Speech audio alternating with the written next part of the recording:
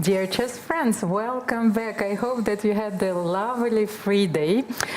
Our players certainly did, those who survived. Welcome back, Valerian. So my name is Almira Skripchenko, I'm your host. The expert commentary will be provided today by Grandmaster Valerian Gaprindashvili. It's a great honor. I hope that you realized that you cannot not be here, Valery. Sure. Sure. I agree. So today is the first game of the fourth round of this event. We had exciting tie breaks before that, but let's have a look, of course, once again at the format of this tournament. It's a long event. We have so many matches, so the players who were seeded from the second round, so 21 players, they joined the event in the second round, they have to win 6 matches in order to win this event. But those who have started from round 1, they have to win 7 matches. Valery, by the way, we have 2 of those players who made it till the round 4. The games are going to be played first with the classical time control, 90 minutes plus 30 seconds increment per move. After move 40, 30 more minutes are added. We still have this 30 seconds increment per move. And of course, the players are fighting for the title, but the top 3 finishers will qualify for the women's candidates, which will be organized in 2026. And one player who is still in contention, Ju Jiner, she is already qualified for the candidates tournament. So just in case, if she will be in the top 3, bear in mind that then the top 4 are going to qualify for the candidates tournaments, and this is the dream of all the players who are still in the race. Valery. Sure, yes, of course. It is a main part of this tournament, actually. So, what are we fighting for? Let's have a look at the prizes. For better life. Yeah. This has always been the existential and rhetorical question, but let's show the prizes for the fourth round now. So those who have qualified, they already secure $9,500. But if they will make it till the round 5, the pay jump is significant, $14,000. And then you can see that we start already the fight for the podium. 4th place will get $20,000, 3rd place $25,000. The runner-up of this event will be rewarded with $35,000, and the winner of this event will have the prize of $50,000 with the overall prize fund, Valery. Almost $700,000. Yes, these are spectacular numbers. The prize fund have been increased. You know, I couldn't sleep yesterday as usual, so I've been watching the main event final table in Las Vegas, the poker tournament. So actually we can have this analogy between the World Cup and the main event, because both events are very long. Those players who will make it till the final here and the final table, they had to take a lot of difficult decisions. They had to navigate this complex format and survive. I think the same will happen here, Valery. Yes, it's kind of similar. Yes, and I think that we have the highlights from the yesterday's free day. Let's see nice to see, yes. What happened.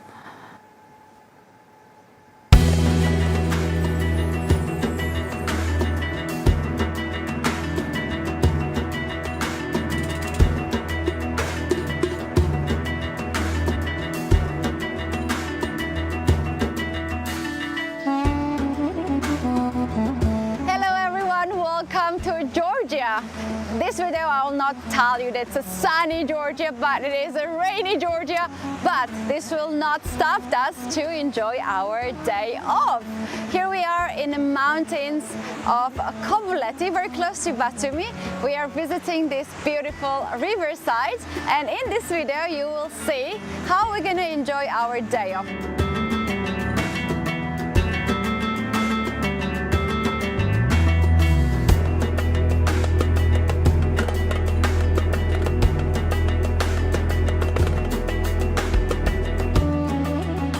Well, we already have beef, which is cooked, so that's a good thing for us. We just need to put things together. We do have a walnut. It's also quite common. Here we have a walnut and different spices and butter and onion. So we're ready to start.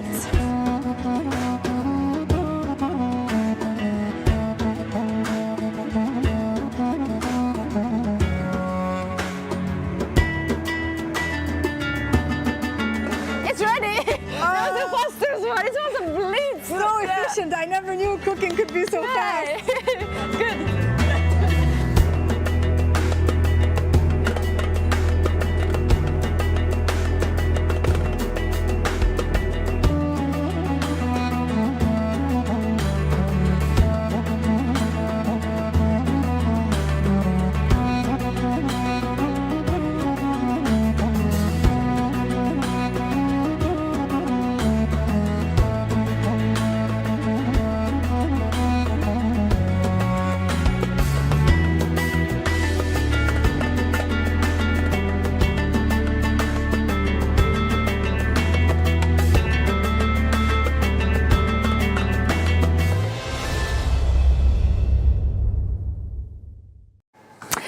Valeri, beautiful Georgian music. Excellent one. I was dancing a little bit here. So I have a poem prepared, a lot of stories for today's round. So just wait for it. It's another day in the office, but I hope that we will make it enjoyable for you as always. And Charlize is in the playing hall live. Let's have a look.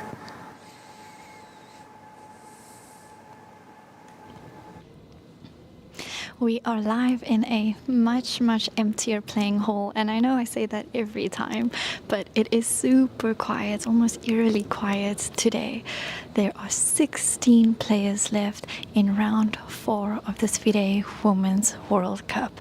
16 players fighting it out to stay in the competition. Lagno, top seed, to even the 81st seed like Omonova. Really, there have been upsets. It's been exciting, Jess. The players are fortunately well rested as they had a free day yesterday, and those who didn't play the playoffs had 2 free days. So will they be more energetic? Will we see more action on the board? Stay tuned, let's find out. Back to the studio. Thank you, Charlize. And yes, the pairings for today are really very interesting, but I think that the subject of our poll today is going to be the player from Uzbekistan, one of your favorites, Valeri. So will she be able to pull another miracle? Because we have 2 players who started this tournament at the round 1. It's Kamalidenova and Omonova. So let's have a look at the pairings of the round 4. And as you can see, the number 1 seed is facing the number 81 seed, Valeri. So Umida Omonova is facing Lagno, and she needs to beat the number 1 in order to advance to the 5th stage of this event. Then you have Deshmukh facing another tournament favorite, Georgina, but at this stage, you know, everyone is looking at the title. Tan Zhongyi is facing Yulia Osmak, Alexandra Kosteniuk is playing against Koneru, Katerina Lagno will face the player she knows very well, Harika Dronavali. Muzychuk is playing against Nana Dzagnidze.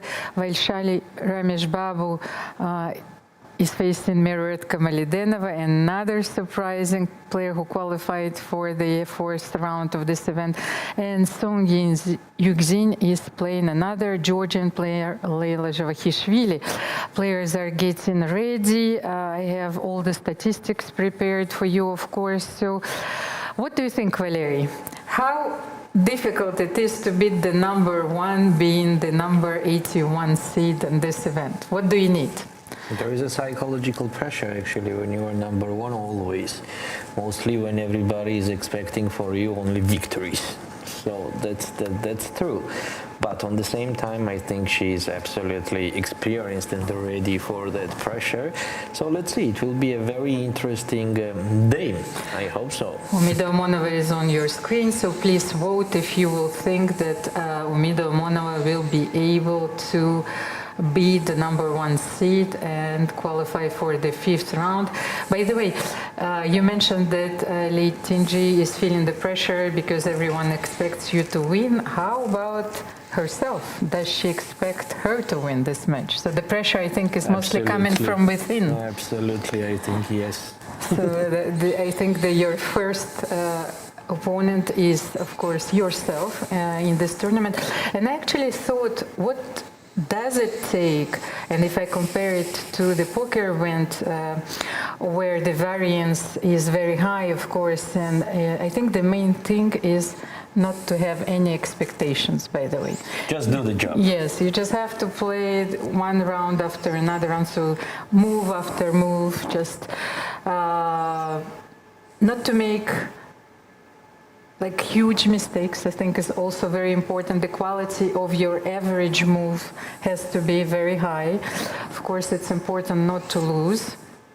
And at the same time, we have to mention here in this pair that Omonova is the one who is a very good rapid and blitz player. You're absolutely right. By the way, when definitely Lei Tinji gonna try to decide that match in 2 games. In the classical portion of this match. What I wanted to tell you is that I went through the games of all the participants of the 4th round, and Lei and Omonova only faced each other once, because I don't think that Umida had so many opportunities to play these events, and they actually drew in one blitz game, you know, that I have in the database.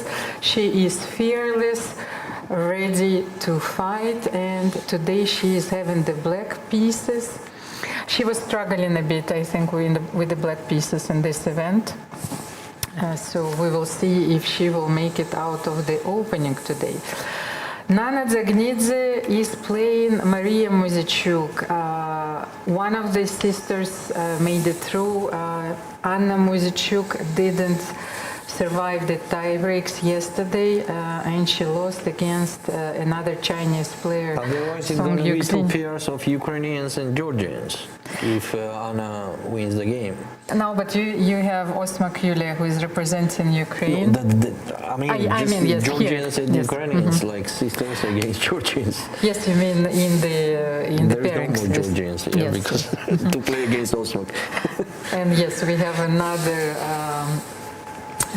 Ukrainian player, Yulia Osmak. I was commenting that she was doing very well against the Chinese players, and she has to continue. Yes, here we are.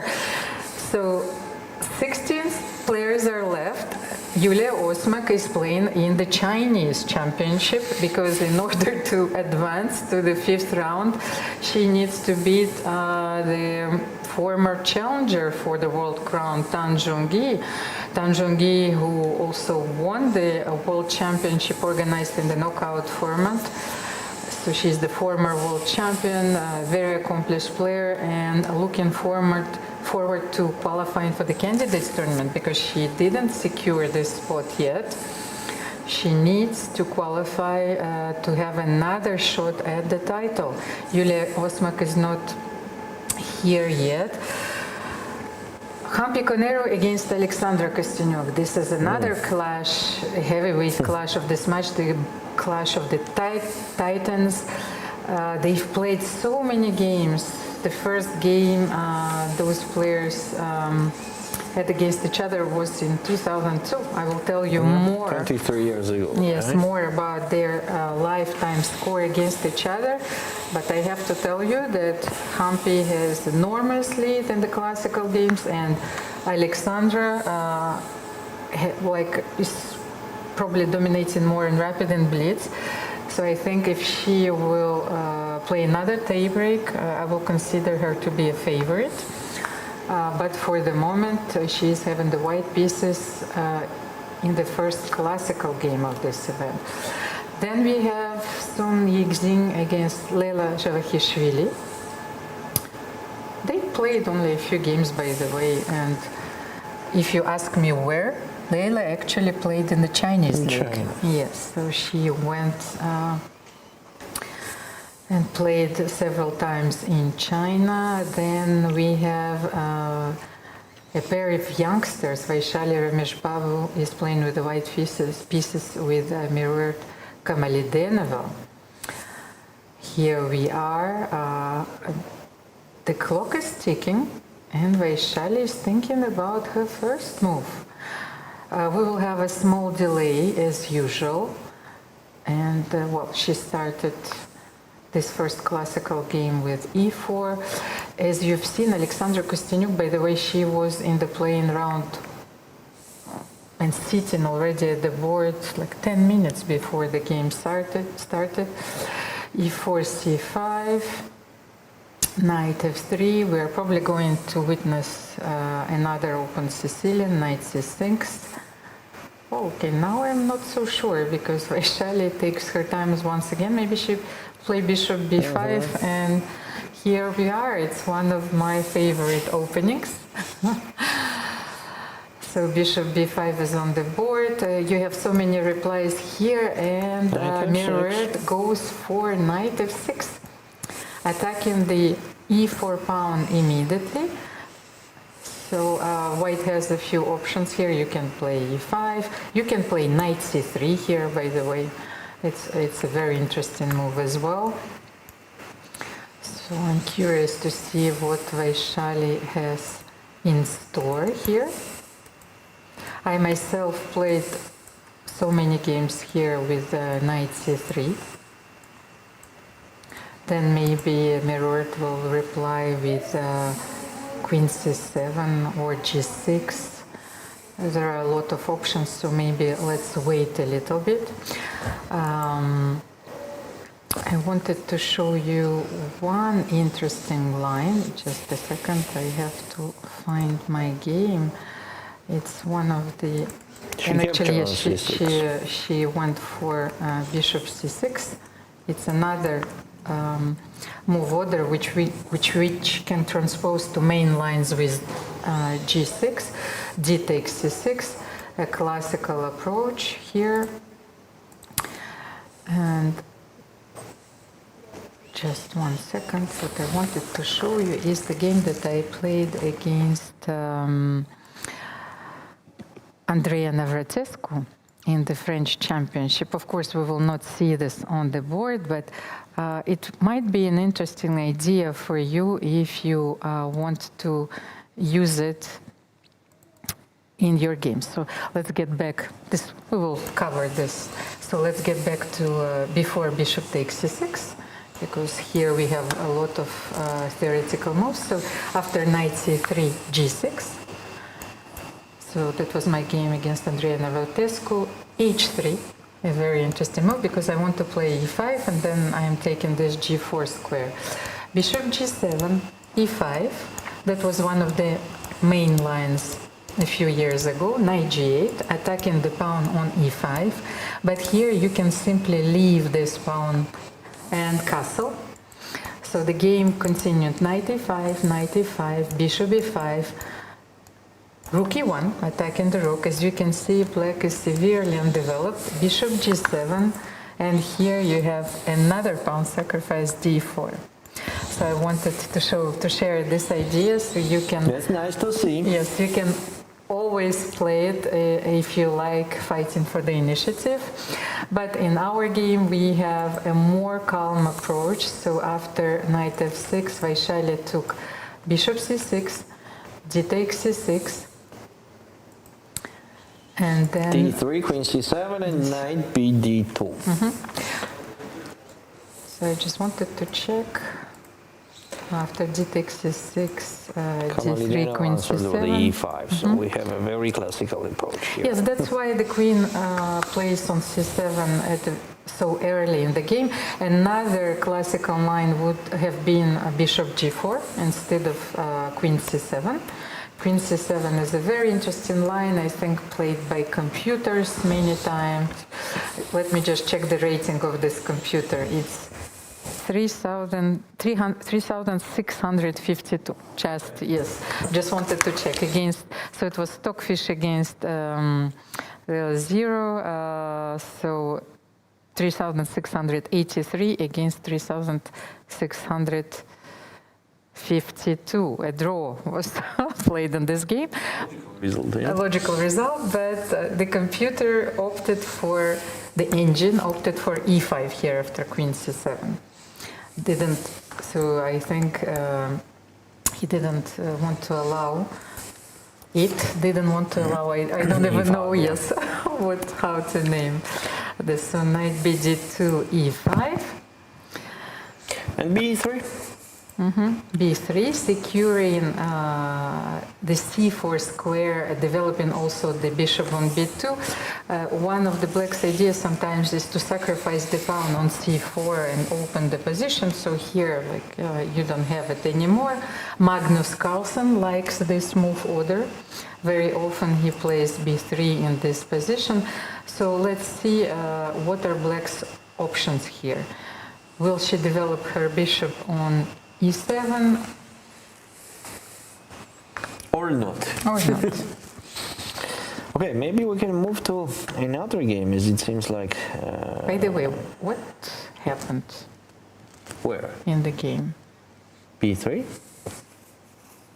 No, but why the knight is on g8? Did we miss something? Or it was a glitch? Like I'm not even sure what Knight worked. f6 was on the third move. Yes, yes. Yeah, maybe it's glitching a little bit. Yes, maybe let me check. Yes, let me check the moves. Because I'm no longer sure what was But on the video also, Yes. knight g8, maybe last move was knight... last move Last was move knight was g8, knight g8? on b3. Oh my God! Like I have never seen something like this in my life. Okay, Knight definitely g8. the idea is to support e5 pawn with f6. This Yes, is what but we you've lost- understand immediately. But you've lost so many tempos, so let's But we will try be to... completely surprised if the next move will be queen from c7 to d8. Knight g8 was played. Yeah, This wonderful is preparation unbelievable, for sure. of course. So let's have a look. After b3, of course, white wants to develop the bishop on b2. And let me see how many moves. Okay, I have Daniel Naroditsky facing Magnus Carlsen, but those were blitz games. So Daniel tried bishop g4. And in the second game, he played bishop e7. Just let's mention. So knight g8, it's a completely with the knight on f6. Yes. So bishop e7, bishop g4 was played. White's idea is crystal clear. You want to put your bishop on b2, knight on c4, and unless you want to play bishop d6 and knight d7, and leave the bishop on c8 for the moment not developed, so maybe she wants to castle long here. Valeria, what do you think? Knight g8, what a move. Okay, I have no games. There is no games. Yes, I have There no is no games in games. the database. This position is completely new. And Mirrored just left the table. I think the surprise value is very important in a match which only has two classical games. So let's try and let's continue. Knight c4 or Knight bishop c4, b2, but maybe knight c4 just to see what is the difference. I wanted to start with the bishop b2 Yes. to check what's going on f6 if white captures on e5. Okay, let's try. Maybe Take, this is and a queen very h5 interesting check. sacrifice. Definitely there is no g6 move because of queen e5 check. Queen takes, bishop takes, and the rook on h8 is hanging, and white will be with some extra material. So on queen h5, maybe we can suggest queen f7 or king d8 immediately. What should we play here? Let's start with queen f7. Yeah, kind of more solid move. If you want to keep your chances on castle in this game, Yes. so queen f7, queen e5, yes, and then queen e6, yes. Yeah. E6. Because I didn't want to play bishop e6, then you would play knight f3 with the idea, let's just show it maybe, bishop e6, and then knight e3. Knight of 3, sorry, maybe even f4. You know, both possibilities exist in this position. If you don't want to play knight of 3, maybe f4. That's why it was trickier to leave the knight on d2, f4, f5. f4, can we castle long here, by the way? After bishop b6, castle long. f5, and you're simply playing against this bishop. It's a positional sacrifice, Valery. Yeah. f5, bishop d7, and the game continues. You can even support this pawn chain. At some point you can castle long and play g4, yes, h4, g5. Definitely. Yeah. And the thing is, you have 2 pawns, but it's like having 3 pawns, yes, because the Almost. yes, almost, because the c pawns are doubled. So, but let's have queen e6 on the board. Do you have sufficient compensation here? Maybe queen h5 check. Can you make a draw here, if you want to make a draw? Because otherwise you will have to go somewhere else. Maybe queen g3. Yes, attacking on g7. What do you prefer, queen g3? Maybe still continue, like taking on e6 and f4. Too much, right? Yes, it's too much. Yes. Okay, queen h5, what's the point of doing draw? No, queen g3 then. Queen and g3 because the queen on makes more e6, sense. yes, is awkwardly placed for the moment, you can play f4, f5. You're attacking. So still this? Queen Yes. g4. And then do you have more than a draw? With white? white, yes. I don't Maybe think queen, so. queen e5 back.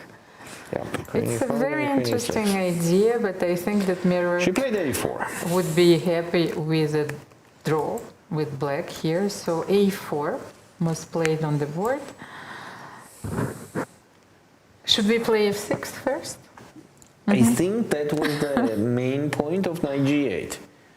No, but knight g8 is also rerouting your knight On e7, on e7, and g6. yes, and Yeah, g6. now it's So possible to do that. she wants to stop white's counterplay, and very often this counterplay is evolving around the move f4. Yeah. So after f6, maybe even g5, by the way, and then knight g5 g6. you love. Yes. Yes, but I know those positions also whenever black is establishing this blockade.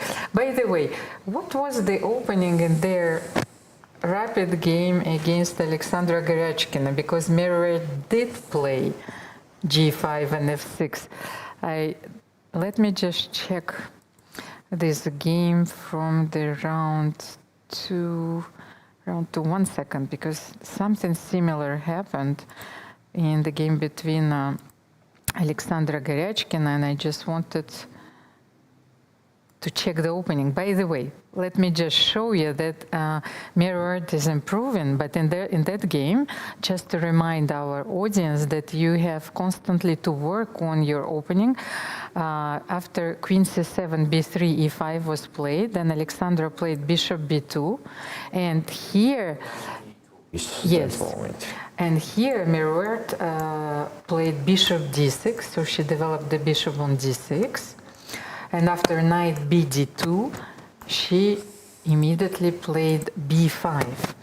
So she's actually trying to improve on that game, where she was completely winning against Alexandra Kosteniuk, and she made a novelty, it seems like, because as you know, we need to check the correspondence database, but I don't have it for the moment here with me, so I don't have knight g8 in my database, but what? And yes, she played f6. What's an impressive preparation.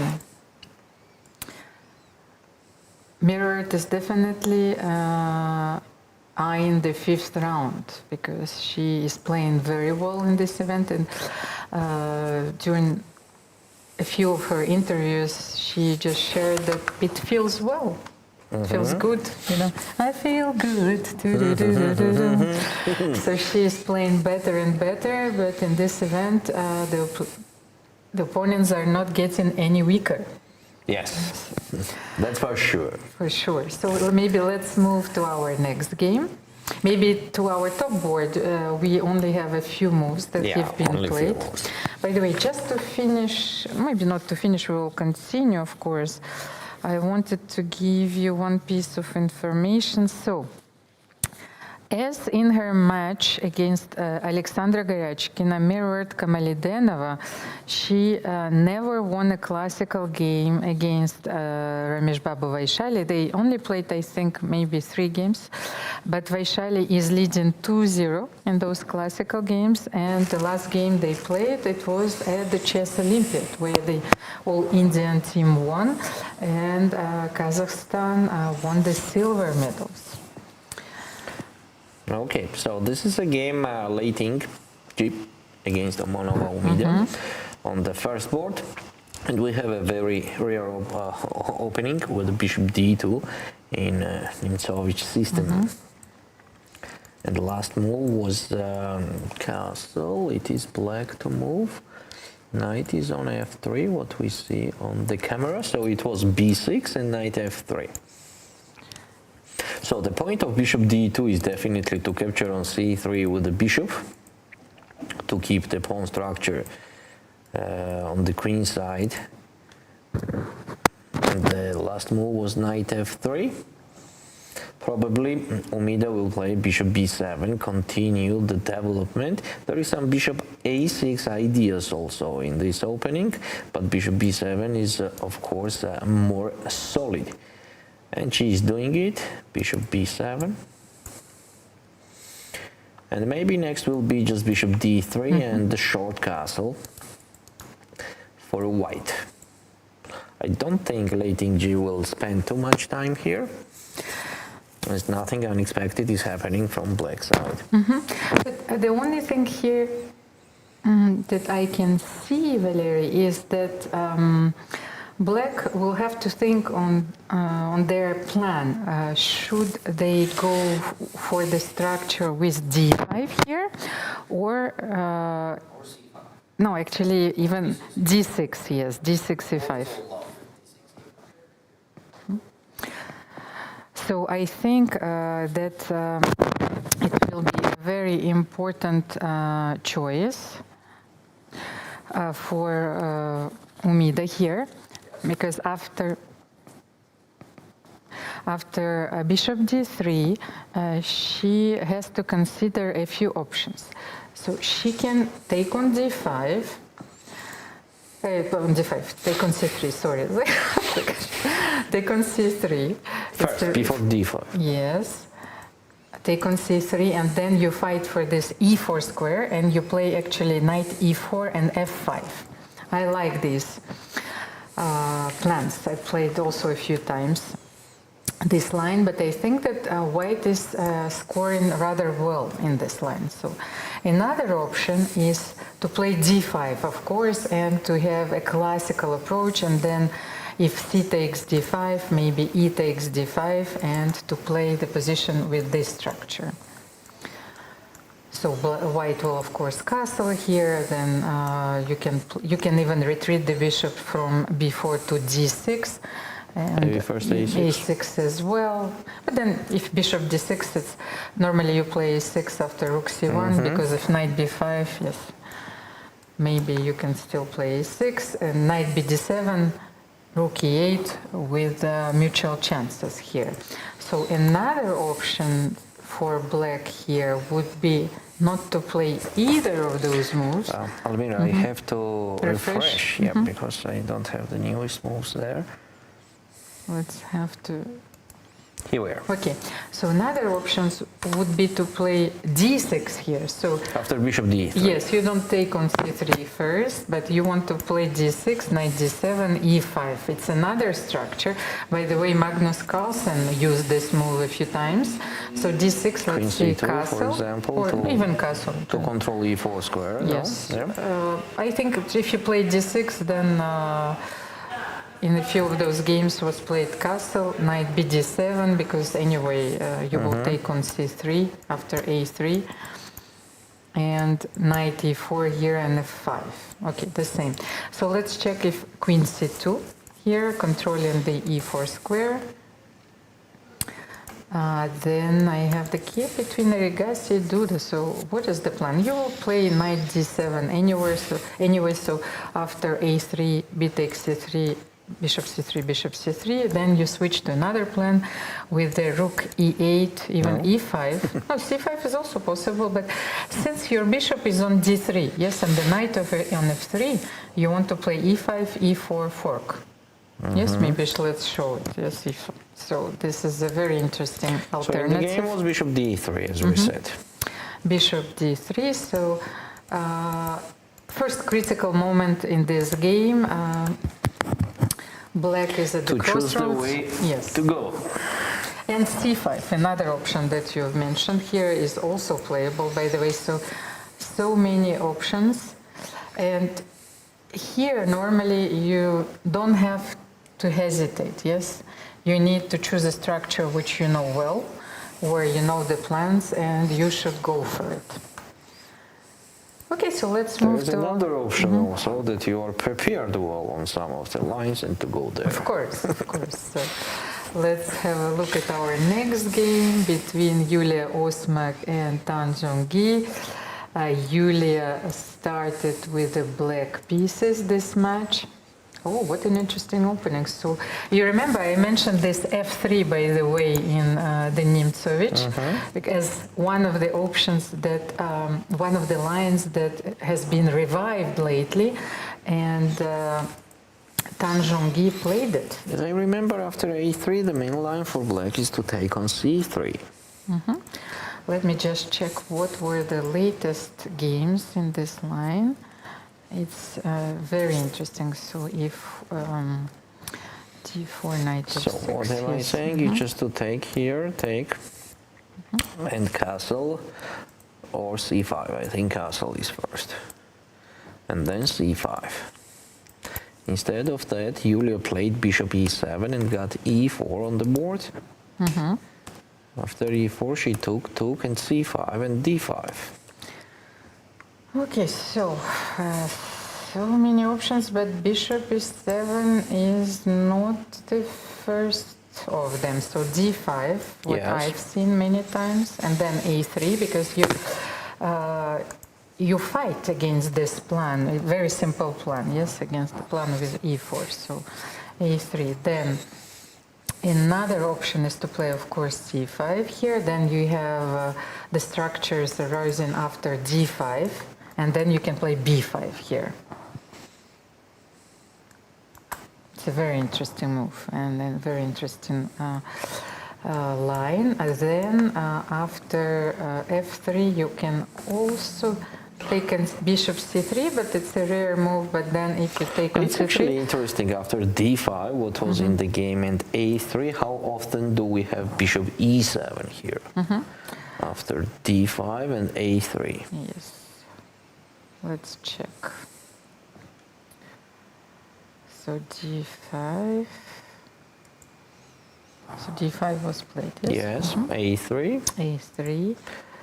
And bishop e7. Yes, that's the second move. Yes, so bishop c3.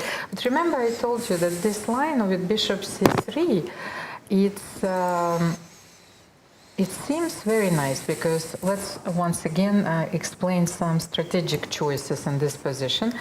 And if here you will try to exchange the bishop, let's say you will castle, yes, white takes, c takes d5, e takes d5, it's a standard plan. You will play e3, and let's say you will play b6 here, yes? No c5.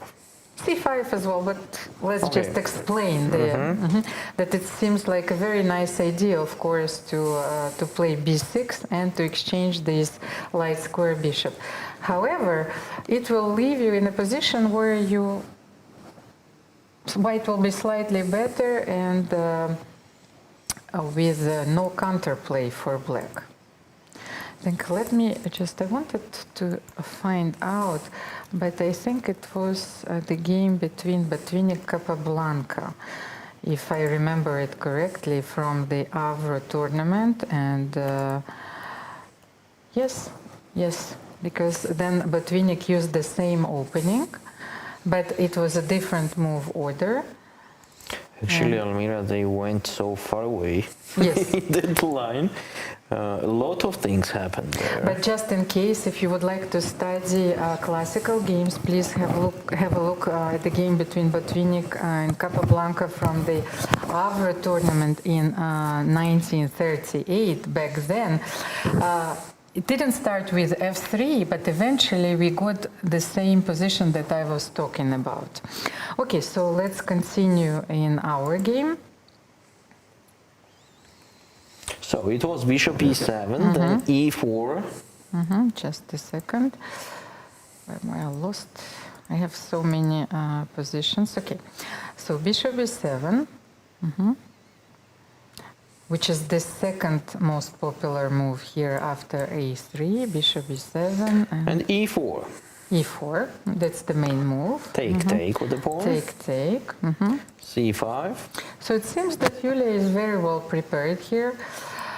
E5, d5. No, not e5, c5. I'm sorry, c5, but e5 is also an option. Yes. That's what I wanted to show. Is c5 was played and then d5, d5. take with the e pawn. And castle. So white has a powerful center, but a vulnerable king for the moment. So castle. By the way, so who played this line with black? We have Dzagnidze himself. Wang Hao, another Chinese player, played this line for white. So it became extremely popular lately. I can see Yan Nepomнящий, Vidit, Mamedyarev, Erigashi. So Erigashi even beat Wei Yi here. How should white develop? Bishop e2. Bishop e2, yes. Bishop Was e2 played was in in the this game, game, and bishop d6. And knight b5. So we are following a blitz game, but it's still a blitz game between very strong players, Erigashi, Arjun, and Wei But Yi. Osmak here played rook e8. In that game, Wei Yi has chosen to keep the bishop on the board. He played The bishop e5. bishop e5 with the idea of playing knight f3, a6. You know, he wanted to create chaos on the board immediately. So let's just show knight f3, a6, knight e5, 8 takes b5, castle, rook e8. So he played knight f3, took on c4, b takes c4, bishop c4, knight b d7 with the idea of playing knight b6 and winning the rook. The rook, the pawn on d5. Yes, bishop b5, pinning the rook. That's what I wanted to say, because otherwise knight b6 is a very strong threat. And h6 tapping bishop g5. Yes. Okay, So- that's another story. That's Exactly, another but story. it allows us to understand those recent developments. So after bishop b2, bishop d6, yes, knight b5. And b5, and in And we our have- game was rook e8. Yes, I still have a few games. Knight Matthias f3. Blumbaum against Eduardas Rosenthalis. It was actually a classical game. So he played in Bundesliga, knight f3, bishop g4 Yes, is that we black's had. idea. Castle. Castle a6. Yeah, the same. Take on d6, take on d6, and Knight- h3. h3, but in this game, there very was a interesting. very, very interesting move played by Matthias Blumbaum, knight d4, and that was the way to unpin. Yes, so because Tan Zhongyi decided to play h3. So let's understand what is the difference if h3 is not a useful move in this position. What do you think, Valerie? I don't think it's something wrong with that. No, move, but yeah? then I will play bishop h5 probably. I don't want to take on f3 here. What if And bishop maybe f3? then knight d4, because there in that game, instead of h3, knight d4, it was rook e4. So maybe it makes more sense for white that the black bishop stays on h5, as there will be knight f5 move. I hope so. So let's understand the difference. What if white plays knight d4 after Bishop h5? Okay, we can take. I don't understand what's the problem, because if you take on e2, you will take knight e2, and then you will play bishop e4. Bishop f4, yes. So let's try bishop e2, knight e2. We might as well transpose to this line. Maybe Yulia wants to play this position with two bishops, with two knights against two bishops, but no. Going to play bishop h5. Bishop h5. And it is very interesting, the next move from Tang Zhongyi. So those players are well prepared. So only 3 games in my database, but they're still following theory. But actually, Tang Zhongyi has almost 1 hour 33 minutes. And Yulia has 1 hour and 13 minutes. It means that she already thought for 17 minutes, and Tang Zhongyi was not thinking at all. But okay, let's continue. Maybe let's analyze this position more deeply.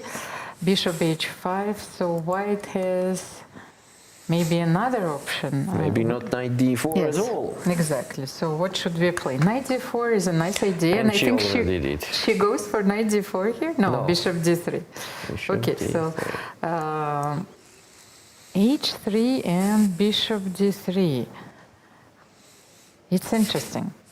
So she doesn't need to unpin anyway, so Yeah. because the rook will be able to take on f3. Bishop d3, improving this bishop. Black will probably play knight bd7. What is black plans here? To play b5 then? Maybe then, but not immediately. Actually, why not immediately? You want to play immediately? Yes. Oh, yeah, I was supported by b3 anyway, so I wanted to play b3 anyway after knight bd7. So I wanted to play knight d7 with the idea knight e5. Yes, I'm still using Makes more this. sense. I'm still using this pin. What do you think after On knight? knight bd7, maybe queen c. No, on queen c2 there could be bishop takes f3. And then knight e5. Rook so- takes and knight e5. There is no bishop f4 because the rook is hanging with a check. And the knight is on d7. Yulia is playing very well. So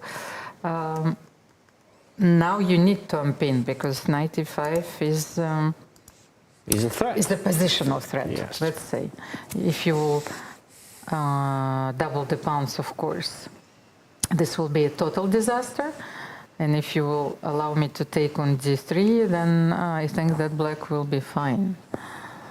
Yes. But what are you doing what's here? the Queen c2? preparation for Tang Zhongyi? Queen d2. Wow. That's a preparation. Yeah, it's definitely. She wants to play queen Queen f4. f4, yeah. Yes. It reminds me of the Scotch, where very often white is playing queen d2, queen f4, queen g5 against the queen on f6. Just a quick question. Yes. What's going on if black just captures and knight e5? Okay. What's wrong with that?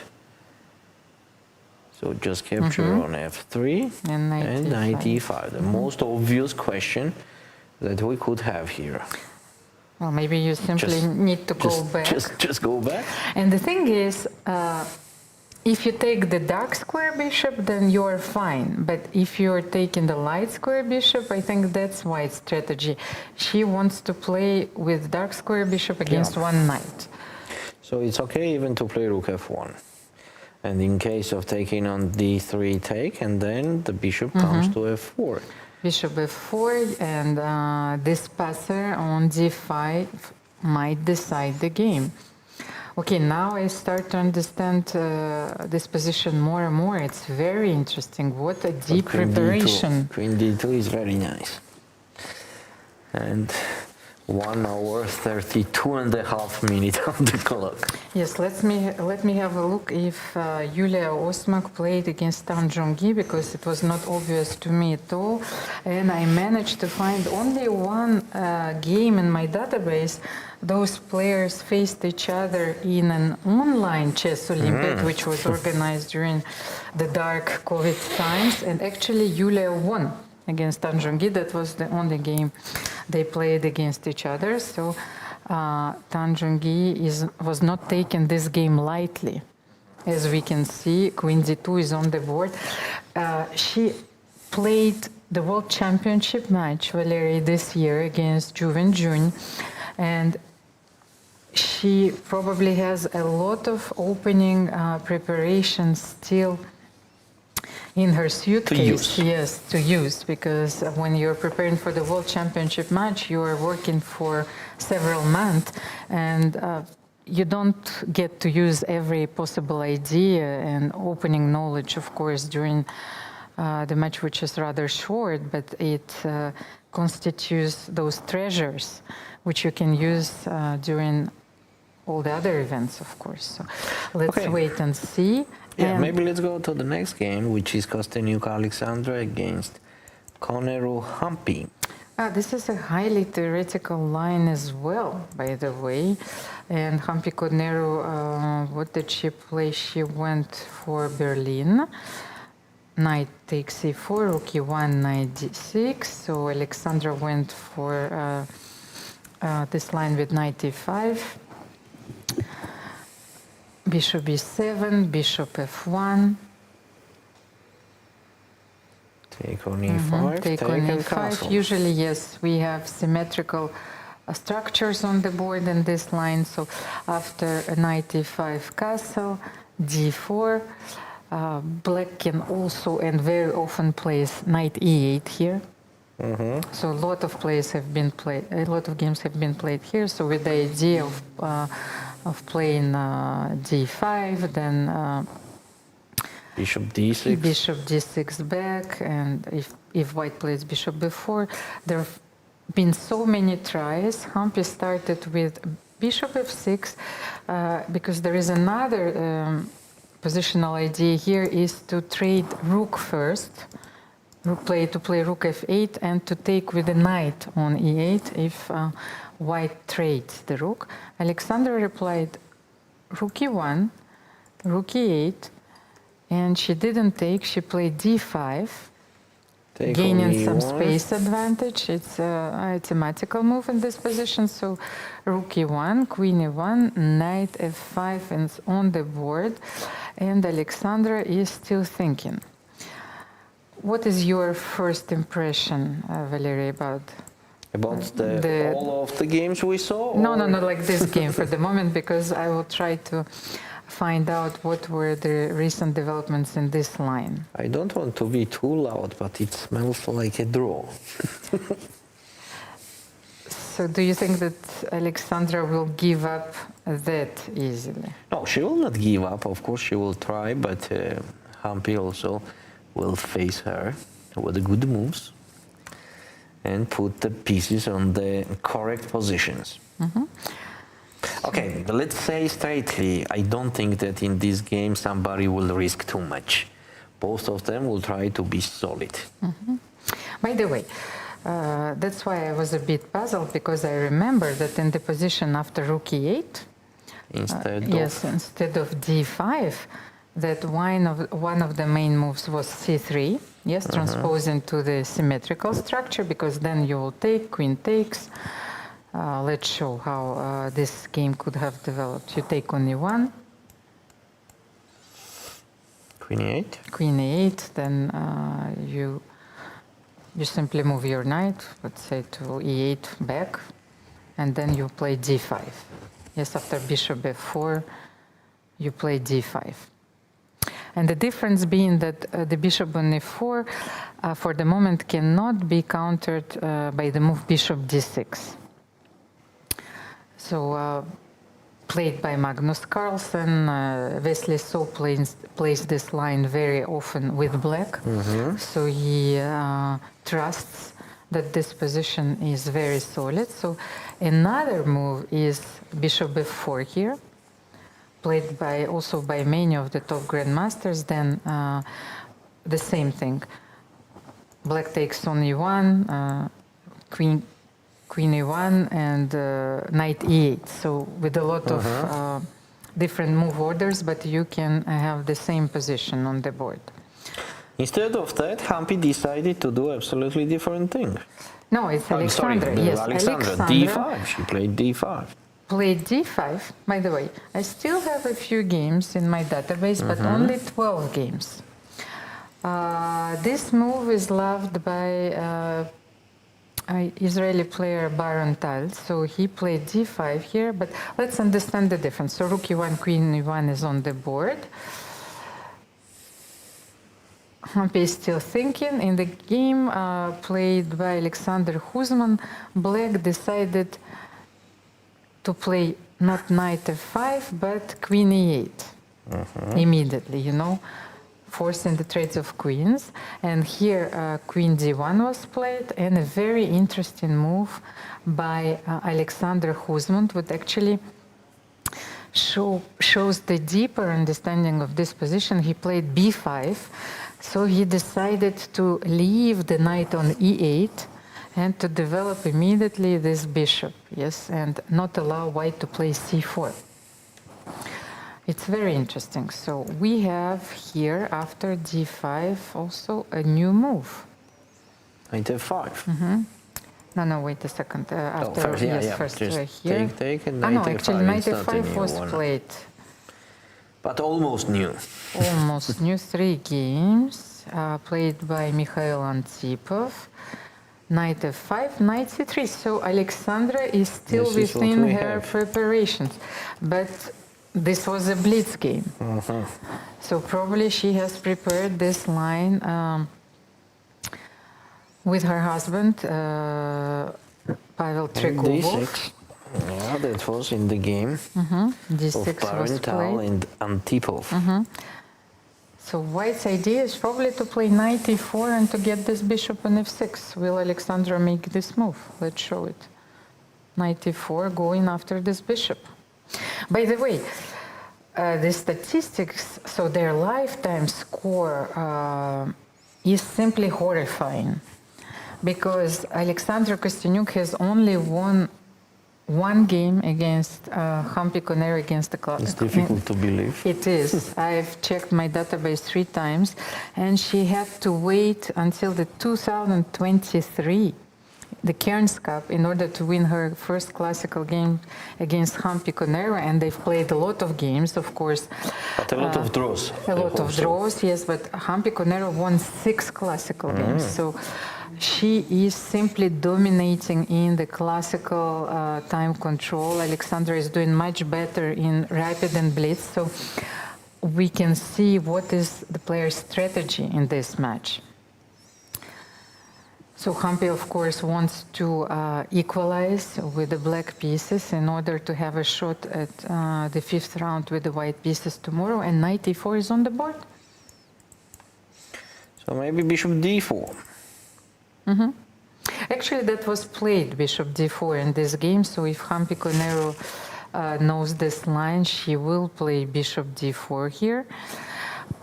If she doesn't play bishop d4, Valery, let's just explore another option, bishop d7, simply to give up this bishop, develop the light square bishop, and bishop d7 is the natural move. Of course, you give up this bishop, but then you will bring your rook to e8. So let's check. Knight f6, queen f6. I want to play rook e8, finish my development, then play h6. The knight on f5 is not restricted. Yes, I guess that white will have to play c3, yes, at some point. But then where are you going to develop your dark square bishop? Valery, That's a good question. Yes, it's Where it's to develop that bishop? This one. Yeah, after rook e8, here black seems okay. c3, rook e8. So maybe we maybe shouldn't not start c3. with c3. What else do we have in this position? If you have 2 bishops, and I know that Alexandra likes those plans, she likes to play a4, a5, even Maybe a6, rook a3 yes, then. fixing, yes, and rook a3, but first starting with a4, fixing the structure. Maybe black has to play a5 and b6 as well. A lot of nuances in this position, which is not without venom, I think. It is not as innocent, I think, and of course players will demonstrate their knowledge. Let's go to the next game. This is Lagno Katerina against Dronavali Harika. And what an interesting position on the board. The 4 knights after bishop c4, which is quite a rare occurrence, and it seems that Katerina Lagno has prepared, yes, this line. So let's have a look. Bishop c4 and knight takes e4. First of all, we already analyzed this opening in the previous rounds. Yes, instead of bishop c4, you have bishop b5, d4. Yes, so many possible moves in these positions. But bishop c4 was played, and as we've been taught when we were kids, yes, sometimes with bishop c5 you have knight e5 and d4. Why not knight e4? And Harika, with the Harika, opposite colors. yes, Harika goes for this move immediately.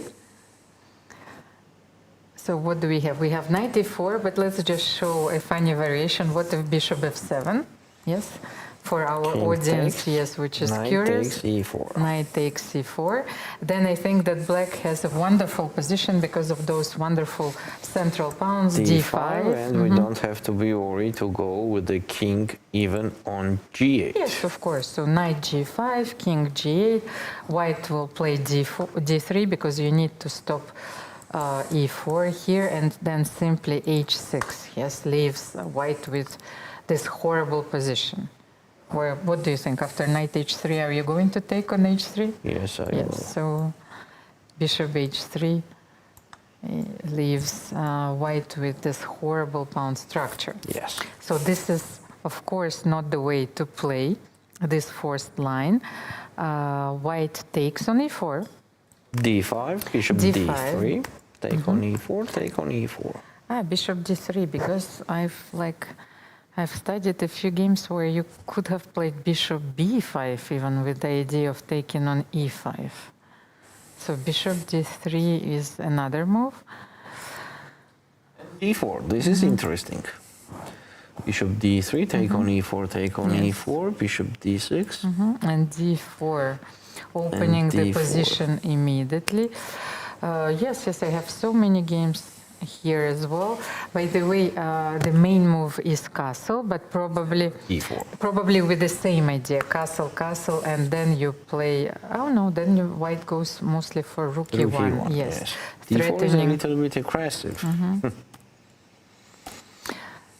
Okay, so here d4 was played after bishop d6. Let me check. A lot of recent games, once again. Classical games, Maxim Matlakov used this line against Jan Nepomniachtchi this year. But so what do we have in the game? d4. It's d4. Okay. Not knight. It could transpose actually, so no, because you take on d4 anyway. Nope. Oh no, okay, so she allowed bishop c6. Because in the game, yes, knight d4 was played. Let's just show the difference. So you take everything on d4. That's why it was important to take with the knight. Queen d4, castle. And then bishop d2 for white. Going to the long side. Yes. Bishop e7, a very precise move by Jan Nepomniachtchi, so offering to trade the queens. Queen e3, because white still wants to castle long. Bishop f6, putting the bishop on a more active position now that white will long castle. Queen e7, and rook e1 here. What a solid position. Yes, for it's white. a solid position, but maybe there is not much here. Yes, white is of course slightly better. But what if black plays bishop somewhere? Which bishop? Bishop e6 maybe. I need to play bishop somewhere. You cannot take on b7 because I will always play rook b8 and then the pawn on bishop b2. a2 is also hanging, so I have to play a3 here. But then black is fine. I think that this line is more precise.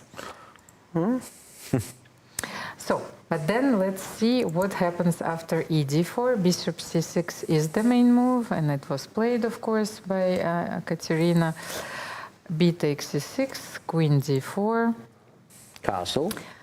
I can see that Katerina was concentrating on very rare lines when she prepared for this World Cup. As you remember, she was playing this line with b4 against the French, you know, knight e4, e6, knight f3, d5, e5, and then b4 against c5. So she's definitely trying to surprise her opponents. So castle.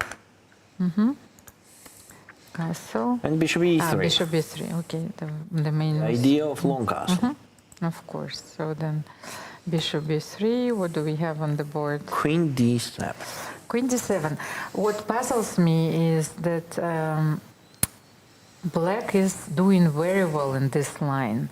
Almost all of the games were won, but let's understand it a bit better. So Queen d7. Okay, this is it. I don't have this move in my database because bishop e6 and bishop f5 was played. So Harika probably wants to trade queens, yes? At least improving the queen. So long castle and queen f5. Queen c3 and c5, knight d2. And bishop e6. This is a position. Position is very interesting. It's a very interesting position. The Two bishop e6 was already played that we don't have, but we see on the camera. I can see that Katerina wants to play against this Nice place for the queen on f5. pawn structure, but queen d7, queen f5, protecting the pawn on c5, which was very vulnerable, yes, before. And on the same time, by itself, queen is quite strong on f5. I don't see why black should be worse here. What do you think, Valery? I think they are worse at all. Like it's a position with mutual Just why, chances, yeah. of course. So bishop e6 is on the board, and I was asking myself this question: can we play knight c4 here? Which seems so natural. And I think that Katerina is definitely thinking about this move. So are you leaving your bishop on d6? I will move it. So you will simply play bishop b7. Yes. What's an interesting reply. You remember the game which we analyzed between Maxim and Jan. Jan rerouted this bishop from e7 immediately to d6, e7, f6. So the bishop in these positions probably have to stay on f6 if the pawn on c5 is not attacked. Yes. So here you have to adapt your strategy. So, this is a moment where Katerina is thinking, so let's go to Muzychuk Maria and Dzagnidze. Yes, we should. By the way, another statistics, like lifetime score between Harika and Lagno before we move to another game. Harika leads in their classical encounters, but by a small margin, only 2-1. They've played so many games, and I still remember that Harika won their match in the Speed Chess Championship with a score like 14-13. So I even stopped counting the games they've played against each other, Harika and Lagno. And the first game they played in the World Championship under 12. Wow. So they know each other very well, of course.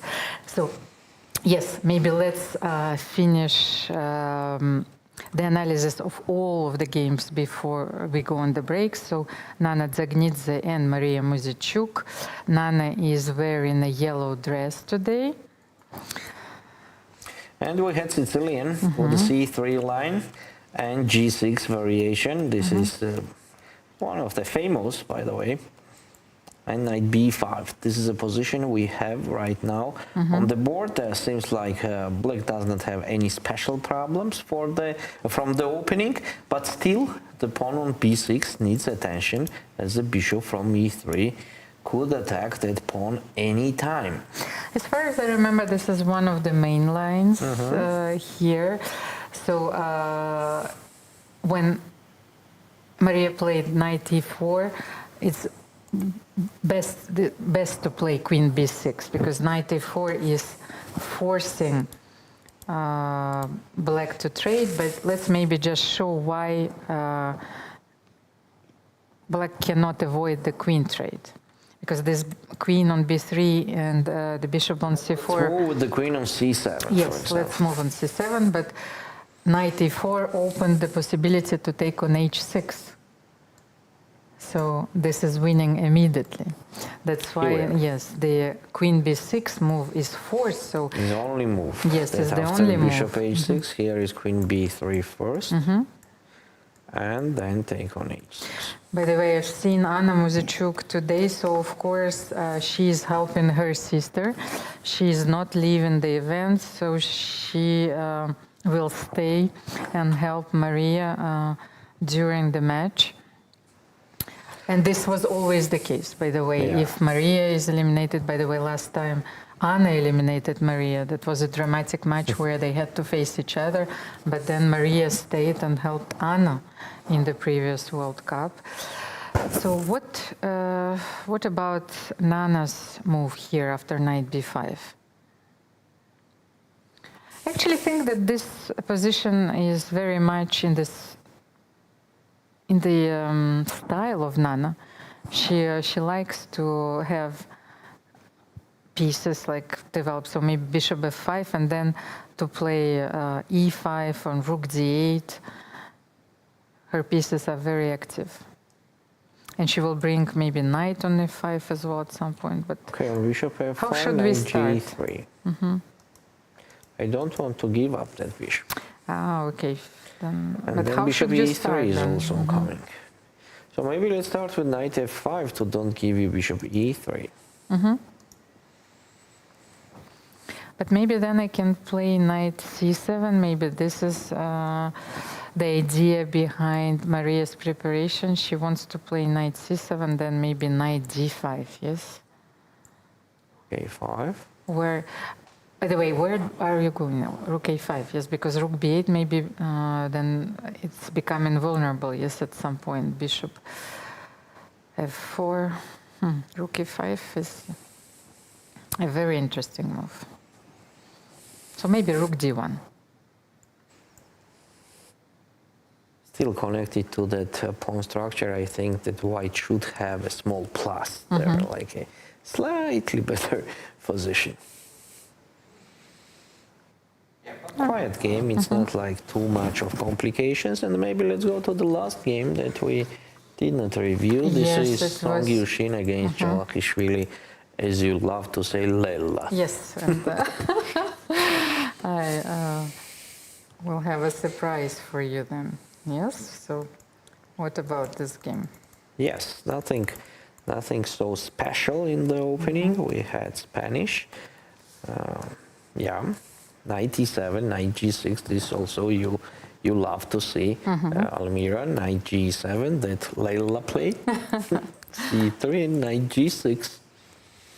It's not so much. It's the E is more long. Yes, for melodical reasons. Yes. So knight g6. It's one of the popular lines, by the way, in h4. the recent years. So aggressive d4, he takes d4 and h4. By the way, Song Yucin is only 19. She's also very young, so I think that we have three players of this generation. We have mirrored Kamalidenova and Umida Omonova. Yes, all and of them are more. 19. No, but I mean, they are 19. All of them are 19. And I Song know Yucin, one more player that is 19. who is... That's you. Well, I'm not playing this event, okay? Forever young. So Yeah. h4, g3. And knight it's e5. interesting. This is a very thematic move. You play d3 with the idea of not so much of white taking on d3, but you're not allowing white to create this powerful center. Yes, c takes d4. So queen d3, knight g5 comes with tempo, but then knight e5, and queen g3. Do you think that Leila was surprised today or not? Because both players spend a lot of time in the opening. It's not Most like of they're time, blitzing, yes. yes? I don't know. I don't know. She does not look like surprised. But this queen on e7, you know, this big, like you want to play g6, bishop g7, but then this pawn on h4 will use g6 as a hook. You will play h5, or f4 will be played, and then f5. So I have a feeling that this opening went not the way I think Leila was planning. So How to react, castle, yes. b5, bishop b3. What's the last move on the board? Oh, I don't have it. So d6 and a4 is on the board. d6 and a4. We don't have a good connections between Yeah. our pieces for Because black. the queen, yes, is very awkwardly placed on e7. One natural way to reply would be rook b8 here, of course. So, but then white very often opens this a file. Yes, you take Just on take, b5. Take on b5, and then And maybe where to move to our, I mean, what to do with our king on e8, yeah? knight g2. Too long time until the short castle. It will not be safe to stay. It seems like Song got some advantage in the opening. Yes, and Leila Javakhishvili is on your screen. I think that she will think for a while here. Maybe rook b8. Oh no, she's going for b takes d4. e4. What an interesting choice. She decides to open this diagonal, so bishop a4 check is possible, but then she will play bishop d7, or rook a4 is also possible here. Why not? But maybe bishop takes a4 makes more sense. Yes, but maybe she wants to trade one minor piece. It will be easier for her. Let's say bishop b4, bishop But d7. white will not trade, yeah? We can go back. Okay, because bishop d7, queen d7, of course, that's much favors better for black. Yes, at least yeah. a little bit. Even if I'm sure that the But troubles now, is not now behind it's her. another trouble on a6. The pawn, which is weak. Okay, it seems like a tough game for Leila. So maybe let's take a short break. I don't mind.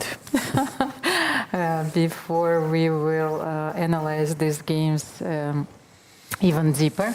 By the way, Valeria, I promised to you that I will have a small poem, but I wanted to rewrite this song by Barry Manilow, Copacabana. Yes, so you remember I told you about this, and this features Leila Javakhishvili. Yes, so let me do it. Of course, I cannot sing that well, but I thought about the lyrics yesterday night. So it goes something like this. So, her name was Leila. She was a player with yellow sweater on the chair and her opponent in despair. She was prepared and played the gambit. And while she tried to be a star, her husband sat down on the bar. This is it. Wow, nice. Thank you so much. Please stay tuned. We have so many videos prepared for you. And Leila Javakhishvili is fighting in the fourth round together with the 16 players who are fighting for their qualification. And we will have the highlights from the yesterday's tie breaks during this break. See you in a few minutes.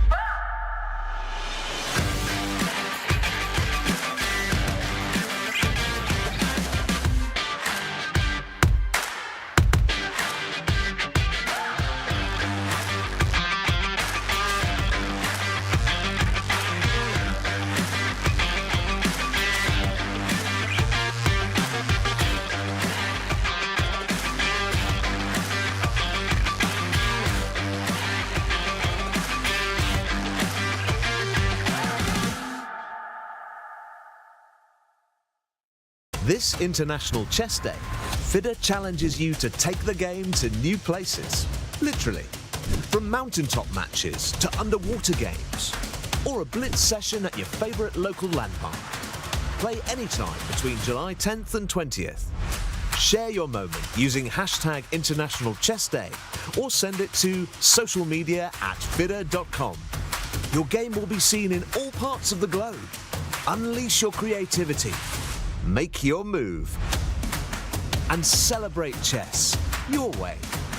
Let's show the world that chess can be played by anyone and in any place.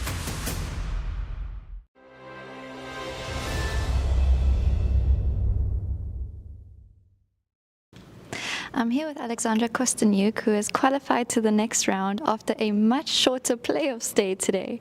Alexandra, I want to talk about your previous playoffs against Batumi. This was up and down, swaying engine bars, evaluations and results. Tell me a bit about that match. Yeah, it seems like an eternity away already. So because every match is like a lifetime, and well, now I'm all still in the game of this match, and yeah, that was a very tough match. And at one point, I just was ready to say goodbye to the tournament, because okay, first 4 games were of a very high level, but then in 10+10 portion, yeah, it was like I lost. Okay, there were many ups and downs. I lost that I didn't have to lose. At the end game, it was equal, and then I somehow overpushed. I thought that I can play for a win, and I was punished for that. And then yeah, in the game where I had to win with white, I completely mixed up everything in the opening and was lost like straight out of the opening, like completely lost. And so I said, okay, probably time to go home. But then I got another chance and I spoiled it again. But yeah, at the end, somehow, miraculously, I was able to win, and 5+3 portion was, well, I cannot say that it was easy, but at least it was not that dramatic. So yeah, it was quite a difficult match. It sounds very mentally challenging in your own way. You're telling yourself it's time to go home. Did you have these thoughts during the match, or did it come only afterwards that your chances of going home were so likely? Yeah, always. I mean, when something, well, I mean, it's not the worst thing, I mean, to go home. I'm looking forward, actually, because when, well, I mean, here it's like, the choice that you have is always great. Either you go home, which is great, or you stay in the tournament, which is also quite nice. When if you still survive and you're still fighting, that's wonderful, because it can end any minute. So you try to enjoy like your time here, understanding that, I mean, if it's time to go home, then you take it like very happily. But it is not your time to go home just yet. Tell me about today's game against Arapidze. Yeah, well, actually yesterday I was ready to say goodbye again, because I was pushing. I had a great position out of the opening, time advantage, but then somehow I overthought everything and missed some tactics, some nice tactics, and made some wrong strategical decisions, and ended up in a big trouble. And actually she could have pushed much harder in the time trouble. But then, miraculously, again, when like the smoke cleared, I thought that I was about to lose this endgame. It was very unpleasant, but bishop versus her good knight. But somehow I hold. I still was happy that she offered to draw so soon, because, I mean, the draw is like the maximum I could have hoped for at that point. And today, well, today, I mean, the first game I was pushing again, like my position was great. I had a big time advantage, but I spoiled it. And I had no clue what was going on in the second game. I mean, again, I somehow played very fast, and I thought that I had a good position, but then I kind of forgot that actually she can have counterplay on the queen side, and then like the position became very, very tense. But I think like thanks to this time advantage, I managed to be more precise and like terrible tactical calculations. I have no clue. I mean, it was a very nice finish, and I'm happy and relieved that I won, and also I'm happy and relieved that tomorrow is a free day because it's very needed. Yeah. You can rest a bit now. And it's quite comforting to know that you also don't understand what's going on in your position sometimes. I know a lot of us chess players and at home feel the same way, probably more than you do. But what are you going to do now to kind of come off of these games and get your mind ready for the next part? Yeah, I'm so happy that tomorrow we're not playing, because after the first tie break, of course, I couldn't sleep, and I was still analyzing like all the lines, and so now, taking into consideration that I'm not playing tomorrow, I can relax. I need just to calm down to analyze my games. I like watching my games once they're over, and and then just try to take it easy tomorrow and be prepared for the next round. I ask a lot of players about their goals in this tournament, to qualify to candidates. And I remember our interview from Monaco where you told me you've achieved really everything in chess, and so you just enjoy your games you're playing. Are you enjoying this here in the World Cup as well? Are you looking at the bigger picture of the candidates at all? No. I don't think you can have a plan in a knockout event. I mean, of course, when you start the event, you'd like it to end well, but I mean, you do what you can do, you do your best, and then whatever comes. Do you think luck is important here? We've had some players saying that it's more of a lottery and luck to be winning this kind of knockout. Yeah, but it's the strongest who has the luck, so it's very important in sport, in chess, but you need to deserve it. Thank you so much, Alexandra. Hope you get some good rest now, and we'll see you at the next round. Thank you. Chessboard. 64 black and white squares. Or is it more than that? It's a battlefield. A stage where strategy meets instinct. This is where women play their own way. Playing with fire. Playing with heart. Playing with emotions. Playing as strong as any man can play, and beyond. Every move you make breaks the old rules. Every game you play redraws the map. No ceilings, no labels, no limits. This is not just a game. This is your arena. Washington, D.C., August 4th to 5th, 2025. The Smart Moves Summit, a global education conference where chess meets learning. Held alongside the FIDE World Schools Team Championship. Global dialogue on chess, cognition, and education. Federations, researchers, EdTech. One stage, one mission. Topics that move the world. Meet leading influencers. Timur Turlov, Dana Reisnies, Jerry Nash, Leoncio Garcia, and more. Inspire.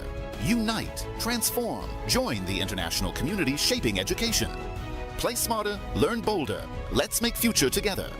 Don't miss this unique opportunity. Register now and be part of the change.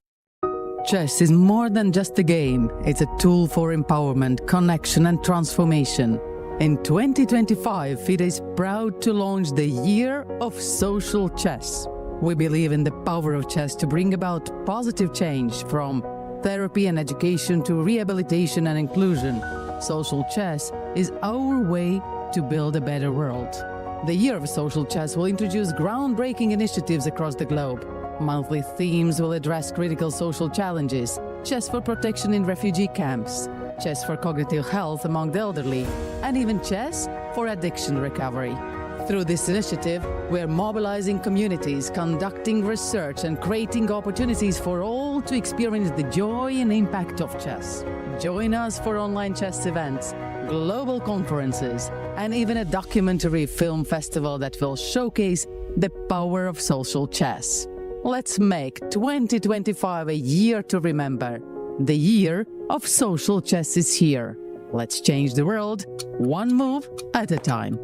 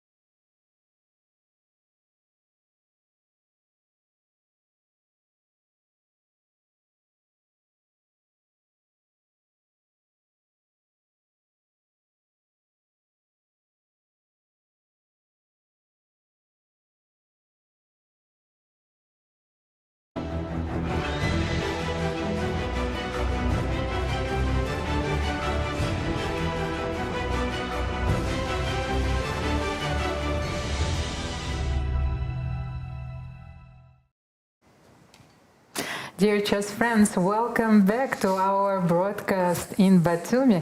My name is Almira Skripchenko. I am your host every day, and today Valeri Gaprindashvili decided to come back. Grandmaster Valeri Gaprindashvili decided, yes, to honor us, and it's my pleasure to have his expert commentary today. Valeri, the first game of the round 4 is underway in the FIDE World Cup. Women's World Cup, so less players in the playing venue. 16 players. Less arrows. 16 players are left. The tension is palpable. You know, it's very important, of course, at this stage not to make any mistakes and to survive the opening phase. Umida is yawning. She clearly didn't get enough sleep, you know. Players were on a break yesterday, especially that Umida didn't play the tiebreak, so she had 2 free days to prepare with the black pieces against Leitinji. So how about their position now? Let's take a look. The last moment we are watching. So she decided to go to d5. She decided to go d5. to d5. Plating G capture, capture back, rook C1, knight BD7, castle, and C5. Why not? Yes, of course. It's maybe A3. The only remark that I had is that if you wanted to keep your bishop, then probably you should have started with retreating the bishop, because this move A3 simply forces. Decided to capture with the bishop on C3. By the way, black here after A3 can still play bishop A5. I just wanted to understand what happens after bishop A5. I thought that A3 is forcing to take on C3, but bishop A5 was possible. Normally white's idea is to play B4, but then I will take, and where you jump in with your knight. Yeah, it seems to me not so easy to use that. So let's try B4. Yeah, because if not B4, then what else? C takes B4, and we have to jump with the knight. We jump on A4. You want to play? You want to jump on A4? Because I thought about knight B5 only, because you know, to make everything work. The rook on C1. Have you ever seen the triple pawns on A file? So even knight C5. Knight C5. But why not knight B5 also? I like this move. Instead of knight A4. Yes. Maybe both moves are very interesting, but I felt that knight B5 is more natural, at least like I've studied games take on A3. like this. But triple pawns is not, this is something you don't see very often. It's a very rare occurrence. So knight b5, because then I will take on a5. He takes a5, and what are we supposed to do with those pawns? Yes. Maybe queen a4. Queen a4 attacking. Just attacking. Yes, attacking. Makes sense. No, but queen a4, you threaten knight c7 and the queen a5 first. Yes. Yes, of course, I understand this. So, and if knight b6, you will take on a5 anyway. No, I think this is the line that black should avoid. Yes. Okay, that's why a3. So that's why take on c3. Forces black to take. Knight e4 was played. By the way, it's also interesting for me because even from the queen's gambit, but of course with the dark square bishop on the board, if you play c4 here, because this is one of the ideas, if not knight e4, which allowed white to take, but what if you play c4 here?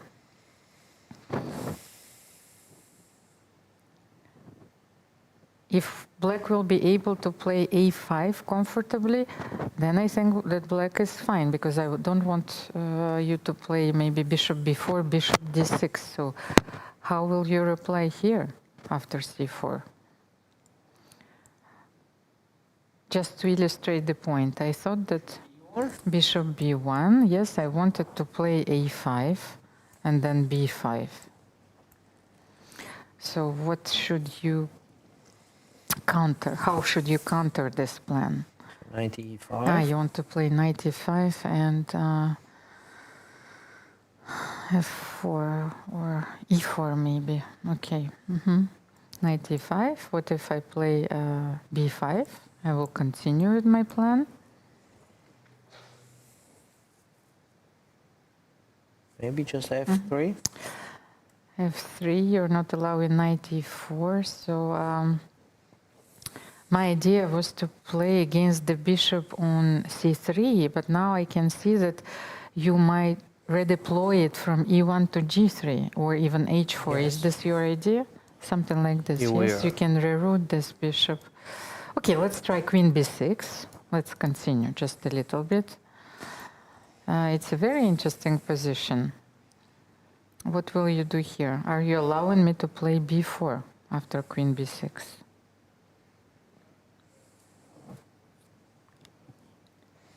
Because if this works, then black is fine.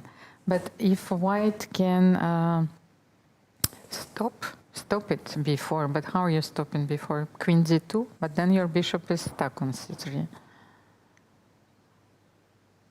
Interesting position. Difficult to say. Yeah, but with mutual chances. Well, at least I wanted to chances, explore this option because I like to play c4 if you still have a chance and to play on the queen side. However, Amrita played knight e4, which is also a very interesting alternative. Take on c5 and take with the knight. d7 knight. Because she didn't want to take on c5 with the pawn because it allows bishop b4. Because I thought that black wants to keep the hanging pawns. There are two ways, maybe let's show it, let's demonstrate, Valerie. There are two ways to play against the hanging pawns. So if b takes c5, one is to take on e4 and to break those hanging pawns, and another is b4. Of course, you are forcing black to play c4, but then you get this wonderful outpost on d4, and then you can play f3, yes? So, knight can take on c3, of course, but probably Umida didn't want to play the position after bishop b4, yes? And the pawns on c5 and a7. Knight c5 seems okay. It's okay, and somehow I have this opinion that she will be very okay with draw. She's even playing on draw. But knight c5, you know, those knights are not very stable. So of course, but one of them gonna capture the bishop on the next move. So that's the dilemma we are going to have, or white is going to have here. By the way, I think that I have a different dilemma in this tournament. It's like in the game theory. Soon I will have the prisoner's dilemma, you know, because I'm staying for such a long time. Of course, we will stay till the end, so I'm marking the days in my room. But white is having a different dilemma here. So which bishop to keep on the board? So which one should we keep on the board? The dark square bishop or the light square bishop? I think still light square will be better. And maybe we should explain why. Because the light square bishop is one of the attackers of the pawn on d5. And that's very important. We need in isolated pawn position, because if we are keeping the dark square bishop, then our future has to be to attack the king, or there is no other point of using that bishop, and there will be no attack on the king because there are not enough resources for white there to attack. Or you will need to give it up for the knight on f6, but then another knight will capture on f6. So if you want to eliminate one defender, so it will leave us with the same position where you have the light square bishops on the board. So that's how we understand which pieces need to be kept on the board. So we might call it the art of the exchange. Yes. So here we want to keep the light square bishop on the board. So what should we play here? Bishop e2, the simple move, or I don't think we have something else. No, bishop e2 is okay. Yes, I like bishop e2. So let's analyze. Because also on the same time we have to pay our attention that black has some resources connected to bishop a6 move. If black trades that light square bishops, that will be much better for black. So bishop e2 seems quite okay. I also was looking at bishop b1, just in case to keep the battery alive. So I could play queen c2. Yes, who knows? But maybe black will not take on c3 immediately.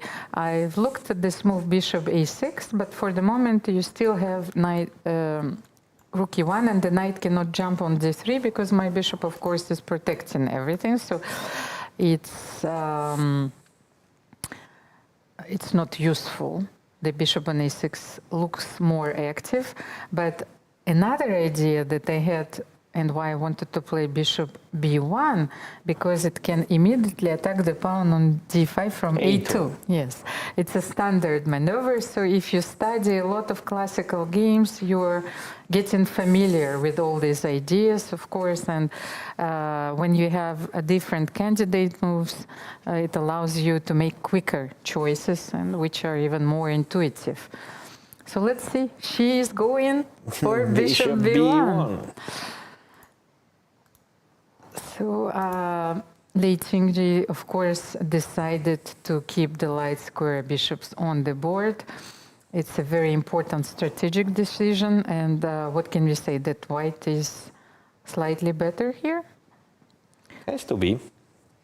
Has to be. Still, isolated pawn on the board. But maybe let's show one small variation. What if black takes on c3? Of course, knight c3, rook c3. And then what if Umida goes and brings the second knight on e4? Yes, something like this. First of all, you... Now taking on e4 does not make a big sense. But you have this possibility, yes? The bishop is because still... after knight d4, there could be some bishop a6 and bishop d3, a very good square for the bishop. But then I feel that the knight on d4 is still very strong. And but if you have to use it. So maybe queen... Oh, no, wait a second. Queen g4 immediately, no. So rook e1 we have to play. Rook e1. And maybe queen g5 will be a little bit more smart for black than to play bishop d3 immediately.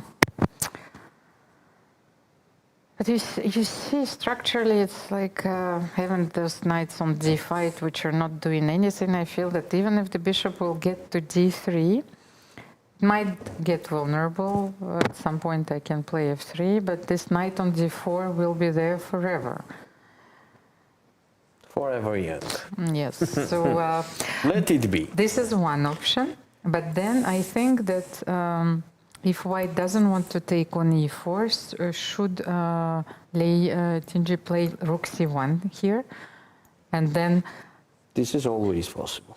Put her knight on d4 and then throw the knight from e4 back. You can always play f3, queen maybe d3. Even rook c2 makes sense. I wanted to play rook c1. You want to play what? Oh, I'm just offering to play rook c2. No, but next. You want to play bishop a2? Next, I want to play queen e2 and rook fc1. Ah, okay. So that's how you fight. Yes, everything is possible. It's a very interesting idea. I just didn't want to close this battery, yes, but you need to make choices at some point. You need to make concessions. It will be a long positional battle. Yes, it will be. By the way, this is the game we haven't seen. Rujiner, who plays Deshmukh. Yes, somehow we overlooked this game. So let's see what opening was on the board. So it was neither, where Divya went for a quiet line. She decided to develop the bishop on g3, but somehow I see that the bishop is not on g3 at all, on g2. Yes. So what happened in this game? Let's take a look. She played g3.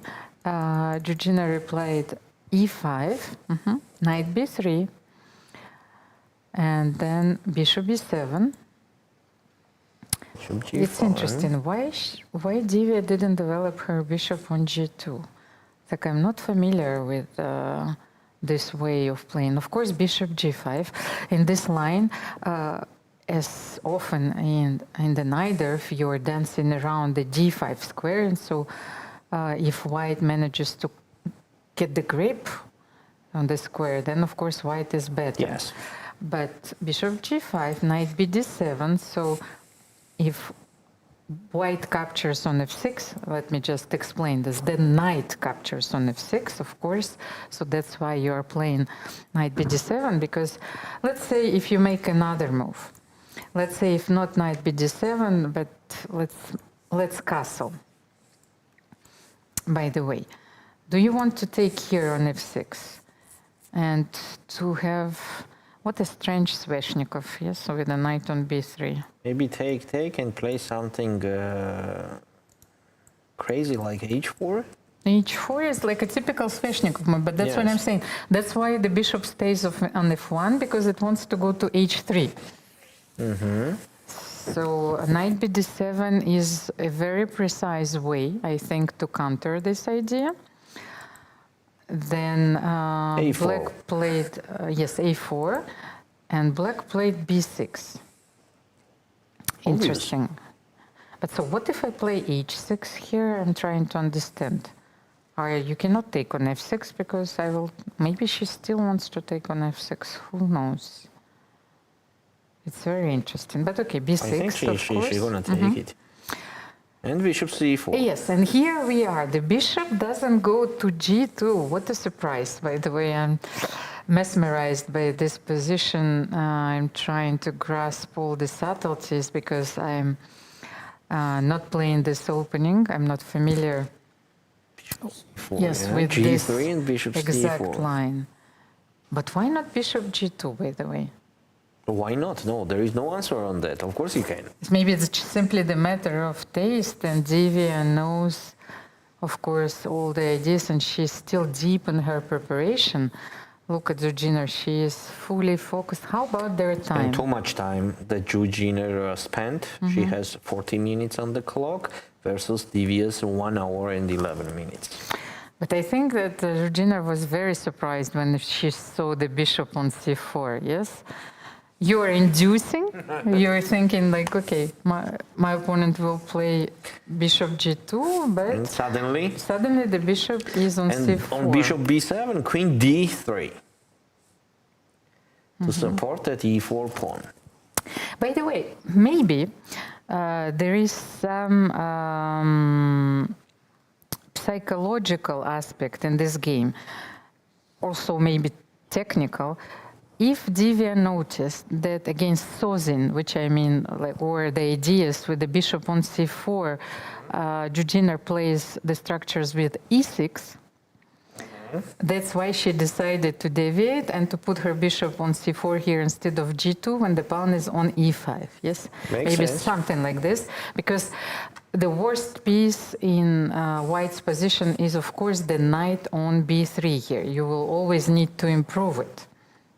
And the knight very often goes to d2, and then the bishop on c4 is protected, and you can keep it on this diagonal. Yes. Like, I hope that we managed to explain this very unusual Later, very setup, interesting yes. things also Okay, happened. so bishop b7, Castle, queen d3 No, castle, queen d- castle. queen d3 because the pawn on e4, Yes. of course, was hanging. hanging, castle, and castle. Queen c7. Well, anyway, you cannot castle long here, Yeah, so it's because too b5, much. knight c5, yes, this is too much. I think black is probably winning there immediately. However, maybe this possibility is very interesting, yes, castle long, but then you will have queen c7, yes, rook c8 is too much, yes. Queen c7 is on the board, rook fd1. Rook c8, attacking the bishop. And take on f6. Yes, I can see that the knight is rerouting itself to e3. it's very deep. So instead of playing knight d2 first, Divya takes on f6. Take and knight d2. Yes, knight d2 rerouting itself to And we have this d5 square. Queen c5, bishop f1, b3. e3. You see, the more I look at this position, more I feel that Divya's preparation was devilish. If she manages to get this grip and her pieces will control all the light squares, then Knight f1 and knight e3 we need, or knight c4 and knight she will e3. deprive Georgina of any counterplay. And have a look at this move g3 now, because whenever black will try and free the bishop, because you need to play bishop g5 like in Sveshnikov, Yes. and to take one of those knights, then black is going to be fine. But So white whenever has h4, right? yes, you have h4. So let's imagine here, in the current position, Divya is still thinking. Let's see if I will play knight f1. Seems natural to me. Yes, I want to bring the knight to e3. What is she calculating here? Can black play d5? But I wanted to show just if I pass. Let's say knight e8. Yes, knight e8, and I want to play bishop g5. Just in case. So h4? Yes, you do have this move h4 at your disposal, and you do not allow bishop g5. Yes, maybe let's show it. Bishop g5, not allowing knight e3 is a very important and thematical idea, but here everything works suddenly. What if not knight f1? Do you have something else here? But Maybe she wants to play knight c4, knight d6? To take on d6? Is it possible? Yes, but on knight c4, knight e8. And then h4 anyway, yes? So still knight on f1 is not better to stay?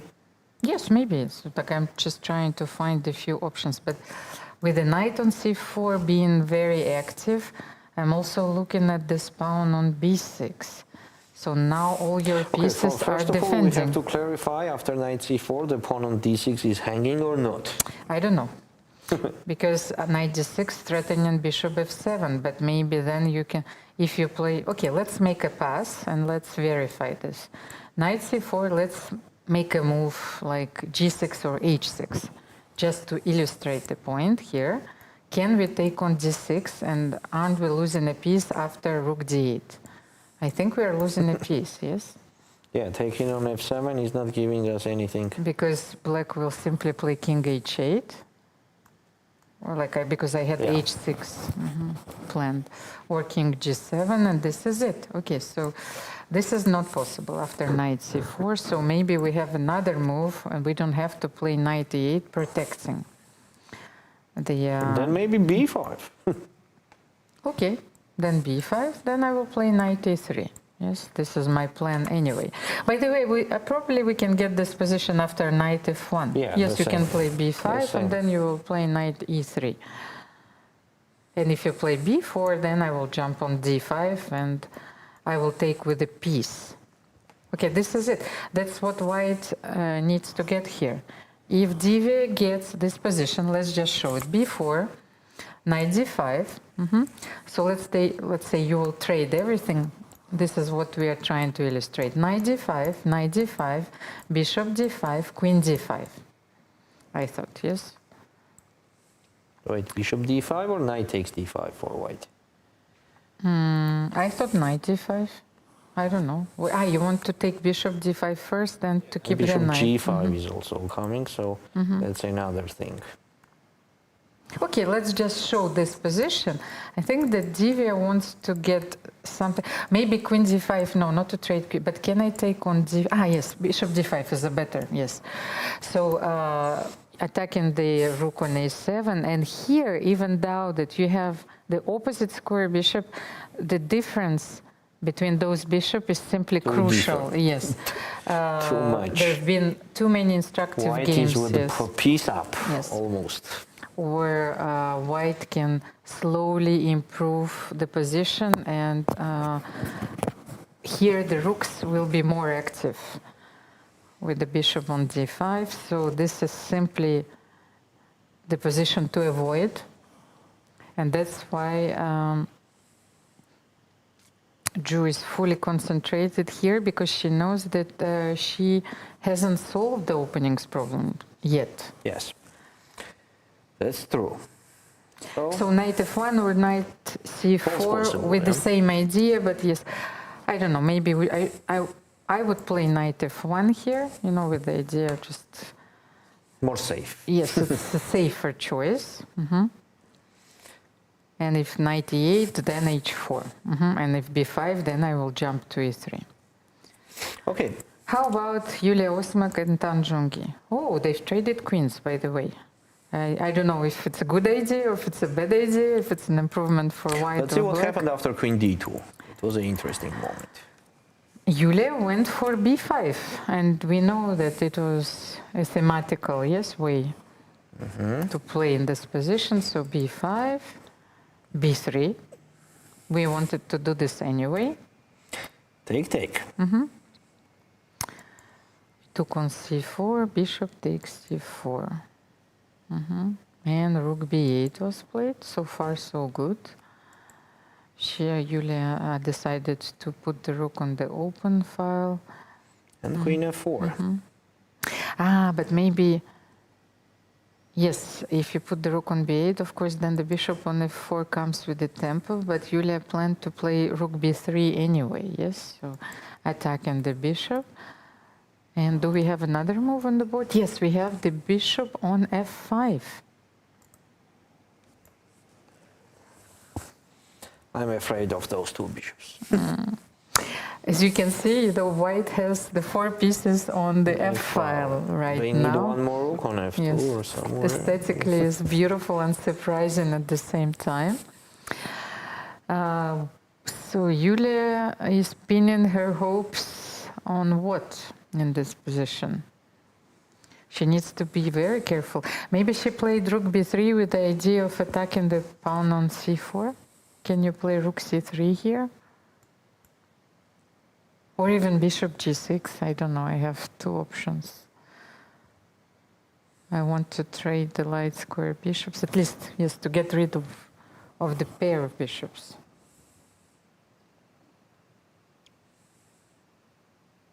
So rook c3 or bishop g6? 2. You don't want to take on f3, I suppose. Yes, this will be it. Yes, but let's at least try it. What if bishop f3? Are you taking with a g or are we taking with the rook? This is the variation that we should consider. Because if Yulia played a rook b3, she clearly had something planned. So maybe she wants to take on f3. Maybe you should take with the rook. Yes. You know, I realized that then if you trade the rooks, if you don't keep the rook on the b file, then I will play rook b1 and rook b7. So it's important to keep the rook on the b file. Knight e5. Yes, but still. I can maybe protect something, yes? What about take on e5 and bishop c8? No, I haven't seen it. So protecting the, because I wanted to play king f2 here. And if you take on c4, then I simply play d6. Do I have this? I don't want to give my pair of bishops. I like this, but I'm afraid that if I will be able to control the dark squares, then I will be fine. Here I wanted to play king f2. What about g6? Oh, g6, but let me show my variation with knight c4 first. I knew that you had something to show, that's why I'm reading. No, but why like not knight c4? Then I wanted to play g6. And look at those powerful bishops. Supporting d6, supporting d7. I think that Tang is aware that she can sacrifice a pawn here, because very often it happens to be a temporary pawn sacrifice. I will be able to play rook c1, rook c5. So what do you do here? How do you stop d7 and bishop c7?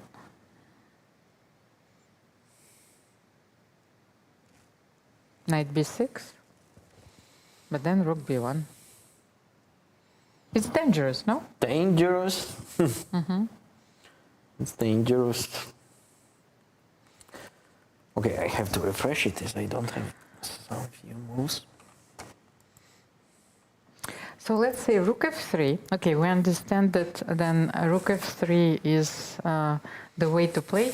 But then I think that you need to keep the rook on the b file, and you should play something like rook b2. No? Yes, I don't want to exchange the rooks. I want just to control the b file and to play rook b2.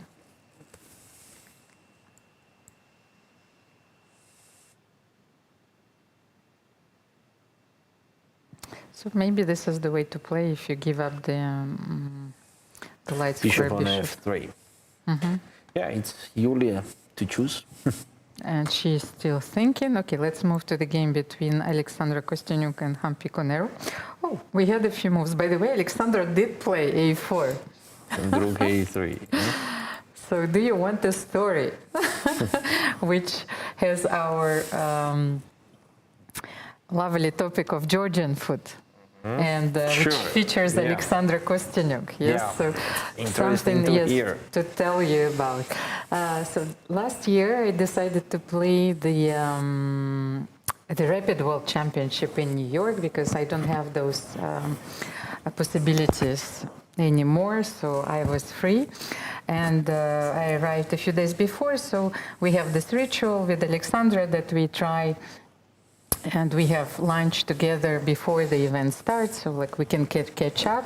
And because both of us, we love Georgian food, so we reserved a table at the Georgian restaurant in New York, which is called Chama Mama.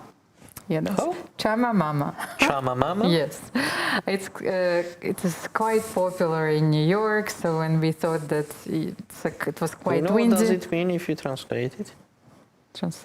Chama Mama. Mama is father, somehow, it's not mother. Yes. In Georgian, mama is father, and chama means to eat. So the father who cooks, yes? Yes, or just father eat. But like we thought that, you know, it's going to be a very quiet day, so like very windy in New York just before I went to the Whitney Museum. So like I was so happy to share all my impressions. And so we just arrived. We are sitting at the table very close to the door. And then I can see that a young gentleman is arriving, yes, so he is opening the door, but he simply can't get into the restaurant because he's very tall. So like, it's the element of surprise. I'm thinking, okay, this can't be a basketball player, but I knew that San Antonio Spurs is playing against New York Knicks. Okay, somehow you know, so I went to the UFC fighters, but they are small. I mean, they are not tall, the champions from Georgia. So, yeah. And I think, okay, this can't be it. And this was the Georgian basketball player, Sandro Mamakilashvili. So, okay, From we're in San Georgia. Antonio. Yes. Spurs. Well, I think last season he played for San Antonio Spurs, and Now he is moving to Toronto Raptors. Yes, exactly. But he was one of the best players in the team, so I thought, okay, he might be celebrating something. We were so surprised. I told Alexandra that, okay, please have a look. Something unusual happens today. But then the door opens again. And I lost my words because I can see Victor Wembanyama enter in the restaurant, and everyone knows that he loves chess. And I'm thinking, what is happening today? This is such a surprise. And gradually we had almost like half of the players of San Antonio Spurs having dinner alongside Alexandra Kosteniuk and myself in the same restaurant. And it was such a beautiful surprise. Like, those players were so close to us, and maybe some will consider it normal, but I didn't dare for a picture. I didn't want to bother them, but say hello in Georgian. and Yes. some words. But Victor Wembanyama is French, so No, I I could mean have said yes. to Sandro. Okay. So I could have said Gamajob or Bonjour, and just explain that we are chess players and we are not those crazy fanatics, who are chasing them all over the world. But yes, so with Alexandra, we had this lovely lunch at Chama Mama together with the team of basketball players. So now you know all the secrets that Alexandra knows and loves Georgian food. And by the way, a few of my friends went to see this match in Madison Square Garden. But okay, chess is our main topic. So a4 was played, a5. So I was right. Hampi Koneru decided to fix the structure, and the move that you've predicted, rook a3, made its appearance on the board. Queen d4 after rook a3. So Hampi thought that the queen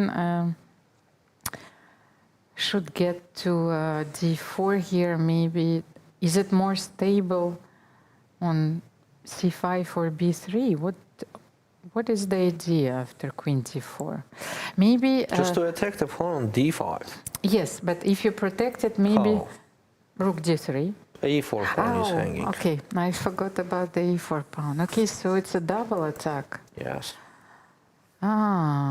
Okay, so it's a double attack, and Alexandra just played queen d2. So basically, queen d4 forces the queen trade. Yes.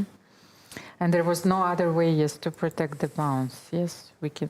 You don't want to play c4 here because it seems like a horrible try, but let's try.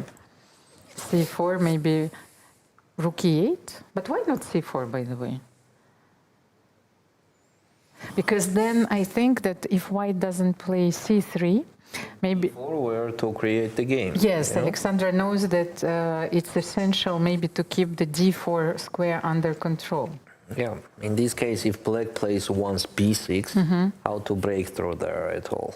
Okay, that's very interesting. Okay, then queen d2 is on the board. So what if Hampi takes on d2? And she will. So Or maybe not. no, but let's consider. Yeah. Just Queen take, d2, take, bishop and b6 d2, once is b6. just Let's necessary try. to keep our rook But alive. b6, wait, rook c3. Are you going to play rook a7? Because you cannot play rook c8. That's one of the ideas behind the move rook a3, that you can attack the c7 pawn, and this is becoming Okay. a very important target here. So maybe, once again, let's just check. Queen d2, bishop d2. And knight e7 maybe then. Attacking the pawn on d5 once again. And if I play c4, then you play b6. Okay. And then rook e8. Knight c7 is a very precise move. So, is time a factor? What do we have for both players? 34 minutes Minutes for against Hampi, 50. 50 minutes for Alexandra. It's a very interesting endgame. Will Alexandra be able to demonstrate that those bishops are stronger, or will Hampi simply neutralize them? And okay, time will tell. Let's go to the game between Katerina Lagno and Harika Dronavali. Oh, queens have been traded here as well. That's very good for Katerina. So after c5, what did we have? Katerina played knight d2, bishop e6, g4. Oh, you love it. But especially when it's, Black could not capture I was not because of rook expecting it, g1. by the way. Because, when you're expecting those ideas with h4 and g4 and the positions have been studied, it's no longer surprising. You don't have this emotional and electrical discharge, yes? But g4 here, let's say queen g4, yes, rook g1, and then Game over. yes, game over. The mate on g7 follows, yes? So on g4, black is forced to play queen e5. where else to go? So queen e5, take on e5 and h3. This is a position we have right now. Here we have another scenario. So here black has a pair of bishops, but black's pawn structure is very vulnerable. So black's move is underlining that for the moment, of course, you cannot take the pawn on c5, but also that Harika is quite confident that her pair of bishops will guarantee her sufficient compensation. Bishop is quite strong. So after b3, bishop d5 in is the on game, the board. yeah? Yes. Rook e1 and bishop d6. And what do we have c4? We have a move which is on the board we have already. c4. And I think bishop c6. Can I go for the pawn? Bishop g2? You want to make a more careful move, but I understand. You want to play a5, a4, yes? Yeah. And one very important remark, Valery, this move, bishop d5, of course it's attacking He played bishop c6. the rook on h1. But this bishop on e6 and d5 plays a very important role because it doesn't allow me to play knight c4. Sure. So when you play c4, then you can reroute your bishop, of course. Okay, so in the game it was c4 and bishop c6. So let's just show that black's plan is crystal clear now, is a4, a5, a4. Yeah, but white will face Play it with a4. a4. So on a5 it will be a4. I was trying to understand how Katerina can swap the dark square bishops here. Can she achieve this? Difficult. Yes, it's not an easy task. But for the moment, the position is rather balanced, yes? Yes, it is, yeah. But what, just to understand before we move to our next game, why not bishop g2? Or Harika was concerned that her bishop might get trapped somewhere along the way. What do you do? After bishop g2, you play f3? Oh, I forgot. Yes, you can play f3 immediately. Oh, no, no, no, of course. Because then if you take on h3, yes, I will trap your bishop immediately. So bishop c6 is, of course, is a very important move. But by the way, how am I trapping the bishop here? Not yet. Not yet. I need to take, yes, I need to take on d6, yes, and then rook g3. No, at least black does not need that. Of course, bishop c6. It's like, this is far too adventurous for Harika because she doesn't need all those complications on the board. She's a very positional player. Yep. And actually, I think that she likes those bishops very much. It guarantees the compensation for the bad pawn structure that she has on the queen side. So next we have Muzychuk Maria against Dzagnidze Nana. We still have the same structure, of course, and Maria played a4. She decided to fix those double pawns, b7 and b6. Rook f e8, attacking the pawn on e4, so I don't understand what will happen if I will take rook a4. But Maria didn't have any other move? She had to give up this pawn, yes, on e4? Yeah, otherwise on b3, knight e4 is coming. Right? But what if bishop e3? You said that we can take this pawn on b6 as well. Bishop b3, you take on e4. Wait a sec, we're doing a huge blunder. On b3, rook takes b5. Ah, no, it's not a blunder.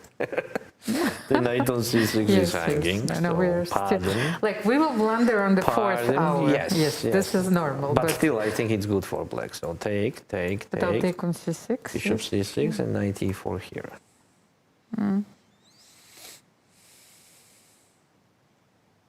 Yeah. On c4, it's going to be bishop d4. With these active pieces, I will not be worse. Yes, no, of course, you're not going to be worse here. But I was wondering, what if bishop e3, and if you take on a4, I can take on b6? So instead of b3 to play bishop e3.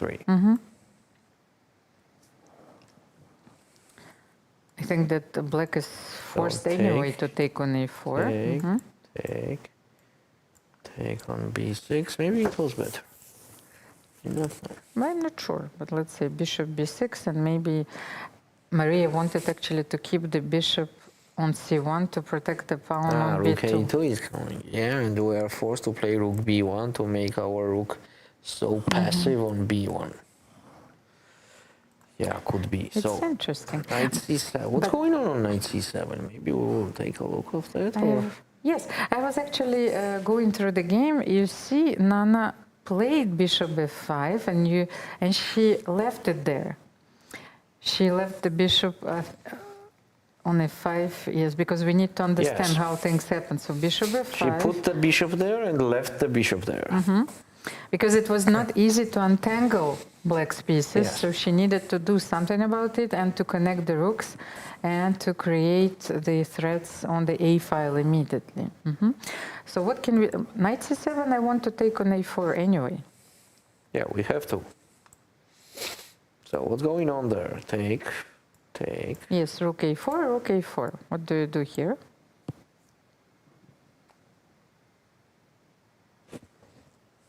It's not easy for me to understand what was Maria's idea. Maybe not take on a4 and take on a8. What does she want to do here? On rook a4, knight takes a8. And I think Nana just took... you want to take on b6. Yes, you're absolutely right. And Maria immediately goes for knight a8. Yes, you are absolutely right. I missed this move. So after rook a1, she will take on b6.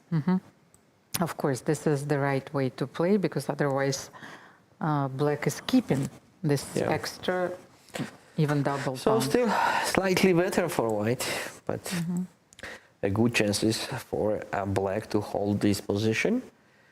Next, we have Vaishali against Kamalidenova. And a very interesting position here we have. Let's take a look how it was happening. We remember Kamalidenova in the opening played knight g8, so let's take a look how it was happening from that moment. a4, f6, knight c4, so obvious moves. And still f4, take on c4, take on f4, bishop d6. A lot of pieces traded. And f5. I like how Merwert is playing the chess. Played very well here. But at f5 once again. So what happens if we take on f5? The devilish idea of... And d4 is there? No, I thought she wanted to play g5, g4. G5, knight f3, g4.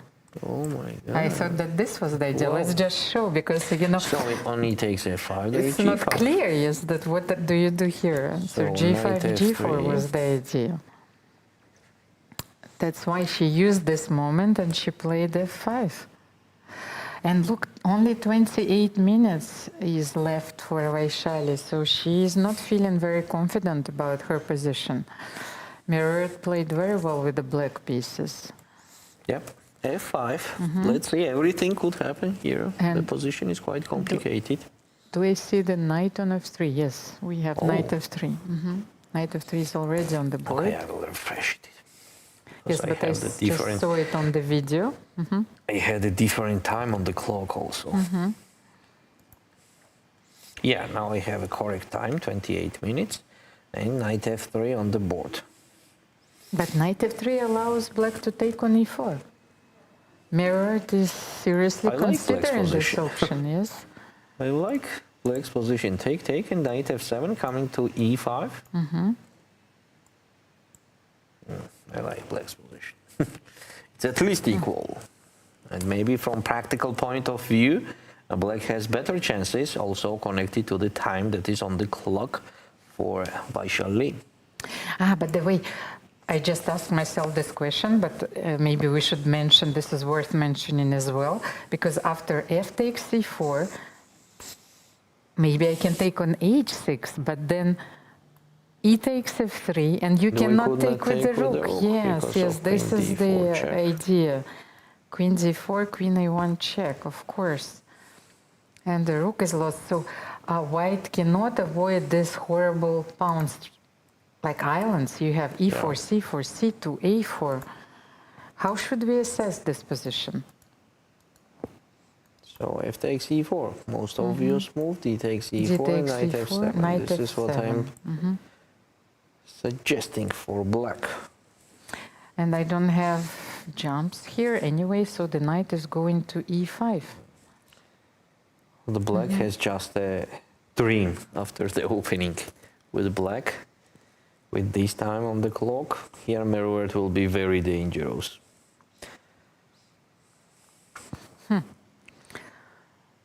And the next board. Powerful play from Merwert Kamalidenova, yes, with the Whole black pieces. Yes. Whole tournament. I know that she's your favorite.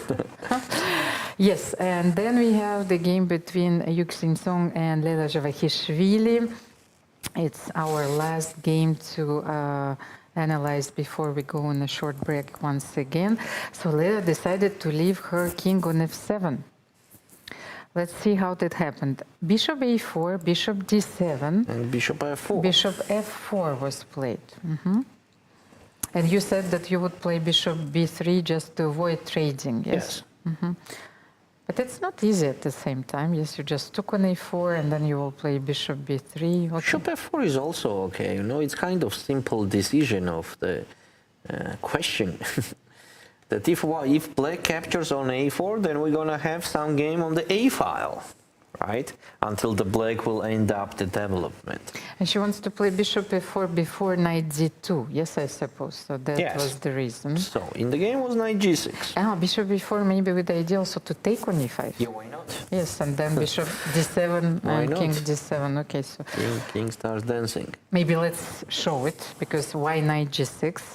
We are trying to understand this as well. So I will do just a random move for Some black, move. like h6. h6, In yes, that case, of take course. on e5, take on e5, and then bishop takes bishop d7. d7. Queen could not take on d7 because of queen takes e5, and the king starts dancing. But if queen takes e5, Then bishop takes d7 first instead of taking on e5. Yeah. and then you play this very nice endgame with a knight against the bishop I on will f8, go knight to the g2. end game, I think so, Almira. I will take on d7 first instead of taking on e5. Because I thought that you're trading on e5. Possible also, of course, but just take on d7, keep that dancing king, and just play queen d3. Yeah. Oh yes, this is a wonderful possibility. Yes, queen d3, rook e6. Yeah, pawn And I on cannot a6 even is hanging. play queen b5. So you Yeah, queen b5 is not possible because of taking on b5, and it's pinned. okay? So knight g6 was probably forced. Seems like that. Lela replied very well, but knight g6, bishop g5, provoking f6, bishop e3. This bishop made 3 moves already, but at the same time, Disturbing black too yes, much. exactly, Take on softening a4. black's king even more. So that's why Lela decided, yes, to keep her king on f7. Rook a5. So because the rook was attacked, and yes, we needed to maybe to block the a pawn. Yes, so it's a very nice square. Knight e5 once again.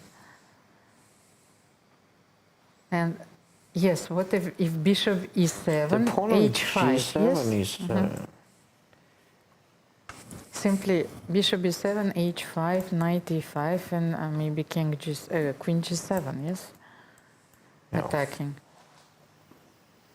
But how about long castle and here? some tricky things, let's right? try. Okay, maybe Because not I queen think takes that's g7. my only chance. that's it, Otherwise, that's I'm it, I completely agree. lost. Yes, I agree. But because I saw you have this idea with knight f3, rook g8. Yes, and you're losing your queen. So what do you do here? No, so that's bad. I don't know. So now we have to take on e5. Why do we need that with white? No, but after castle, let's say if you retreat your queen, Oh, if you're going queen g3 somewhere. So after rook g8, I don't have a square for my queen, yes? where to go?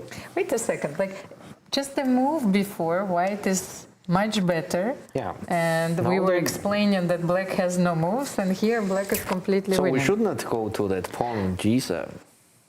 But then I feel that Leila should have lured her opponent and play bishop b7. If h5, knight e5, queen g7 doesn't work, but maybe f4 here works.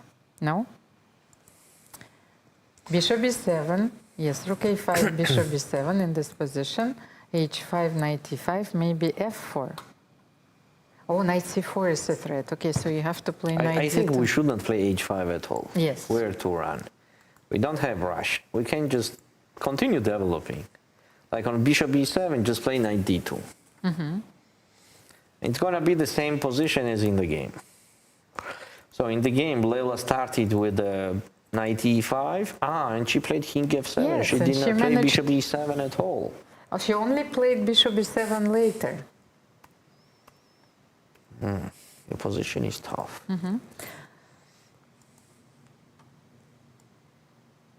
So it's much easier for black to play now than before, but Leila, she's facing very concrete problems. Can we take on a6, by the way, Valerie? Instead of bishop f4, No. I mean now. So Leila is considering her next moves. Should she protect the pawn on c6, for example, and play something like on a6, play something like queen c6? Because can this pawn be protected? Then maybe I can take on e5. You will take on e5. what? Well, whatever. And then I wanted to play queen d3, so I can So see. d takes e5, queen d3 makes kind of best sense. Yes, and then And this then queen pawn is c4, lost. just yes. trade it. So you can protect this pawn then. You can, but it's not for a long time. Okay, so it seems like But Song maybe has... then f takes e5, attacking the pawn on h4. Just we need to create some counterplay here. Or maybe queen c6 was not the best move, but here, yes, if you play queen d3, at least I will take on h4. Maybe this is the way to play. And I don't it's allow possible you to play queen f3, check first, queen f3. then g3. The position is difficult Okay, I for can play black. king e8, king d7 then. King e8 here, Yes. g3. King d7 will not be safe because of queen g4. Queen g4, yes. a6 pawn, how to protect that? I mean, when I will attack it with the queen later, then it will be very So difficult. white The position is is quite clearly tough. better, Yes. and Leila will have to face a lot of difficult choices, and she goes for queen c6. It looks for me such a human, such a natural move, because this pawn is under Yes, attack. White is just dominating, you know. The pieces are much better. The rook's much better, pawn structure better. Even the knight is better than the dark square bishop for black. Okay, so this allows us to sum up the opening phase of this round. So white is much better in this game. Mirrored, Kamalidenova played very well with the black pieces, and she successfully equalized and maybe even has grounds to play for more. A good, better practical chances, Maria I think so. Muzychuk and Nana, we saw the position with mutual chances, yes, but now Maria has the pair of bishops. Then Katerina Lagno and Harika Dronavali, this position is quite balanced as well. Yes, Valerie. Then Alexandra Kosteniuk against Koneru. She has this pair of bishops, but we have quite a symmetrical pawn structure. Seems also very close to equal. Tanjongi against Yulia Osmak. Let me check if I can have the game here. For the moment, The pair of the yes, bishops she still also has the pair of was bishops. there, and giving better chances to Tanjongi. yes, then Divya Deshmukh against Jujiner. It's quite complicated, but Divya managed to establish this grip on the d5 square. Yes. And quietly restraining, squeezing her opponent, yes? And Leitinji against Tumida Omonova, it is going to be a very long positional With game. isolated pawn. Without isolated pawn, but we felt that Leitinji is better Yes. in this game. So please stay tuned. Of course, we have a lot of entertainment prepared for you. We will take a short break and we will be back. This International Chess Day, FIDE challenges you to take the game to new places, literally. From mountaintop matches to underwater games, or a blitz session at your favourite local landmark. Play anytime between July 10th and 20th. Share your moment using hashtag International Chess Day or send it to social media at FIDE.com. Your game will be seen in all parts of the globe. Unleash your creativity. Make your move. And celebrate chess your way. Let's show the world that chess can be played by anyone and in any place. The tiebreaks of the third round here in Batumi have been amazing, and I'm pleased to be joined by Vaishali from India, who has just defeated Carissa Yip in a really tense, really complicated match. Vaishali, first of all, congratulations on defeating Carissa, qualifying for the fourth round. As we were talking before, the match was very long, very complicated, and I'd even say you were on the more difficult side during most of the games. Give me your thoughts after eliminating such a strong player as Carissa Yip. Yeah, today is a crazy day. Okay, even yesterday, both of us had chances. It could have been either way, but both of us missed our chances and it ended in a draw. Today, in the first 15 plus 10 position, both the games I was completely lost. Especially in the first game, I was like 2-3 points down. But both of us were in time trouble. Just kept playing, and she just blended this b5 pawn, like just full pawn, and somehow I managed to hold. And again in the second game, I was pieced down, but it was like for a couple of pawns, and it was not easy for her, like because the bishop and knight were not really coordinated, and I was playing for some tricks, and again I got this knight c2, knight e3 checks, and ended in a draw. I was not very happy with how the first two games went, but I'm happy in the 10 plus 10 position. Like in both the games, it was kind of smooth. In the first game, she blundered, and I blundered the pawn, and I converted it quite conveniently. And in this game also, I don't think I was in anywhere trouble. I could have. I mean, it was just repetition. I was planning to repeat, but okay, she decided to continue, and yeah. Of course, we'll see now the second of the 10 games, which were very in your favour, the second part of the rapid. But before we go there, let me get back to the classical portion. I was slightly surprised when Carissa, with the white pieces, offered you a draw after only 13 moves. What was your explanation for that? What did you think of that idea from her side? I think she was surprised by my opening choice. She didn't know exactly how to continue that, and I was playing this bishop e6, bishop c8. She had some decent options to play, but I guess she did not expect it on that day, and she decided to repeat. I was fine with the draw, like okay, in a match with black pieces, and I think it was just a surprise in the opening. Of course, it's still too early. You just finished this match, but I have to ask you, tomorrow is the rest day, but then you go on to a very difficult match against Miruet Kamalidenova, who, as you know, defeated Goryachkina in a previous round. How do you rate your chances against Kamalidenova? Have you played with her before? I've played. We have played some games. I've good score so far, but okay, I've not yet thought about that match yet. She had. She's having a very good tournament here with Goryachkina. Also, yesterday she had a very comfortable match against Shukman, I think, and it will be a very interesting matchup. Do you think having played the tiebreak today, such a tough tiebreak, will give you more, let's say, experience or knowledge or know-how if you get to a tiebreak in future rounds? Yeah, definitely, because this is my first tiebreak in the World Cup. I'm sure this experience will help somewhere. Yeah. So you're going to show us the first of the 10-10 rapid games. Thank you. Okay, I decided to play this Italian knight c3 line. Yeah, I just played like normal developing moves, d6, h3, nothing special happened. Yeah, she was copying my moves here, queen d7 and long castle. So, yeah, maybe for long castle, she could play bishop a5, I think. I was not sure, but okay.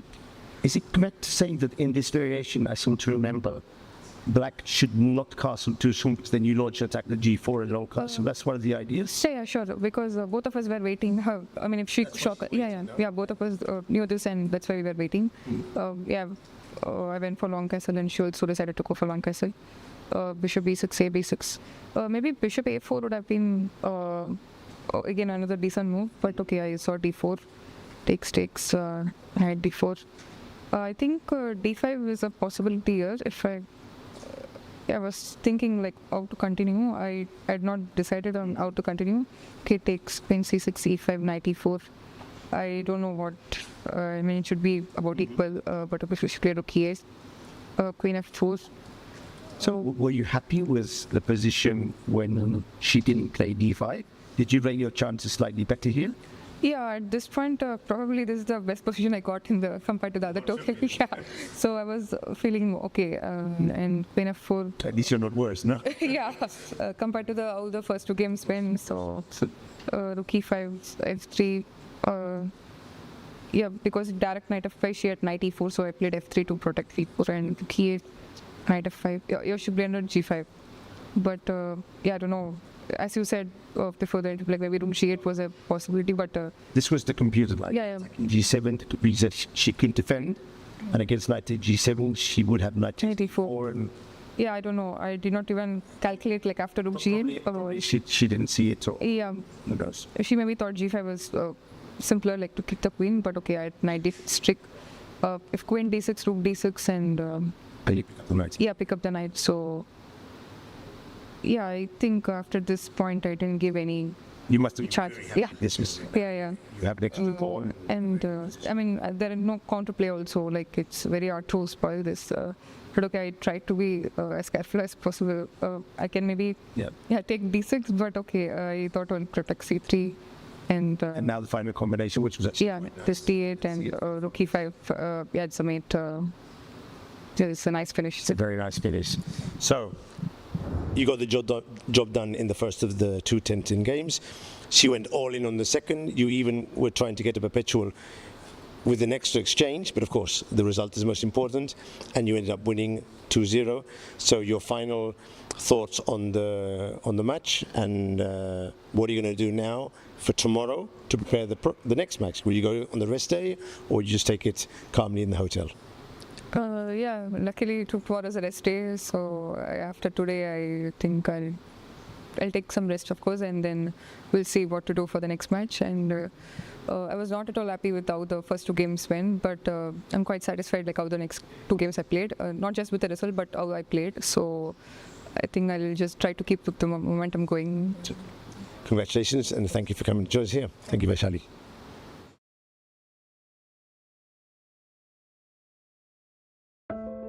Chessboard. 64 black and white squares. Or is it more than that? It's a battlefield. A stage where strategy meets instinct. This is where women play their own way. Playing with fire. Playing with heart. Playing with emotions. Playing as strong as any man can play, and beyond. Every move you make breaks the old rules. Every game you play redraws the map. No ceilings, no labels, no limits. This is not just a game. This is your arena. Washington, D.C., August 4th to 5th, 2025. The Smart Moves Summit, a global education conference where chess meets learning. Held alongside the FIDE World Schools Team Championship. Global dialogue on chess, cognition, and education. Federations, researchers, EdTech. One stage, one mission. Topics that move the world. Meet leading influencers. Timur Turlov, Dana Reisnies, Jerry Nash, Leoncho Garcia, and more. Inspire. Unite, transform, join the international community shaping education. Play smarter, learn bolder. Let's make future together. Don't miss this unique opportunity. Register now and be part of the change. Chess is more than just a game. It's a tool for empowerment, connection, and transformation. In 2025, FIDE is proud to launch the Year of Social Chess.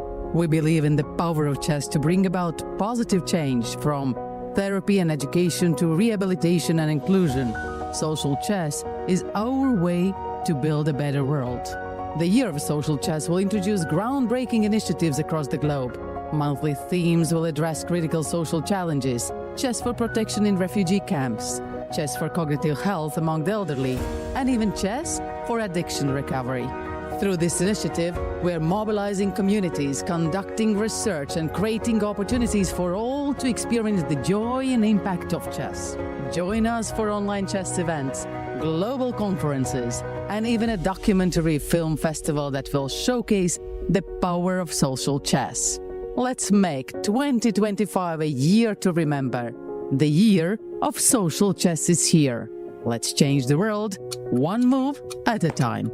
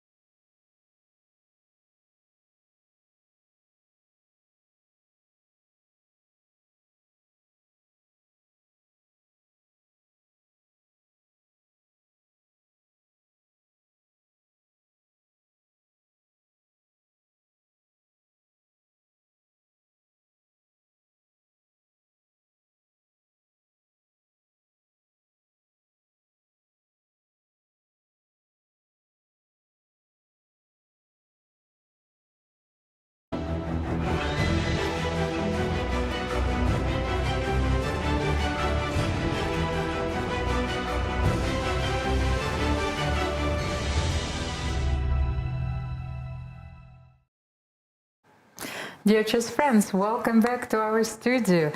The first round, the first game of the fourth round is underway. We have 16 players who are left in this event. Grandmaster Valery Gaprindashvili will analyze all the games thoroughly for us. This is our daily date, you know. I'm looking forward, you know, to being here every day. We are very happy to be here. I hope that you enjoy everything that is prepared for you, of course, and that you enjoy the games. And songs also. Songs, yes. But this puts a lot of pressure on me, because when you say song, it's just one. But, you know, songs means that I will have, you know, to do something about it. We have songs, not only one. But later we will sing it. For the moment, Yucin Song, you know, is playing against Lila Javakhishvili, so I just realized that we can play around with it. So let's get back to our games, Valery. Sure. Yes? So on the first board, we have quite much differences between what we were watching and what we have right now. Okay, so White managed to play b4. This allowed Black, of course, to get this important square c4. White is just capturing the exchange right now. So bishop a2, and b5 was played. So was this Otherwise, a blunder? d5 was hanging. So h4 and maybe rook c4 was but h4, unnecessary. rook c4 was played, but maybe Umida wanted just to sacrifice this Seems rook. like that, yes. She's sacrificing it. Of course, she saw bishop a2, and she decided to play b5 here. So this sacrifice was intentional. Is it she's trying to muddy the waters and to maybe to get this d3 square for her knights? Yes. So let's just see what can happen after bishop takes c4. Which is so natural. So will you take with d takes c4 and open the bishop on b7, or b takes c4? If you what don't should we do open here? your bishop, then what? But at the same time, I feel that the pawn on d5 doesn't allow you to play e4. It's a that's difficult another choice tactics, here. Almira. Which Tactics that on d takes c4 there is bishop takes f6. one? Oh, that, bishop f6 is that winning could be the immediately. blunder. Okay, maybe then That b could be takes the c4. blunder Yes? that Umida did. She was Okay. going on this line, but maybe she blundered this bishop takes f6. No, but maybe then b takes c4. Yes, but I don't think this is what she wanted. Yeah, playing with the bishop on b7. Yeah, and queen d1. I was thinking queen c2. So why how not? can Black continue here? It's a clear advantage for White. Because you want to play queen c3, but for the moment Black has this very important jump, knight e4, protecting the pawn on f6. I don't believe the position with the bishop on b7. I don't think there is any compensation. It's a huge advantage. Can I block this position somehow after How? queen? I don't know. Maybe Just how? a6, bishop c6. No. Knight d4 is Yes, also I need coming. to trade another minor piece for White here. Okay, so let's say I will bring my king closer. King f7 here. I need to try. And she didn't take on didn't c4. capture. Lei Tingi didn't take the rook on c4. What a surprising moment. And she played Maybe rook she d1. feels that this position will not be that Actually, she can capture that decisive at any exchange time, yes. anytime, as the d5 pawn is hanging. she felt that this advantage is not decisive. So we're trying to understand. So what Maybe she after? will capture on the next one. But let's just check it once again. So bishop c4, just one more move. Bishop So, bishop c4, b takes c4, c4, queen c2, king f7. So how do you continue here? You said to me that you wanted to play knight d4. Knight d4, okay. Knight d4, so do I want to take on d4 and then bishop d4, knight f5, but then bishop goes to c5? I can play even g3 for you. To be honest, I think that white is very close to winning this. Of course, it's going to be a technical win. Do you think late in g also missed bishop takes f6 on d takes e4? Because if there is no bishop takes f6 there, maybe there is some compensation. If we move with the queen, where to move? I don't know. But the same, you can move your queen, so let's just understand, is the pawn better on d5 or b5? Because I thought that you had to take with b anyway, because if you allow me to play rook d1, this So is you are it. saying queen c2. I'm thinking that b takes c4 was even better there. Anyway, Yes, anyway. Ah, but bishop f3 is the threat, so you cannot go queen c2 here, you maybe. have to go queen d1 or queen e2. Even though, like, let's But see. on queen e2 there could be knight f4. But this bishop f3 is so dangerous here. Like, I don't think so. Bishop f3, f5, it's still very, very dubious. Yeah, not enough compensation either here or there. So after rook d1, still very tough position for black, and late in g has a big advantage. Maybe she wants to take now on c4, of course. By the way, maybe Umida wants to take with a knight on c4. Could that be? Of course you can, but okay, Yes. then. Okay, let's make a waiting move. Let's play King f7. King f7 once again. So bishop c4, b takes c4, or maybe knight c4. But then knight c4 is not even like attacking the queen, so I can play knight d4. Your move. No. This Yeah, is big advantage for this is a big for advantage, white. of course, for white. Next game. And Jujiner, look at that. She has less than 20 minutes for 27 moves. We are And going to clear have advantage for white, by the way, on the same huge time. trouble. Very well played.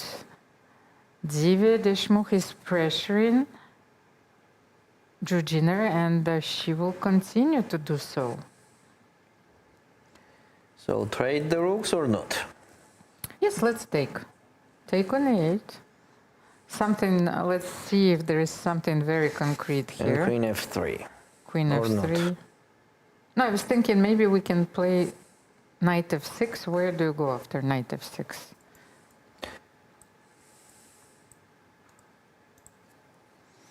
So king h8. But then, Oh, f7. no, then f7 No, is king hanging. Then g7. I thought that king g7 is the only move, and knight d7 is not working, no? King g7, and then I cannot, maybe I can play queen f3 here. So king g7 So and what's queen wrong with f3. king h8, bishop takes f7, and king g7? Could it be the option? I can play queen f3.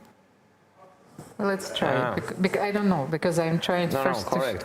Yes, correct. queen f3 and Just queen f3. and you cannot take, but maybe Yes. you can take on c2. If I'm not mating Knight you here. e8 check, there will be the checkmate. Ah, okay, and king h6 and Queen e3. queen e3. Okay, so this is the threat, so you cannot take it. And So in the game was rook takes a8, maybe Divya will go for this line. bishop takes a8, and we're saying here knight Knight f6, f6, and then king king g7, queen f3. Yes, and maybe now queen knight f3. e8 check is hanging. How can you protect queen c7? Knight e8, Oh, knight 8, royal sorry. fork. This is it. This is how difficult this position is. I think that we are going to see this line on the board. Wow. Maybe we still have one move. Queen a7, I just saw it. If not queen c7, queen a7 protects on f7. And then what's h5, let's continue. pawn I think h5? White is winning, no?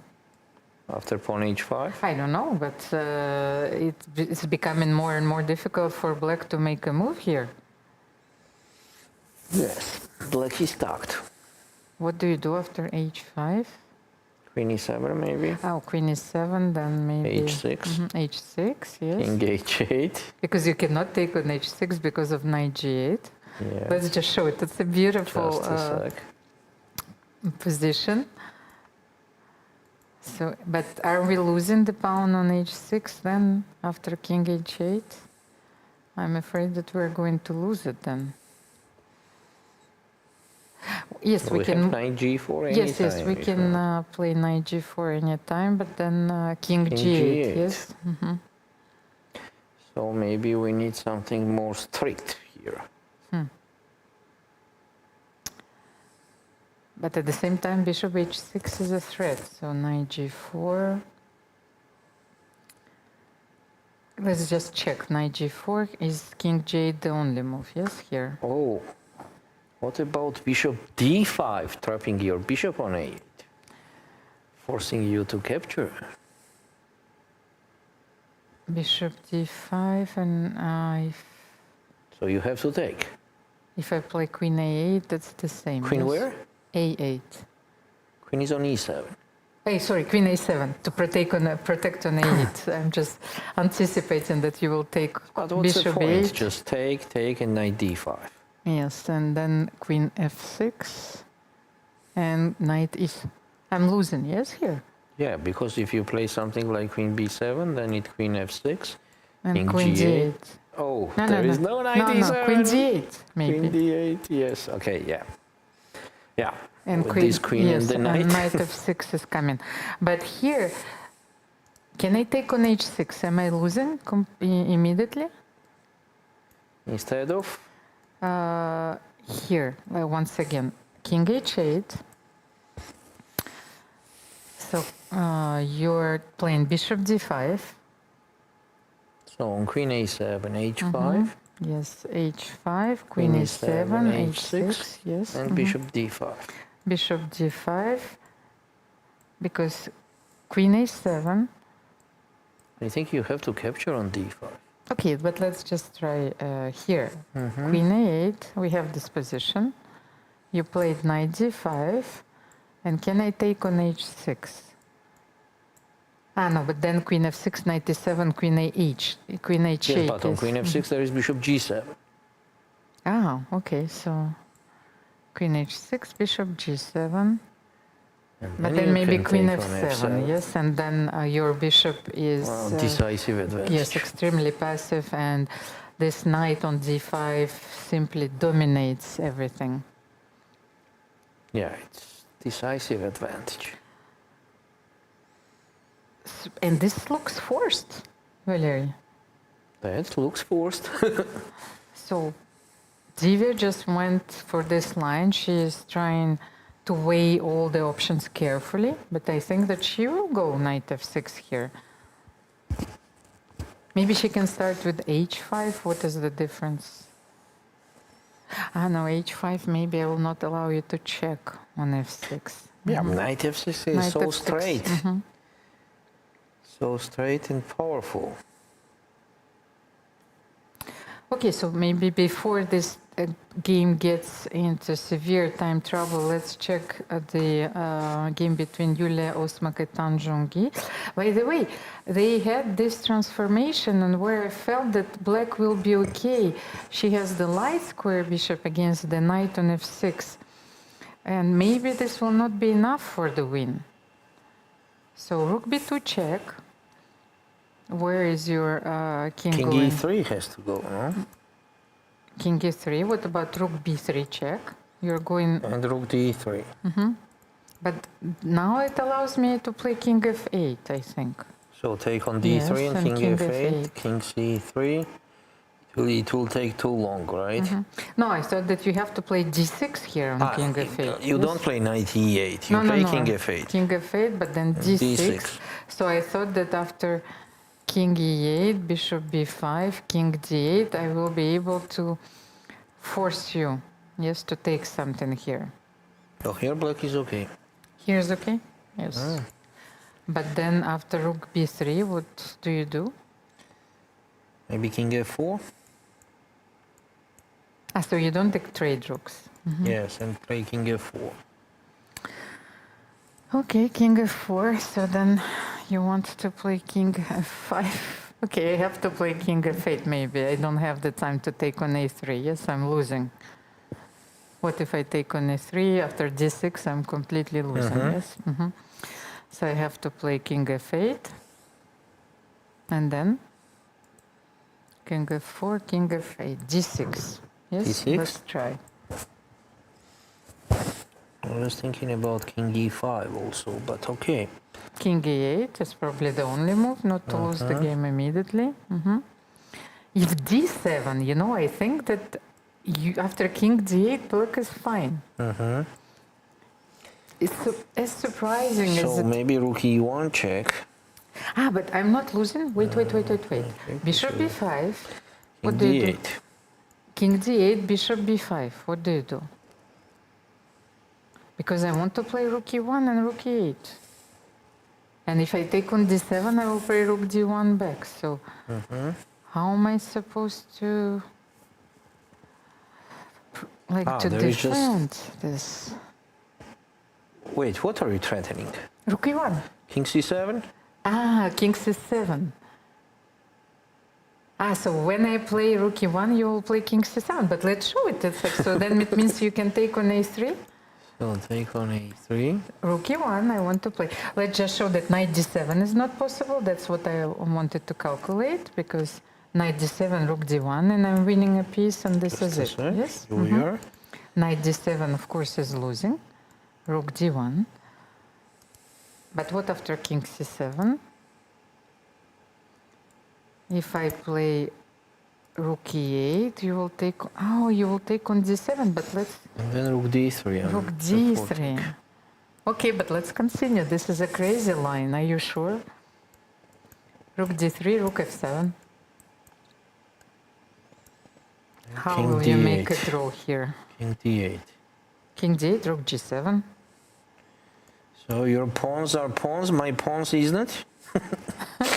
But a4 is bishop b6. a4. Okay.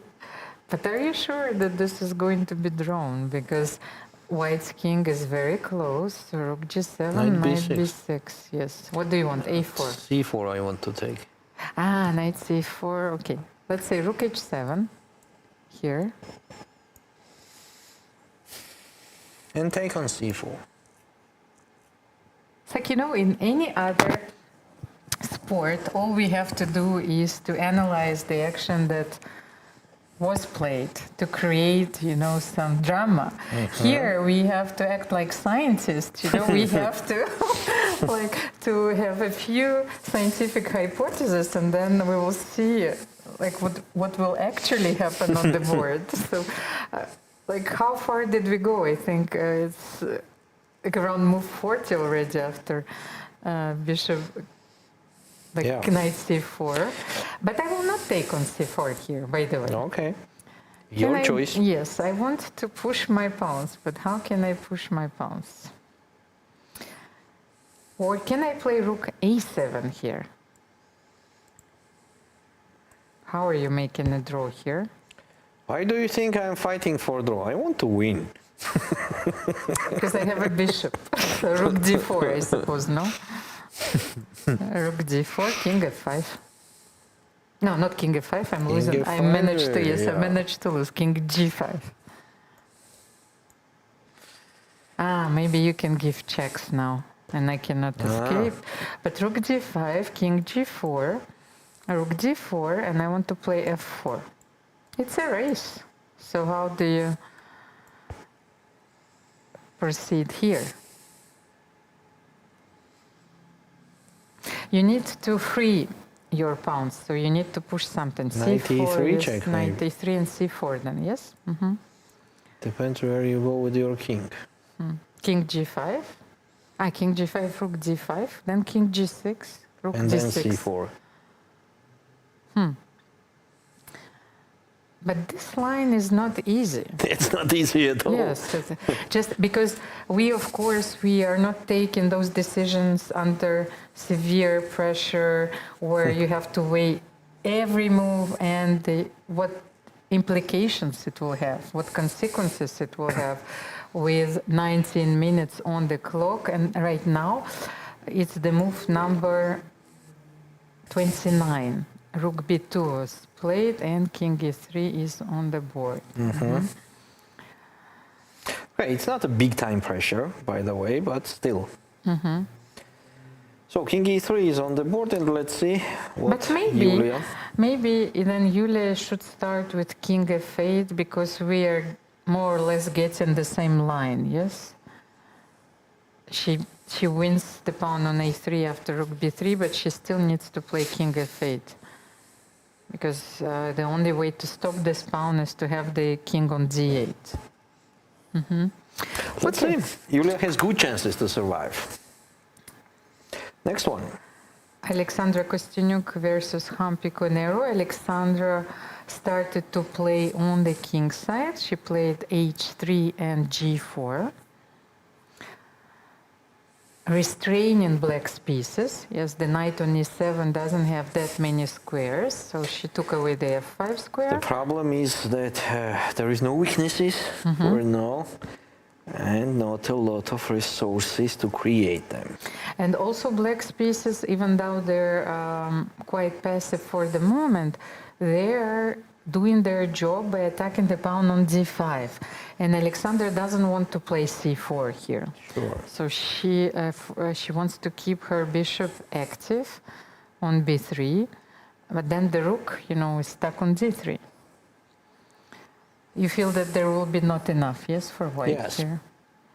Unless Alexandra will have to play c4 and to switch to another plan. Yeah, but black could be simple here, like take on g4, take and just play b6, yeah, to support that pawn with a pawn and make free our rook on a8 that could jump on h8 later. Well, I can't see how Alexandra can free her rook if she doesn't play c4. Yes, it's not easy to find something else. And if she plays c4, then it's blocking the queen side forever. It's automatical draw, right? But maybe she can put something on e6. Maybe she can sacrifice positionally in exchange on e6, then f5. She will play f5, probably, Alexandra, if the knight is going to be on e7. And then maybe bishop f4, rook e3, c4, maybe something like this. What do you think? Let's try c4 then, after b6. I will contradict myself because I cannot find a way how to free white's pieces. c4, rook h8, yes, you say? I'm thinking about the different things at the same time here. Maybe f5. F5. So you do not want to allow me to, because I can't play f5 here. You will play g6 anyway for the moment. Yes. So maybe maybe it's a bit premature. Yeah, maybe rook h8 was better. I just got the idea of playing f5, and maybe it works. I played it in that style. So. But f5, g5, and then bishop c3 is just, we have to be careful. For the moment, this dark square bishop is hiding. But it will enter the play at any moment. Yeah, okay, rook h8, it's most natural move. And you probably want to play rook h1? I want. So king g2, yes? King g2 first. Yes, I think that black has sufficient defensive resources here, yes? Does Alexandra want to play then bishop c3 and g5? But then you will get all the light squares. Okay, so maybe let's move to... It will be a long game. Yes, it will be very long. Lagno Katerina against Dronavali Harika. Oh, yeah. By the way, I think that Katerina regrouped her pieces very well. So the knight is on e4. All those black pawns are fixed. And how? And the pawn is hanging on c5. How is she protecting this pawn? This is it. White is winning the pawn on c5.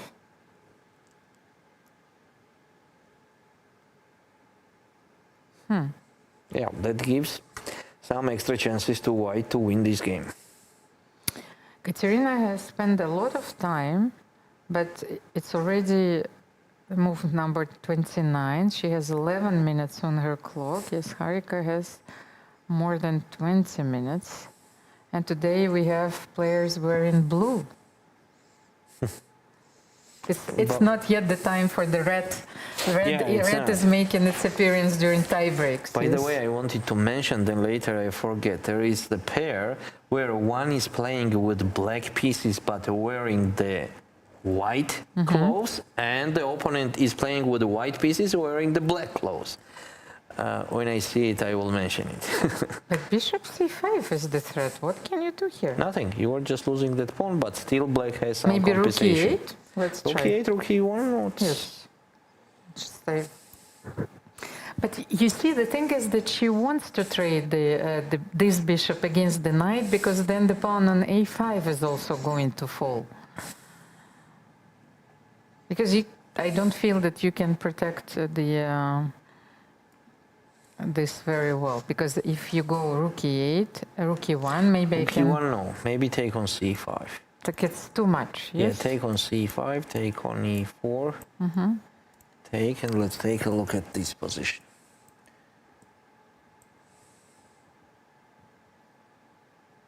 Can we take the pawn on a5? I wanted to play bishop b6 when I was looking at this position, because I saw that you cannot protect it. So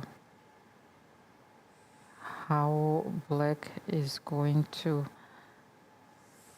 like fight for survival here? Yep.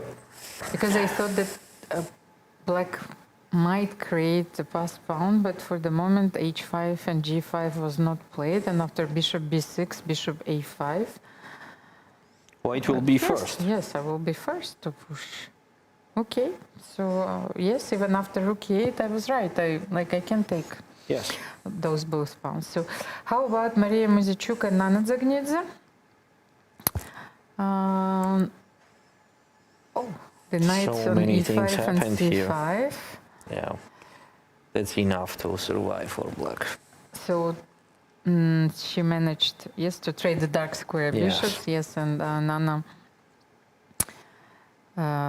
stabilized, yes, the position here.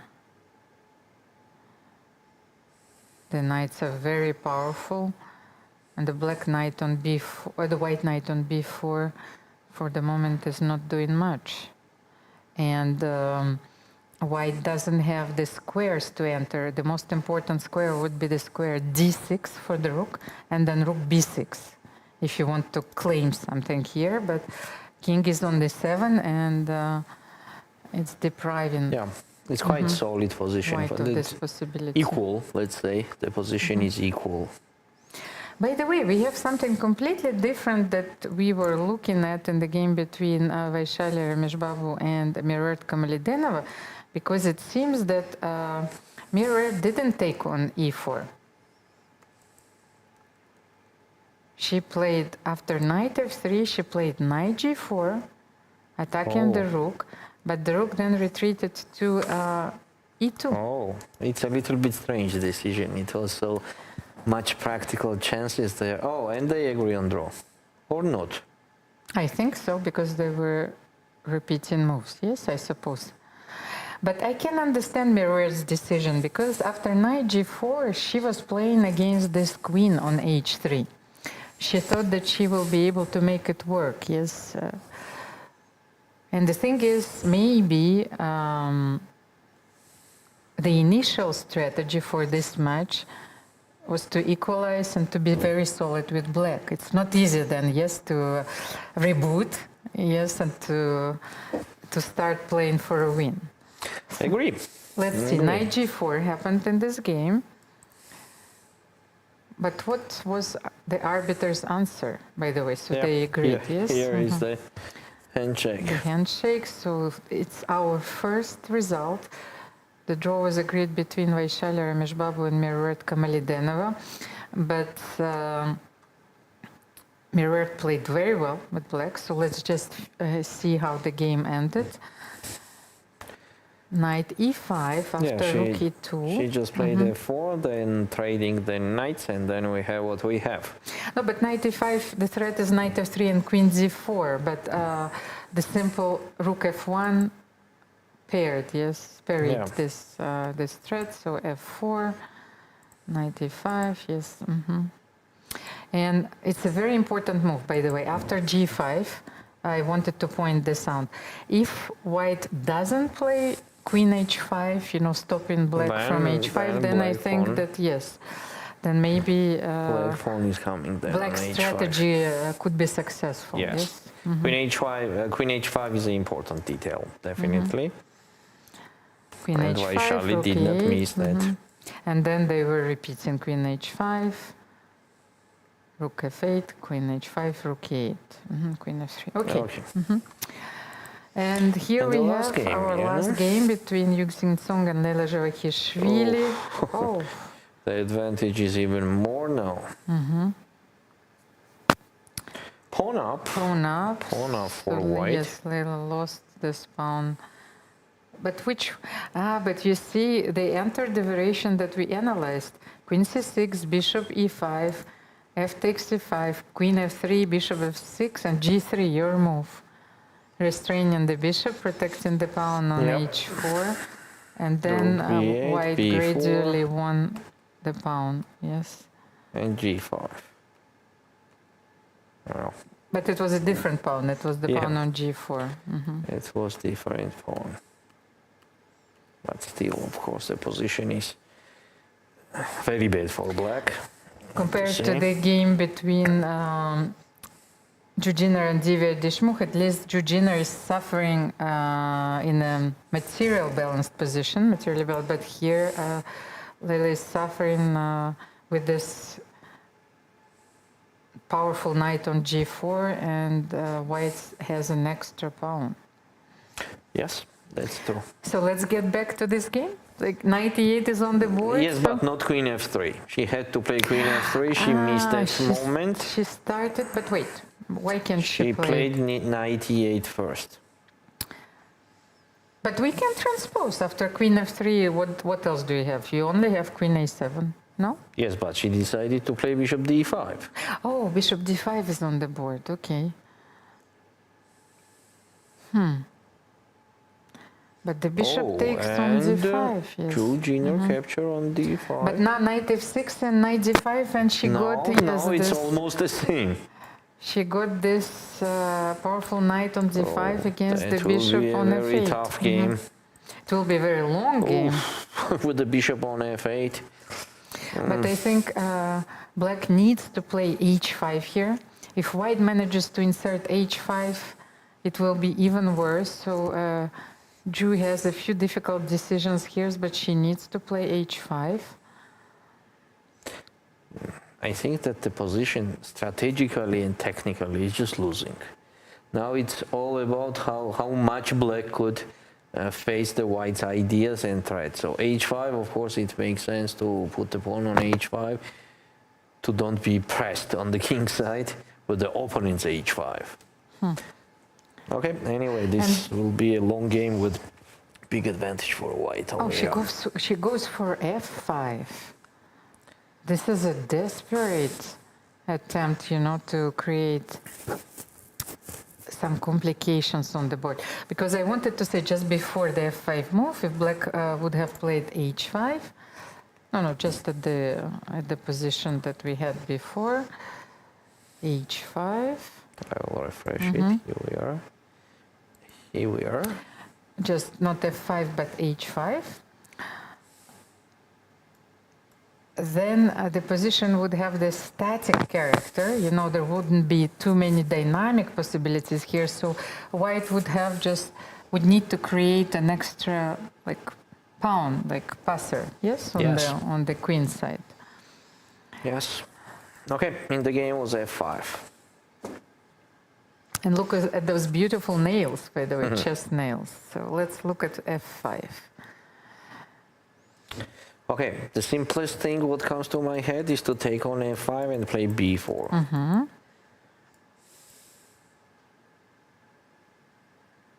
So I cannot play queen c4 because you will take and play b5 and we'll win this game.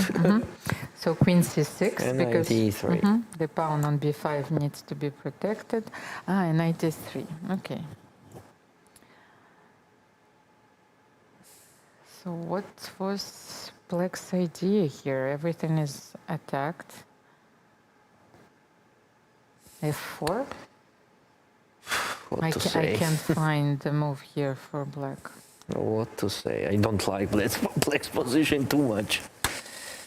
Seems to me, okay, maybe not losing, but decisive advantage for White. And by the way, you know, I haven't, like, I didn't give you yet the statistics between those two players. And just a second, because I actually noticed something very surprising. Zhu Jiner leads 3-0 in their classical encounters against Divya. They haven't played too many games, but however, Divya was almost always black in those games. So in their last 3 games, Zhu Jiner won all of the games, but it's the first time that Divya actually gets the white pieces against her. So and she's making the most out of it. Their last two games they played during the Grand Prix. Zhu Jiner, she replaced Lei Tinji, who couldn't play the Grand Prix series, and she qualified for the candidates tournaments. But now we understand that she was simply lucky because she was always white against Divya. You know, it's a completely different story when Divya Deshmukh has white pieces. Yes, and she's doing it very well with white, at least in this game.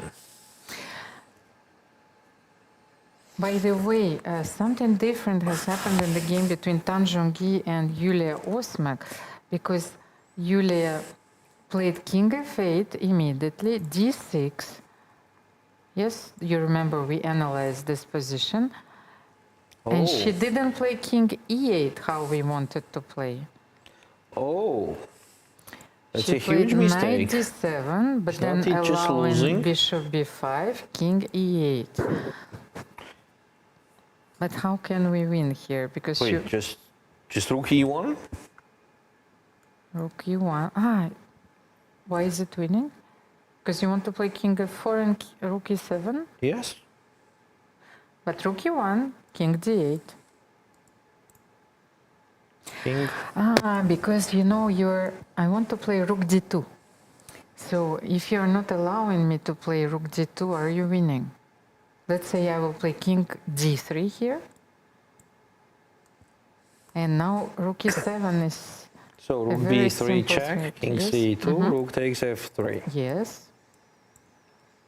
Rook e7, let's say knight f6. Knight f6 and just rook a7. No? Why not rook f7?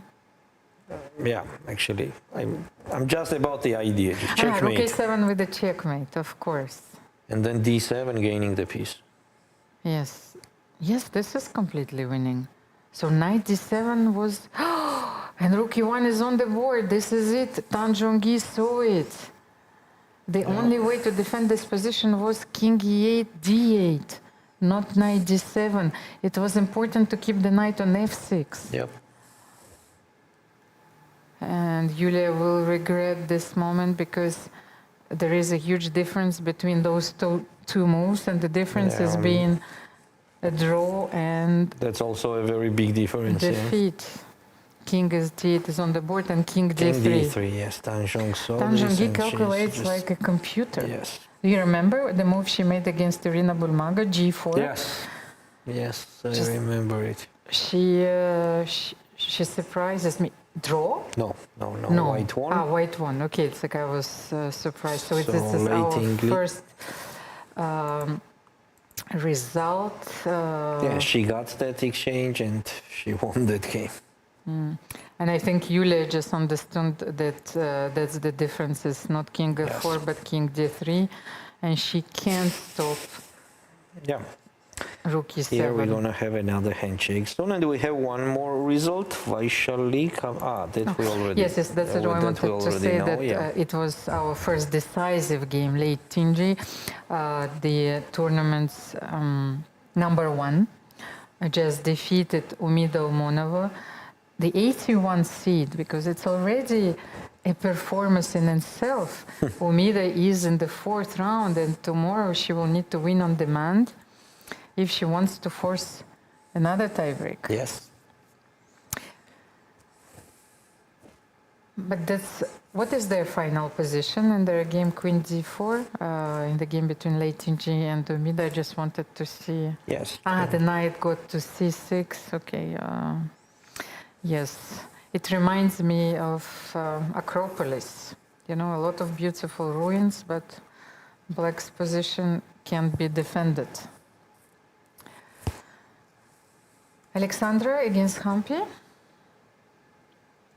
And you see, Alexandra played F5, so that was her plan.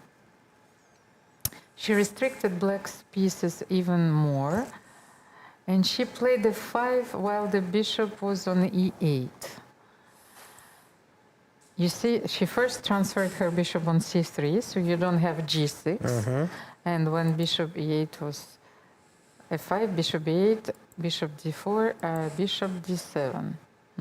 Yes, but now King E8, King F7 is coming. Feel that this game will last for a while. Yes. Then Harika against Katerina.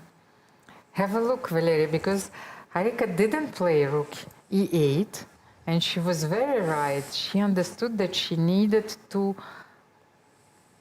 play fast, you know, so something... She created an excellent counterplay. Yes.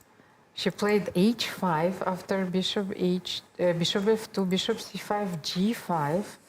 Excellent counterplay. H takes G5, H4, and King C3 was played. Katerina... Maybe it was time to play B4 also for white. Yes, we will bring that picture on your screen as well, that image on your screen. H4 and yes, here. And the king is on C3. It's a race. Somehow Black started this race already. The king is on C3. So what if we play H3 here? What does Katerina want after H3?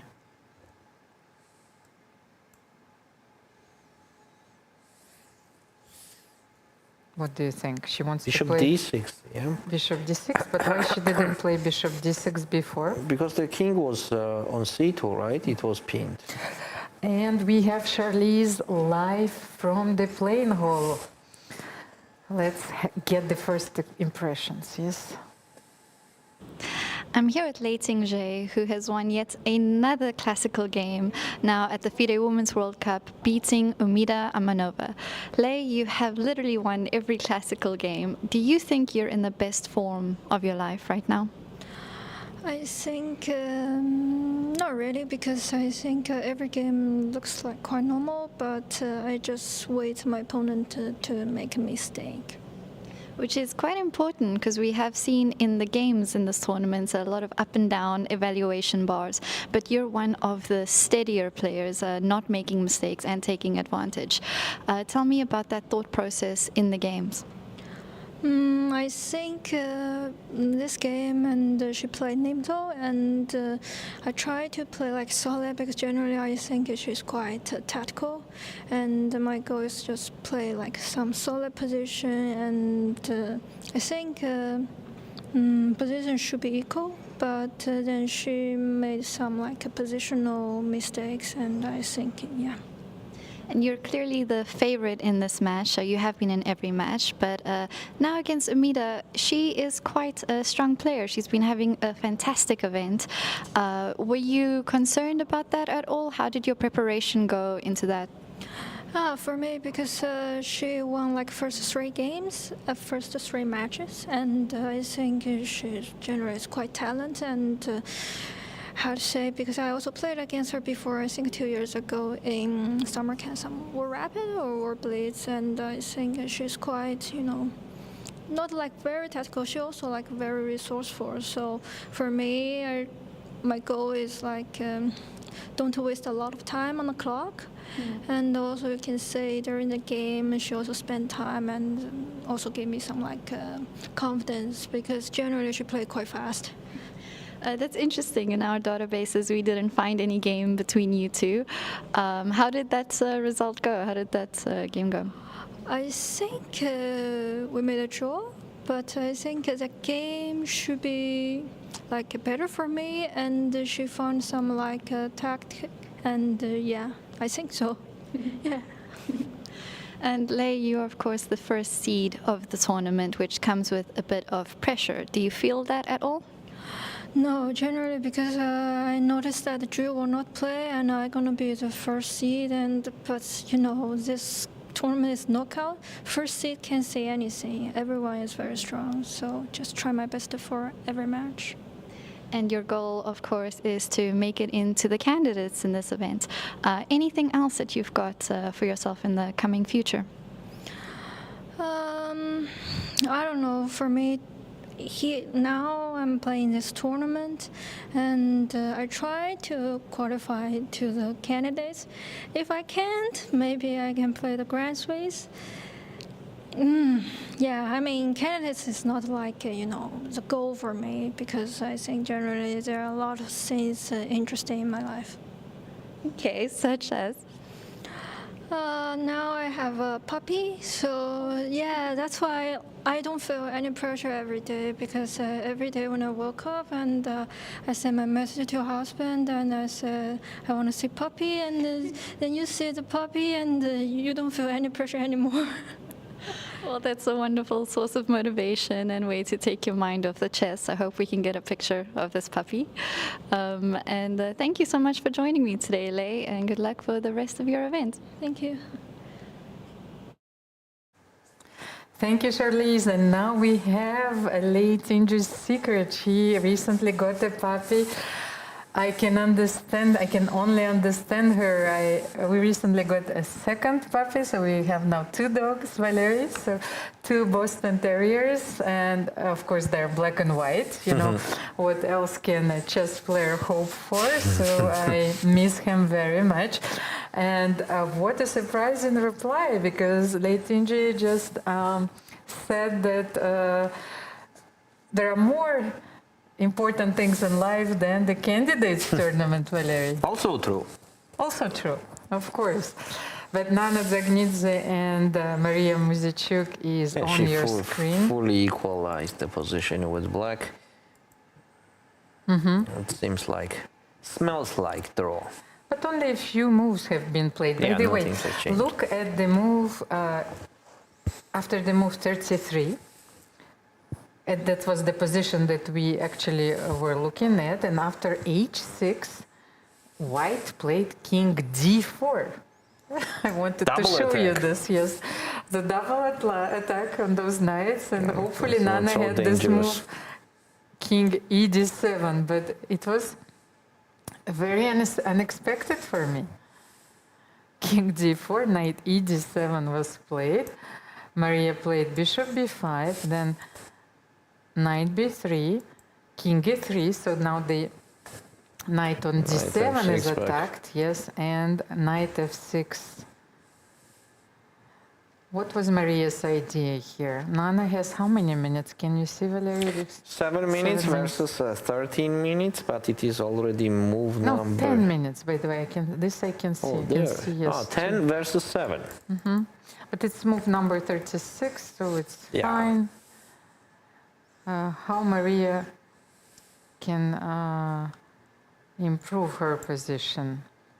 Because what she achieved is that those knights on e5 and on c5, they were controlling a lot of squares, but the knight is on f6 right now. So she wants to play maybe c4 here, taking the square d5 away from the knight.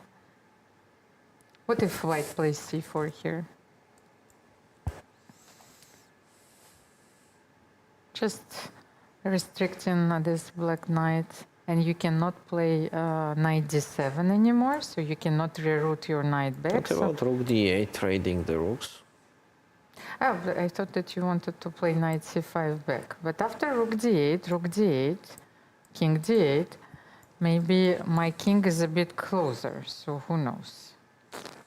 Maybe I can exploit this fact in some way. Okay, definitely black is trying to survive and do the draw and equalize the position, but obviously I don't think they're gonna have any problems. But do you play rook d8? Maybe knight c5 back. It's because you can play knight c5, support your knight on d7, and then this is it. Yeah, so what is your idea here?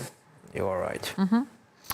And how about our last game, Song Yuxin against Leila Javakhishvili? It looks even more winning now because the pawn is on a6 and Leila is down to her last 5 minutes.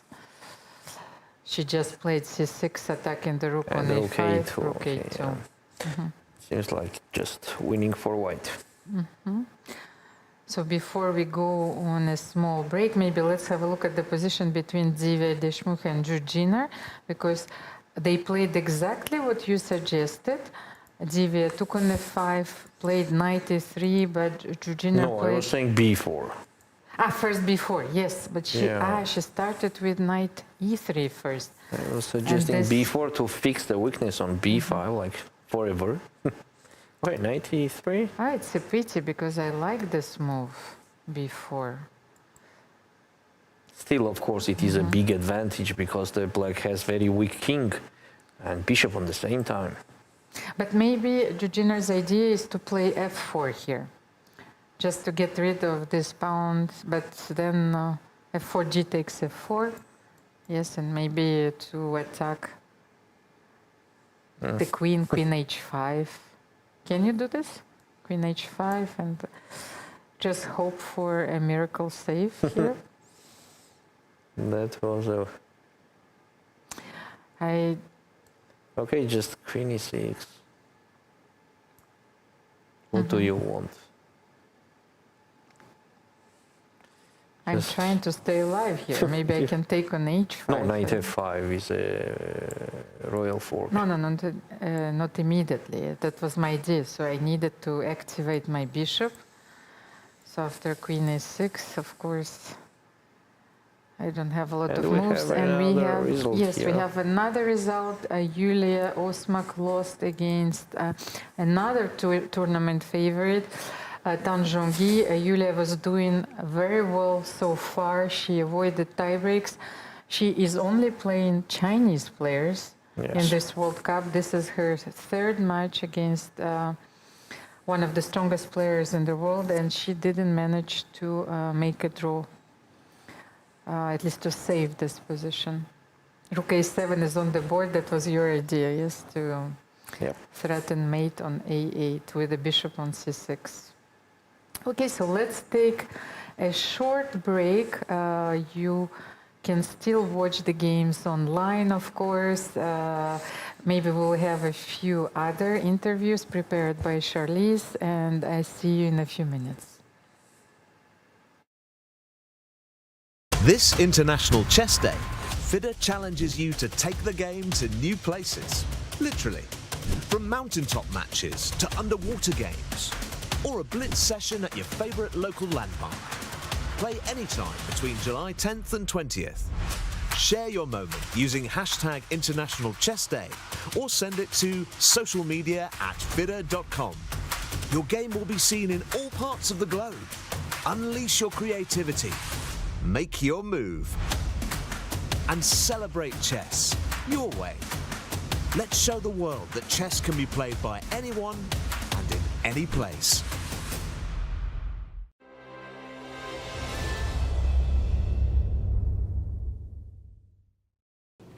I'm here with Yucin Song, who just took out Anna Muzychuk in the playoffs of round 3 at the Women's World Cup. What a day it's been for you. How do you feel taking out one of the top players of this event?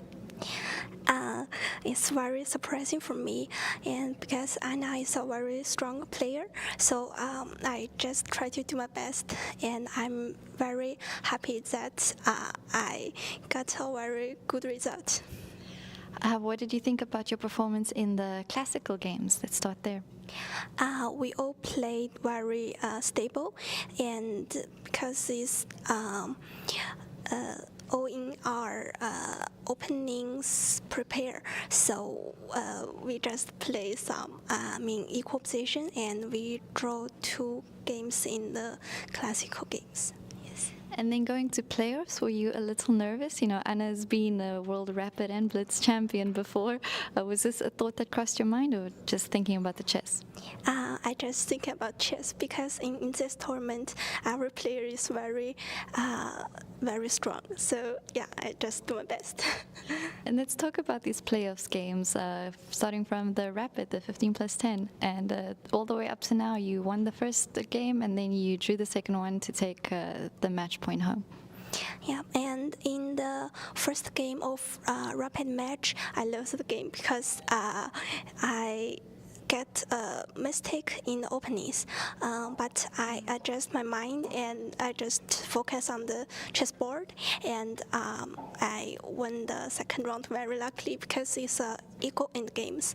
Yeah, but she makes some mistake. How do you adjust your mind like that? You know, you come from a loss, you're playing against a top player, you don't really have much time to prepare. What did you tell yourself before the next game to kind of just focus on the chess, as you said? Because it's just the previous games, so it's never mind, I lost, and I just adjust my mind, and okay, I will focus on the second round. And you've been here since the beginning of the tournament, so do you think that has warmed you up to be playing really strong right now? Yeah, I think I have warm up in the first opponent, Kira, and because I played some steady openings in the French defense. Yeah, against Kira. Yeah, so after the warm up, I think my performance is good. And Yucin, you come from a very strong country in chess, particularly women's chess. We just had the World Championship between Tan and Zhu in China.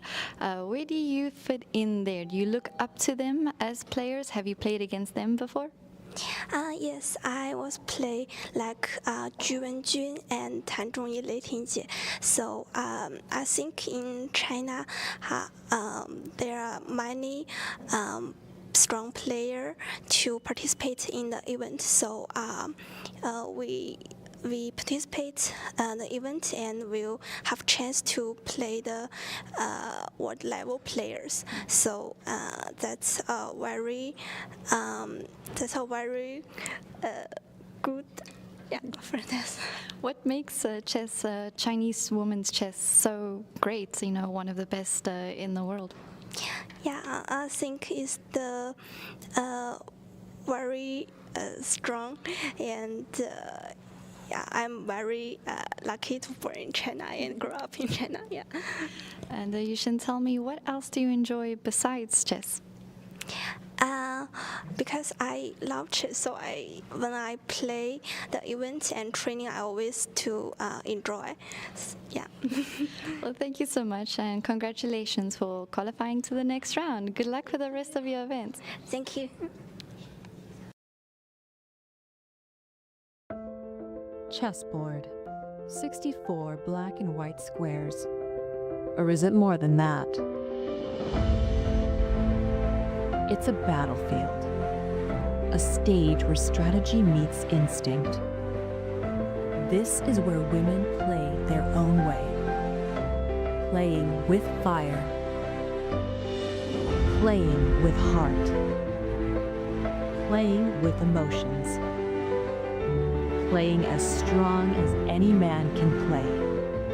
And beyond. Every move you make breaks the old rules. Every game you play redraws the map. No ceilings, no labels, no limits. This is not just a game. This is your arena. Washington, D.C., August 4th to 5th, 2025. The Smart Moves Summit, a global education conference where chess meets learning. Held alongside the FIDE World Schools Team Championship. Global dialogue on chess, cognition, and education. Federations, researchers, EdTech. One stage, one mission. Topics that move the world. Meet leading influencers. Timur Turlov, Dana Reisnies, Jerry Nash, Leoncho Garcia, and more. Inspire, unite, transform. Join the international community shaping education. Play smarter, learn bolder. Let's make future together. Don't miss this unique opportunity. Register now and be part of the change. Chess is more than just a game. It's a tool for empowerment, connection, and transformation. In 2025, FIDE is proud to launch the Year of Social Chess. We believe in the power of chess to bring about positive change, from therapy and education to rehabilitation and inclusion. Social chess is our way to build a better world. The Year of Social Chess will introduce groundbreaking initiatives across the globe. Monthly themes will address critical social challenges: chess for protection in refugee camps, chess for cognitive health among the elderly, and even chess for addiction recovery. Through this initiative, we are mobilizing communities, conducting research, and creating opportunities for all to experience the joy and impact of chess. Join us for online chess events, global conferences, and even a documentary film festival that will showcase the power of social chess. Let's make 2025 a year to remember. The Year of Social Chess is here. Let's change the world, one move at a time.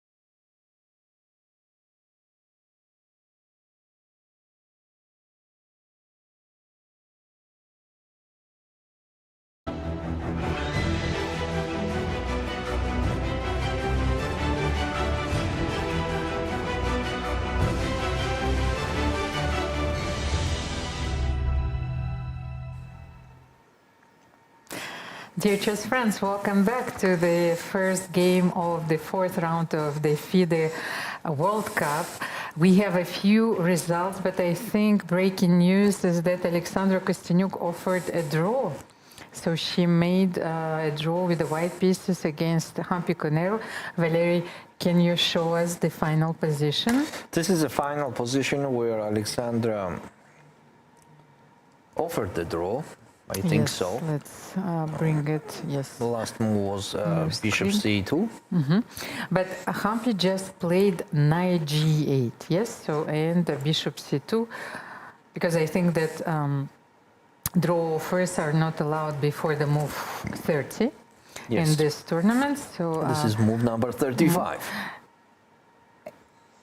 Why knight g8? This knight was going through h6, f7 to g5 or e5. Maybe let's show this route. Yes, knight h6. Okay, I think black could decide that when they got on f7, then they will decide which way to go, or maybe not to go at all and just stay on f7 flexibly. So let's show maybe knight h6, b3, knight f7. It explains why Alexandra Kosteniuk offered the draw, because she simply didn't see how can she improve her position, and black's position is incredibly solid. So this knight now can also jump to e5.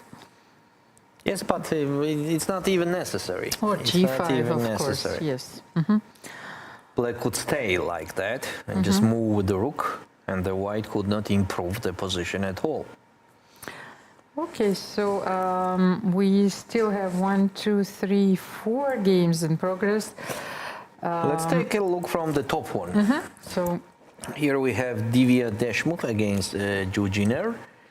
And the last, B4 is already on the board. so many moves have been played. Okay, let's just have a look. After Queen B3, E4, Queen B3, Ju didn't play F4 because I just wanted to go all in here. She played King F6 because, of course, Queen B3 was played with the idea of Queen E6, yes, penetrating and playing Queen E6.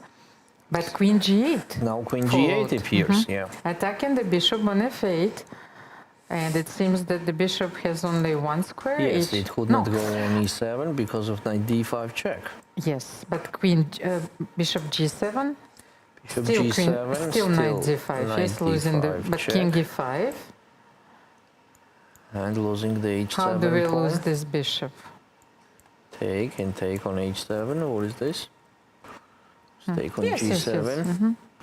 No, but I was thinking if there is something more. Could be. Yes, than this. Could be. Because maybe now I can play Yes, King some chances C6. could be. Yes, and with the pawn on C2 is still hanging. But can we win something immediately after? Bishop G7, Yes, right? Bishop G7, Knight G5. Okay, what if Knight F4? Just simply retreating my knight. Can you do something there with your bishop? Oh. Because I have Queen E6 anyway. By the way, on the same time, instead of Knight F4, for example. Yes. Yeah. Actually, instead of Knight D5. Okay. Instead of Knight D5, the pawn on H7 is already hanging, all right? In case I want to take it. Yes. On the same time, the pawn on F5 is protected with the queen on C5. So maybe B4 makes sense. Some tricky things like B4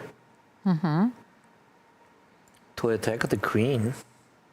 And then take on H7. That F5 pawn is also hanging. Yes, or but queen is not so active. Yes, we have the feeling that this position is about to collapse, yes, for black. So I agree. Yeah, maybe knight D5 and knight F4. Yeah. knight Yeah. F3. Okay. So Bishop H6, just continue. yes, Queen H8 check. King E6. King E6.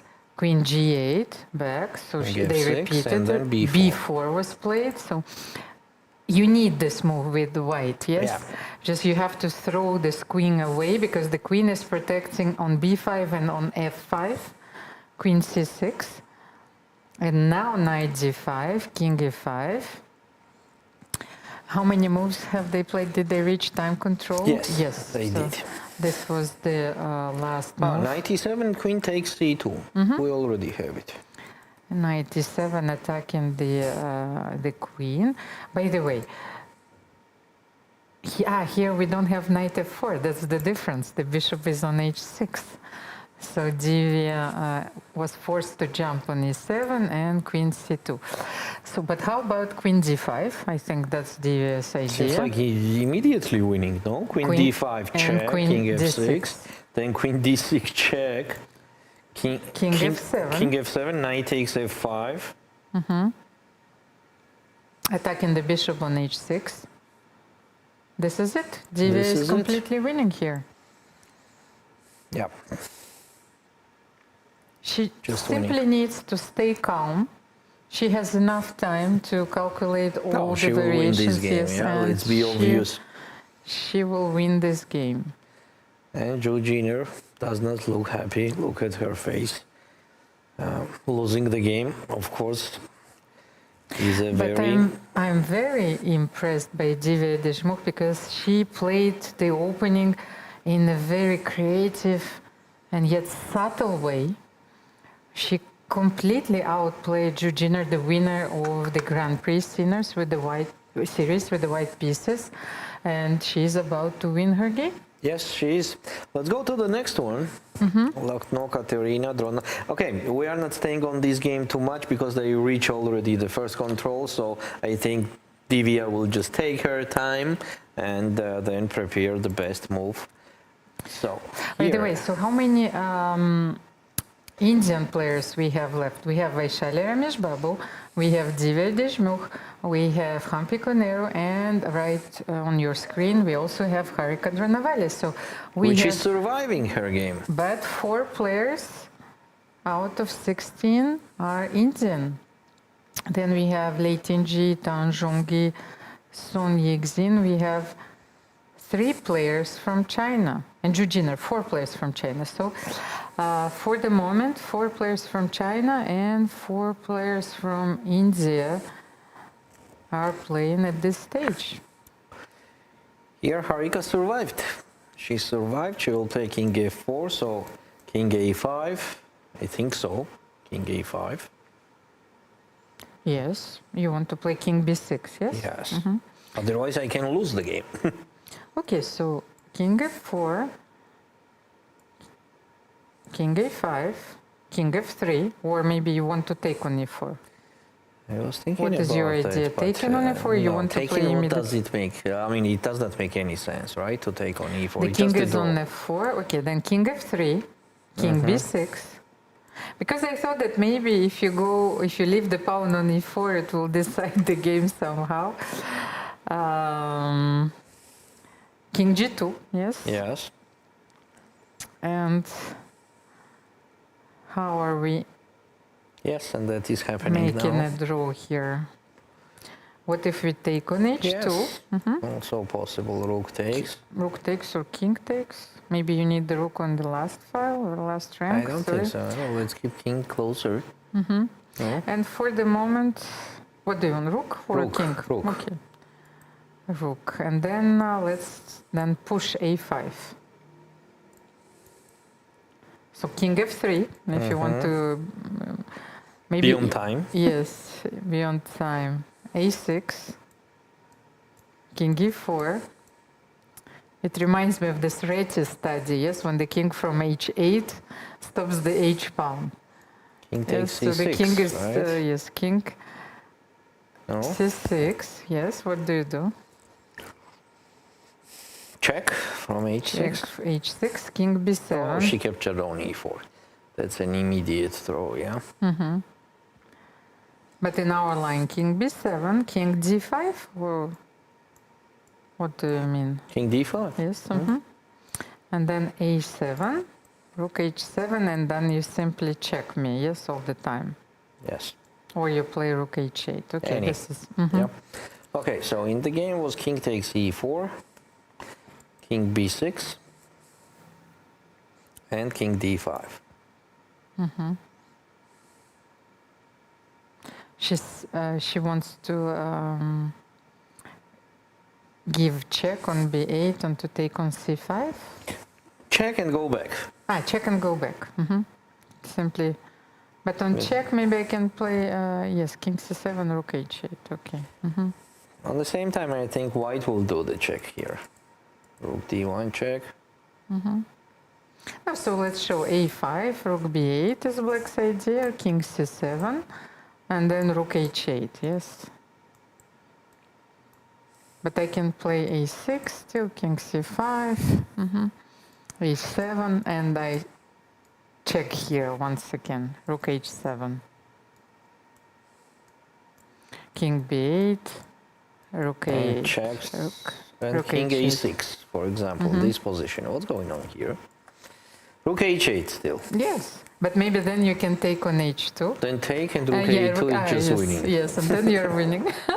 So white has to play king b7. King b7 and it's a draw. Just a perpetual check. Okay, here we're gonna have the handshake soon, I think so. By the way, wait. So rook h8, maybe I can check you here. And Rook then king c1, b6. yes, and then, okay, let's see what is happening. King d6, then I can play king b6. But then you can still check me. And the king on d6 is, yes, Still is winning. taking, yes, a lot of Or squares. not winning. Yeah, Okay, this is too much. yes. Let's then calculate. Okay. How about Maria Muzychuk? By the way, Son Yuxin just won against Leila Javakhishvili. Yeah, that was... Leila lost her first game with the black pieces.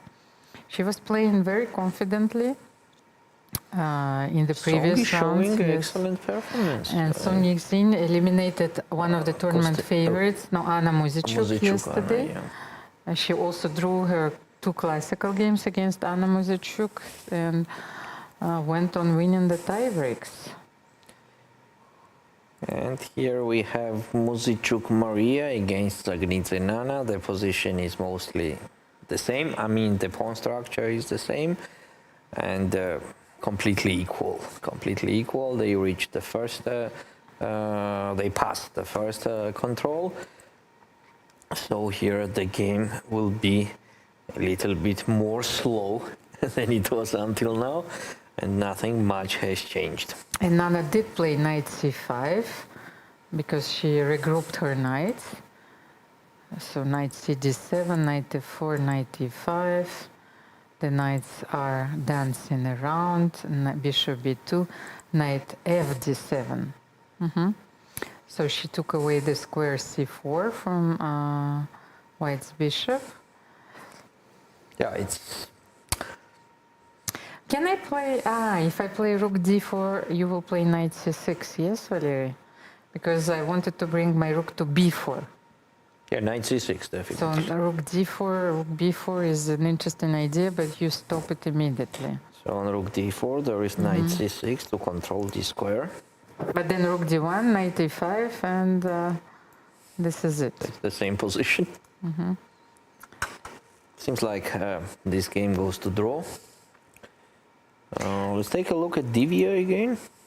What's going on there? So this is a position where we're suggesting just to capture on f5.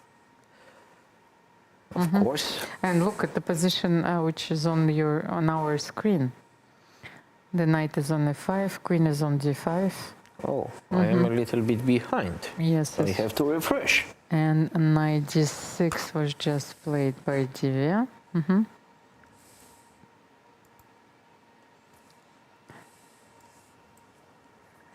Was it necessary to play knight d6 because the b4 pawn was hanging, right? Yes, but at the same time she played knight d6, attacking the pawn on e4. Yes, threatening knight e4. So it goes to the queen's endgame. So you mean after bishop d6? Yes. But then queen d6, the endgame is hopeless. So bishop takes d6, queen takes d6, and king f5, for example. So I can check and take on b5. You want to c5, go? You want to go to G4. g4? Yes. I don't know it makes sense or not. No, Actually, just take on mate. b5. What's the problem? But mate, no? Queen g5, queen f4. It's just even mate. I understand that you wanted to go to h3, but Yes, then but I even have there, queen there is f5. nothing. No, queen f5 mate. Yes. No, I mean that if you just take on b5, what's the problem? I could not go anywhere. Actually, here after king g4, maybe I can even play king g2 if I want to be tricky. By the way, here, it's. I think it's even nicer after queen g5, king g4. Just one move here. No, queen c5. Why queen? Why do you have? Yes, queen g5. Queen d5. King g4, king g2. This is it, and I don't think that you you can stop everything here. Okay. Of course, it's completely winning for Divya. If not going to the queen's endgame, then black is losing another pawn and maybe another also. What if you play e3 here? E3. Yeah, I'm lost anyway, so I might as well Queen give f7 up this check. pawn, yes. And king e5, queen f8, and e2. Let's see, what can I do here? But I'm not promoting because, yes, you will play queen e7 check anyway, yes, so. But it's one last trick. What do you do here? On e2? Queen e7, yes? Yes. King d5. You have to avoid queen d1 and e1 queen. But I will play queen d1. Then you will have queen e4. Yeah, it's interesting. What do you do here? How do you stop me from promoting? Let me think for a sec. First of all, what's going on king g2? Yes, queen d1. Queen d1. Now, I will capture on b5. No, queen f1. Oh my god. So there is a chance. This chance looks like the only one, because you wanted to take on b5 and give a check, yes? But there is queen f1. Yes, queen f1, and but how do you win here then? How do I win here? You need to take this queen on d1, so play knight f5 then. It was your idea, yes? Yeah. And e1 queen, and yes, then but knight there is e3. queen f2 check. So knight f5, queen f1 check, king h2. No, you have to play king f3. King f3, yes. Because on king h2, it's a very interesting line, by the way, on king h2. You are promoting. You are promoting. No, but you don't want to take on f2 and then promote? Even Yes, easier. yes. No. Even easier. Yes. King f3, then Yes, you king promote, f3. and then we give knight of e3 check anyway, and we take the other queen. It's funny because we're taking the queen on d1 or on f1. But it's crazy that this line even exists. Yep. Maybe Oh, she Dzivia played e3. was not expecting this move. She played e3. So Is that let's it see. easier way here? For example, queen f5 check. What are you gonna do on queen f5 check? Where? Here. Queen f5 But check. what if queen f5? Oh my god. So you Which- started. yeah. Yes, you Yeah. have to concentrate. This I can see. Yes, that I can see. I think that you can take on e3, but then this endgame is a bit less comfortable. What yes? about knight e4 check? Let's consider this. Knight e4? Didn't we analyze this already? We were doing queen f7, no? Ah, yes, we were winning the piece. Yes. Okay, knight e4. Where can we go here? King g7. And queen g5 check. Well, queen f7, king f7. King And now you can f7 take and on just e3, take on yes. e3. This is a better way, yes, just... But I'm losing b4 pawn. But can't you win on... I think I can. On b5, you will give Yeah, checks. knight g5 yes. check, right? Yes. But even here, you will win on b5 with checks, Yeah, sure. I think. I'm doing it immediately. I like this line, knight e4, queen g5, Yeah, it's and more queen calm. e3, yes. Just denying black of any chance, yes, to create counterplay. Because let's put ourselves into Jujiner's head for a moment. She's desperately looking for one chance. And we all know that one chance is sufficient, of course, sometimes to draw the game and to turn the tables. Yeah, sure. So knight e4, yes, I like this. And Katerina Lagno. I just took a quick look. Okay, and how is it? It's draw. I mean, Okay. this is same that we are considering. So here is Divya to play. So if this move came as a surprise to Divya, then she definitely needs to take some time to calm down, because we all know that, you know, even if she's keeping a perfect poker face, maybe her heart is racing right now. And she said, what did I do? You know, this move didn't exist. But now e3 is on the board and black is threatening to play e2. So she needs to find a way how to win this pawn. But you see, now she is weighing all the options. Queen f7, knight e4, f takes e3. And you don't have enough time like to hesitate here. Yes. You have to be like a surgeon. Yes, you have to calculate So that's why in a knight very e4 is the precise best way. option. Yes. Yeah? Let's try it again. Knight e4, do we have something else? Because queen g5 wins the pawn on On any e3, move. yes, on any move. Yes, king e7, queen g5.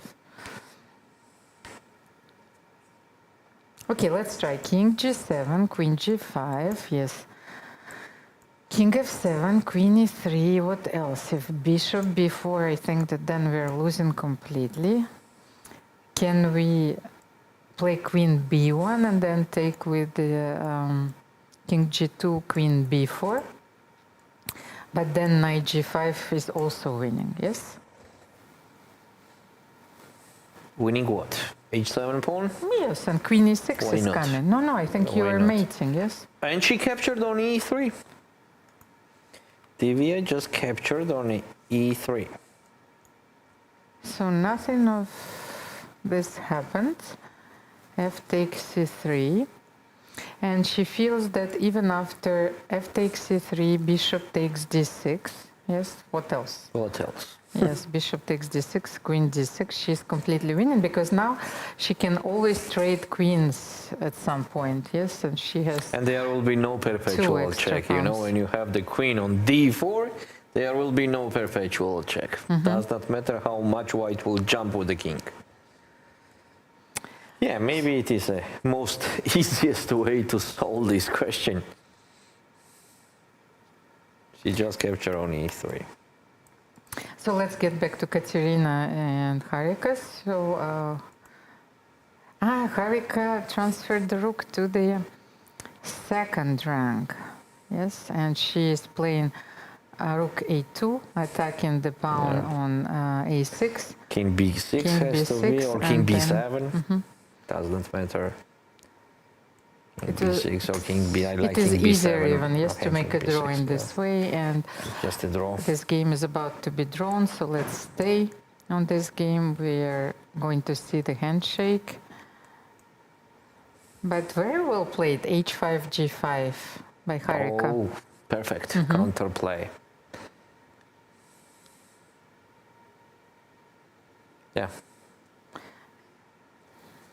Draw. Katerina played 2 tie breaks. And you know, when I was thinking about tennis and the Grand Slams, those tournaments are also very long. So let's consider our 2 players, Omonova and Kamalidenova, as 2 players who reached the final stage through the qualification. Yes, they played one much more. So they spent more energy. Yes. So they're getting tired, of course. So Katerina, what I wanted to say, even though she started the tournament from the second round, Yes, she played more already games. played 2 tie breaks, and she also played a lot of games here. So the fatigue is certainly affecting the players and their strategy. Nana against Maria. And so they're dancing around. The knight is once again on e5 and on c5.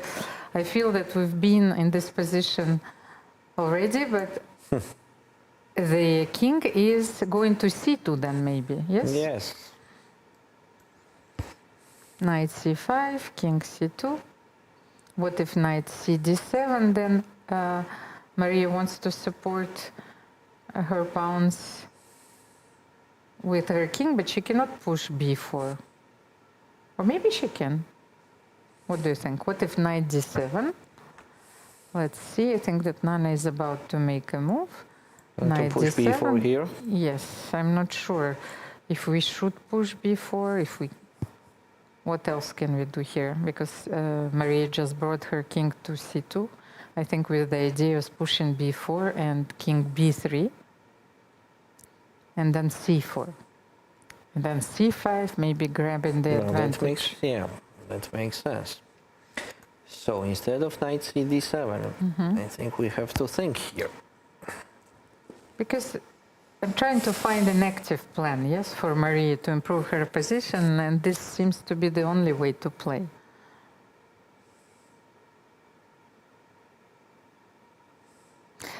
Nana needs to also to find something here.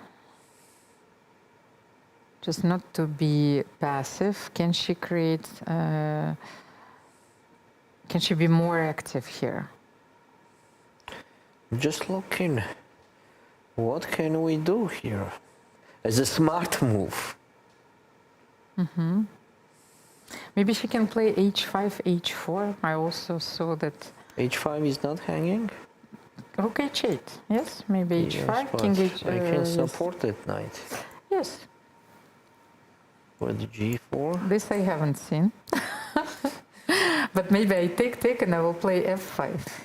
No, but here, but first, do you start with knight d7 or not? By the way, in which position? Because I was looking at another position after b4. No, I'm talking this moment. No, I was looking after b4, knight d7, and then h5. You cannot take on h5, because then I have rook a2. So you mean here? Here, h5, yes. Because now you cannot take on h5, because I will play rook a2. So I wanted to use this moment.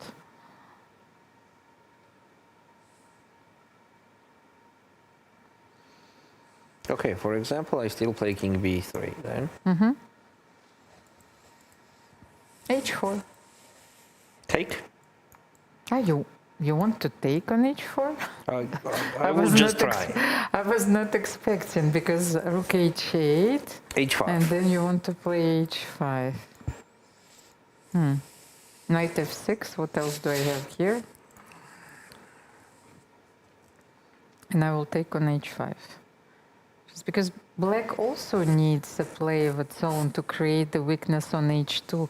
Because if white will be able to play c4, c5, and Deshmukh won a very good game. It was a very clean game. I think that both of us, we were impressed.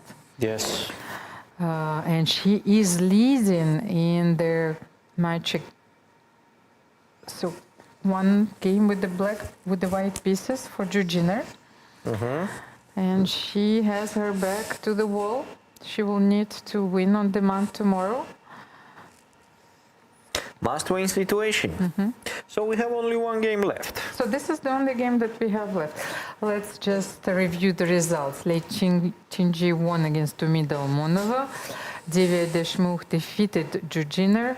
Osmak Yulia lost against Tan Zhongyi. Song Yuxin beat Lela Javakhishvili, and we have 3 draws between Vaishali Rameshbabu and Miruert Kamalidenova, Katerina Lagno and Harika Dronavali, and Alexandra Kosteniuk versus Koneru. So this is our last game. By the way, Nana did play Knight knight d7, yes. Knight d7. And now Maria is thinking about pushing b4. By the way, this is also their live score against each other in classical games, of course. Maria is leading 4-2. But it's very important to understand the dynamics of their last games. So last 5 games were drawn because they've played so many games, of course. And they played recently in the United States, so they drew at the Cairns Cup. It was in June. So Maria, so a lot of draws. Yes, a lot of draws. Maria won a few games somewhere in between, but last games are showing a completely different dynamic. But anyway, here, it might not matter at all, because you have to defeat your opponent. She's definitely thinking about b4, so one more time on b4 we are considering to play h5 on time. If it's possible, yes, like after knight d7. It looks good. Maybe this is the only moment, because you are always threatening to take, yes? On h5. And rook e1. Okay, Maria, she wanted to protect the bishop on... By the way, protecting the bishop on... Overprotecting the bishop on e2 maybe is a prophylactical But don't we have now knight f6 and h5? Like that? Knight f6, yes. And how about the knight on e5? Is it hanging? I don't know. Maybe I can do something here. I don't think it's hanging. Can I play b4 once again? But here you're aware that you have to play h5. Yes. Yes. King b3. Okay, let's continue. So h5. h4. King b3. h4. Yes. And can I leave this, or you will play rook g8? Yeah. Then I have the object to attack, to catch. So if I play c4, you might as well play knight c6. Yeah, pushing those pawns does not mean that you are getting anything something so big. You have to be super careful. Yes, but let's try c4. At least let's be consistent. We played b4, king b3. Let's try c4. So maybe you can take on g3. Take on rook g8. This is what am I considering. Rook g8. Yes, black is fine here. Because now I have to play rook g1, no? Pawn is hanging. Yes. Rook g1, now knight c6. I got the square on d4, and I can push e5. Maybe king c3 here? And e5. e5. I don't believe here black could have any troubles. You know, I activate my center so much. And look at Nana. You know her better, of course, Valery. So what do you think? Is she feeling confident here? Yes, absolutely. Absolutely. Absolutely confident. And what I wanted to say is Nana is probably... actually, you know what? I wanted to say that Nana has 3 kids. Yes. Yes, and I thought that that was the biggest number here. But what I completely forgot is that Katerina Lagno has 4 kids. Oh, really? Yes, so that's how strong these women are, you know, so they're playing at this fourth stage, that's amazing. Yes, of the FIDE Women's World Cup, but they are also mothers, you know, and like balancing with your professional life and the motherhood, we know that it's not easy. So, 4 kids, yes, for Lagno Katerina. What about the fathers who has 5 and 6 kids playing the tournament? Yes, but the mothers who are looking after the kids, you know, so don't tell me. So for fathers, it's, no matter how many kids do you have when you are playing the tournament. Well, like, no worries. I'm sure that it's not the same story, because you didn't give birth to those kids, so you Yes, but how it is connected, the birth when you are playing the tournament when they are, for example, 10 years old, the younger one. But how much strength it took you to get back in shape? So after giving birth to 4 children. Yes, but how it is connected to the current moment? To the current moment that I'm thinking that it's very important, yes, for those women to prove that they're still capable to be on the top of their game. Valeria, and I think that we have Charlize, who is live, yes, from the playing hall. I'm here with Deshmukh, who just beat Zhu Jinner to go on to the next game with 1 point ahead in this match. With the white pieces, a great game, and also, interestingly, your score against Zhu is quite interesting, right? 5-1. So tell me about your preparation and mentality going into this game. Actually, I expected it to be worse, so I'm good to know. It's good to know that it's just 5-1. I didn't have any specific preparations. Since I had a bad score, I guess there was some sort of a mental block. But I just try to think that I'm playing against the pieces, so it doesn't really matter who I am against. And once the game began, it didn't matter who I was playing against. I think I also got a favorable opening, and the position was quite comfortable. And then, yeah. You played against her twice this year already. Now the third time. Yes. You thought this would be more? Yeah, pretty sure. And tell me about your 2 rest days. Last time we spoke to you was before that, and then you had time to relax, of course, prepare as well. What did you get up to? On the first rest day, I slept in. I didn't do anything. Basically, just got up on energy, food, and went on walks. And the second rest day? Yeah, same for the second rest day, yeah. And now tomorrow you're coming back with the black pieces without telling us your prep or whatever. Tell me about your thoughts going into that and how you are going to enter this game. Okay, it's a normal game. It's I don't think it's anything special, but of course I have to give my best and yeah, see how it goes. When players win the first game, there's this danger of going into the second one playing for a draw, because playing for a draw usually means you're playing for 2 results. So that's, I'm assuming, not how you're going to go into it. You're going to try and win. Yeah, I mean, it would be pretty great if I can score 2-0, right? Yes. So yeah, most likely. And Divya, tell me about how your World Cup has been so far, other than that. It's been pretty good. I think I'm performing better than I expected myself to. And yeah, it's been pretty good, but it's so long. It's so long. It's long for everyone. I spoke to Kosteniuk as well, who said, it's nice being here, but it's also super long, so going home is also not such a bad thing. How are you keeping up with the fatigue and making sure you have enough energy? Like I told you, I'm sleeping, I'm eating, I'm not doing anything. So it's not that hard to catch up on it. Yeah.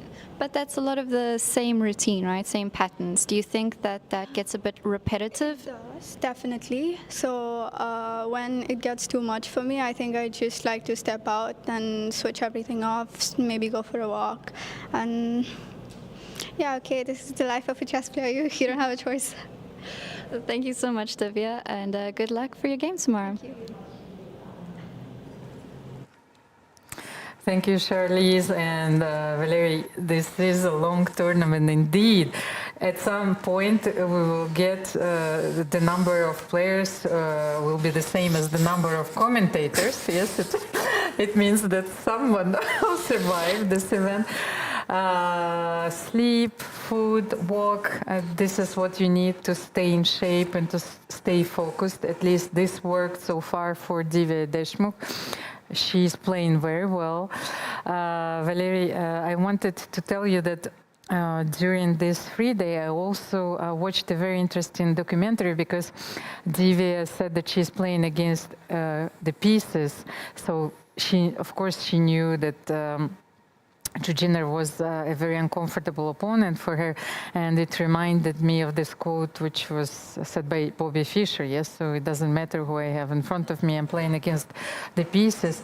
But BBC has released a very interesting documentary. It's called Bobby Fischer, This Little Thing with Me and Spassky from BBC Archives. I suggest that you take a look at this. I watched it during my free day, and I enjoyed it very much. And Bobby Fischer, who was trying to share how he feels, and he says that the pressure is simply tremendous, when he played his game. So I'm pretty sure that this pressure is also tremendous here, Valerie. Yes, definitely. It's one of the most important aspects of this event. So we have one game, which is still in progress. Mm-hmm.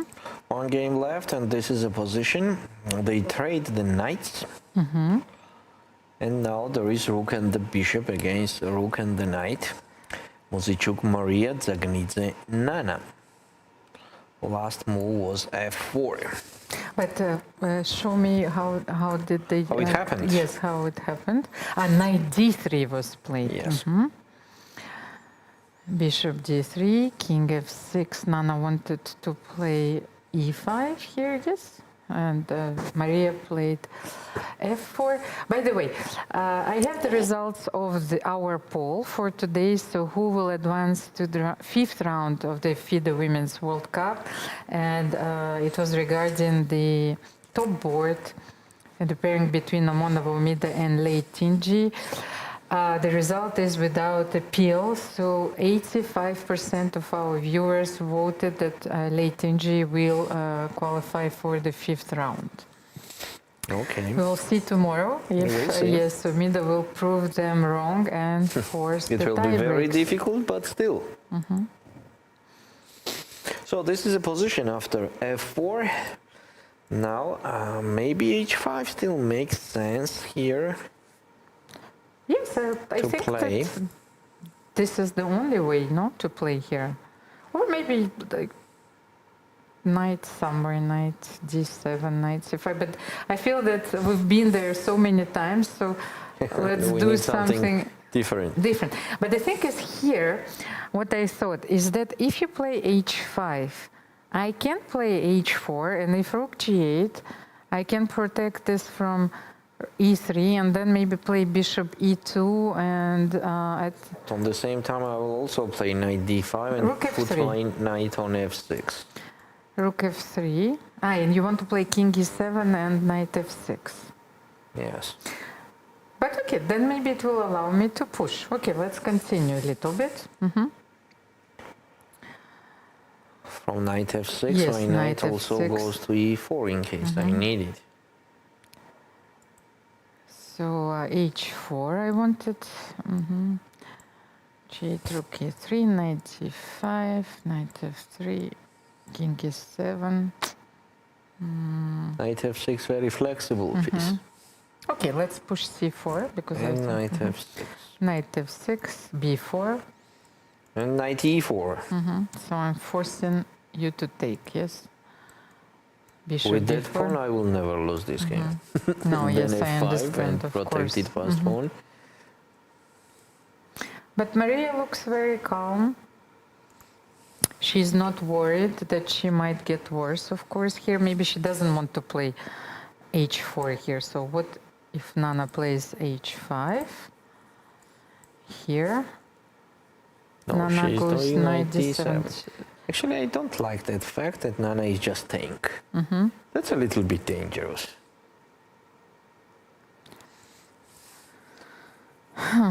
Knight. But okay, on the same time, she wants to play knight c5. That's easy to understand. And white does not have b4 because of rook a2 Rook check. a2. So she wants to play knight c5. Okay, so But maybe. bishop e2 maybe. Yes, And bishop is here you already are. on e2. And the thing is, yes, that Maria wants to replace her bishop on f3. Yeah. And then she can play b4 after the knight is on c5. So your knight is not stable on c5 at all. So maybe king e7, knight f6 makes more sense. Okay, let's say king e7. But then pawn b7 is hanging. Bishop f3. I feel that Maria got what she wanted here. Yes, at least something. How do you protect your rook b8? But then I can play rook Maybe. a1 and rook a7. Maybe rook a7. Okay, rook a7. And now I can play maybe b4. So you no longer have this check with rook a2. I feel that I will be faster, yes? Knight f6 and king b3. Yeah, here I did not get any counterplay. Yes, and and rook this- on a7 is a very ugly piece. This endgame starts to look dangerous for Nana. I think she missed this maneuver, bishop b2, with the idea of playing bishop f3. Yes. She lost her sense of danger, Valery, do you think? Yes. This is actually what was my first reaction when she played knight d7. She's kind of staying. That's not the best option. Maybe it's already time to play something like e5, or it is too crazy. We're here, no. Yes. But then f5 is also becoming very weak. At least to activate the knight. I feel that Create after some e5, white threats. is going to be much better. First of all, on e5, there is bishop b5, winning immediately. And Nana goes king e7, so Maria will play bishop f3 here. Yes, definitely she will play bishop f3. Let's just wait for a few moves. Bishop f3, and we know that rook a7 needs to be played. I agree. But she's thinking on bishop f3. No, it's on the Yeah, board. that was so obvious that she will play bishop f3. You know, when I And rook studied a7. Maria's games, what I realized that everyone thinks about her as a very aggressive attacking player, and she's always moving forward. But when she won the championship in 2015, yes, it's actually, I realized that her technique is very good. She's especially in the end games, and we can see why she's playing on. Yes. She's Okay, of course, gradually the improving position her is still pieces. very difficult to win, but we are not talking about that. We are talking about that Maria improved something. That's already makes sense. So if there will be another thing happened here, then it already will be the advantage. And what happened? Rook a7 and rook d1. Rook d1.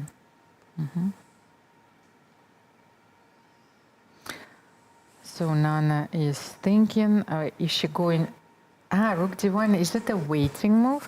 Or she wants to play rook d4, rook b4, Valery? She wants. Let's... so maybe if knight f6, white simply wins this pawn. Rook d4, how are you protecting it? You still can play knight e8, knight d6. That's the only way. You know, then c4, I'm gonna press more. That's something. Knight f6 is dangerous. Knight f6 is dangerous. It's better to stay like she is staying. And b6. That also makes sense. Okay, Valery, I think that this is your last chance, your last cigarette, yes? The prisoner's cigarette. Let's take a small break before the finale of this game, because I think that this endgame is getting even more and more interesting, Valery. Yes, so we need to be in time, especially when the time trouble will make its appearance. So stay tuned, and we will be back in a few minutes. This International Chess Day, FIDE challenges you to take the game to new places, literally. From mountaintop matches to underwater games, or a blitz session at your favourite local landmark. Play anytime between July 10th and 20th. Share your moment using hashtag International Chess Day, or send it to social media @fide.com. Your game will be seen in all parts of the globe. Unleash your creativity. Make your move. And celebrate chess your way. Let's show the world that chess can be played by anyone and in any place. Chessboard. 64 black and white squares. Or is it more than that? It's a battlefield. A stage where strategy meets instinct. This is where women play their own way. Playing with fire. Playing with heart. Playing with emotions. Playing as strong as any man can play. And beyond. Every move you make breaks the old rules. Every game you play redraws the map. No ceilings, no labels, no limits. This is not just a game. This is your arena. Washington, D.C., August 4th to 5th, 2025. The Smart Moves Summit, a global education conference where chess meets learning. Held alongside the FIDE World Schools Team Championship. Global dialogue on chess, cognition, and education. Federations, researchers, EdTech. One stage, one mission. Topics that move the world. Meet leading influencers. Timur Turlov, Dana Reisnies, Jerry Nash, Leoncio Garcia, and more. Inspire, unite, transform. Join the international community shaping education. Play smarter, learn bolder. Let's make future together. Don't miss this unique opportunity. Register now and be part of the change. Chess is more than just a game. It's a tool for empowerment, connection, and transformation. In 2025, FIDE is proud to launch the Year of Social Chess. We believe in the power of chess to bring about positive change, from therapy and education to rehabilitation and inclusion. Social chess is our way to build a better world. The Year of Social Chess will introduce groundbreaking initiatives across the globe. Monthly themes will address critical social challenges: chess for protection in refugee camps, chess for cognitive health among the elderly, and even chess for addiction recovery. Through this initiative, we're mobilizing communities, conducting research, and creating opportunities for all to experience the joy and impact of chess. Join us for online chess events, global conferences, and even a documentary film festival that will showcase the power of social chess. Let's make 2025 a year to remember. The year of social chess is here. Let's change the world, one move at a time.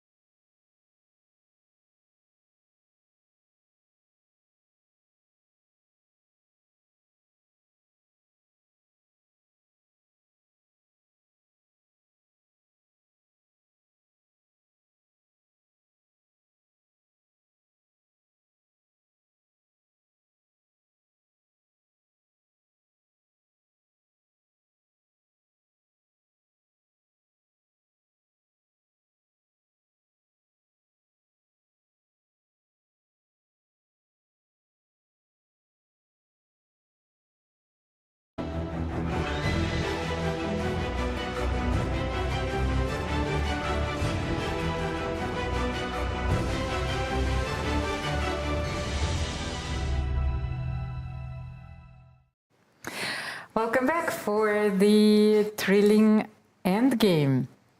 Yes, between Nana Dzagnidze and Maria Muzychuk, but it seems Yes, that they agreed on draw. repeated They the just moves. moves. But what happened? Nana played b6 and then Maria Muzychuk D4. decided, yes, to repeat the moves. Yes. This is what happened here. Okay, maybe let's bring the board, of course, on our screen. So what happened? So Rook after d4. b6, rook d4, rook a1. Rook d1, rook a7 back. And they just repeat this 3 times. It's interesting why Maria did not try. But for example, what to try? I can't, well, I don't have moves yet, so maybe let's continue here a little bit. The playing hole is getting empty. So what do you think here? The problem is that after b4 there is rook a2 check. So b4 white could not play. Okay, that's one fact. So what else to do? So how can we continue? Maybe can we make a waiting move here? Let's say king b1 and then b4. Just take away this square. King b1. Yes. What about knight c5 and knight e4? Does it make sense? There will be b4 and on knight e4 just king b2. But yes, but on knight c5 maybe I could have played. Maybe I should do it with the Here I rook on also z4. have interesting knight d6. And b5 then. And then b5. Yep. Anyway, maybe Maria decided that to save the energy, because the position is minus plus equal, and maybe she decided that there was nothing much to play in this position. Okay, so it was a very important decision. Yes, but I can understand, of course, that tomorrow is going to be another day, and she needs also to prepare with the black pieces against Nana. So maybe let's have a look at the results of today's round. Take a look.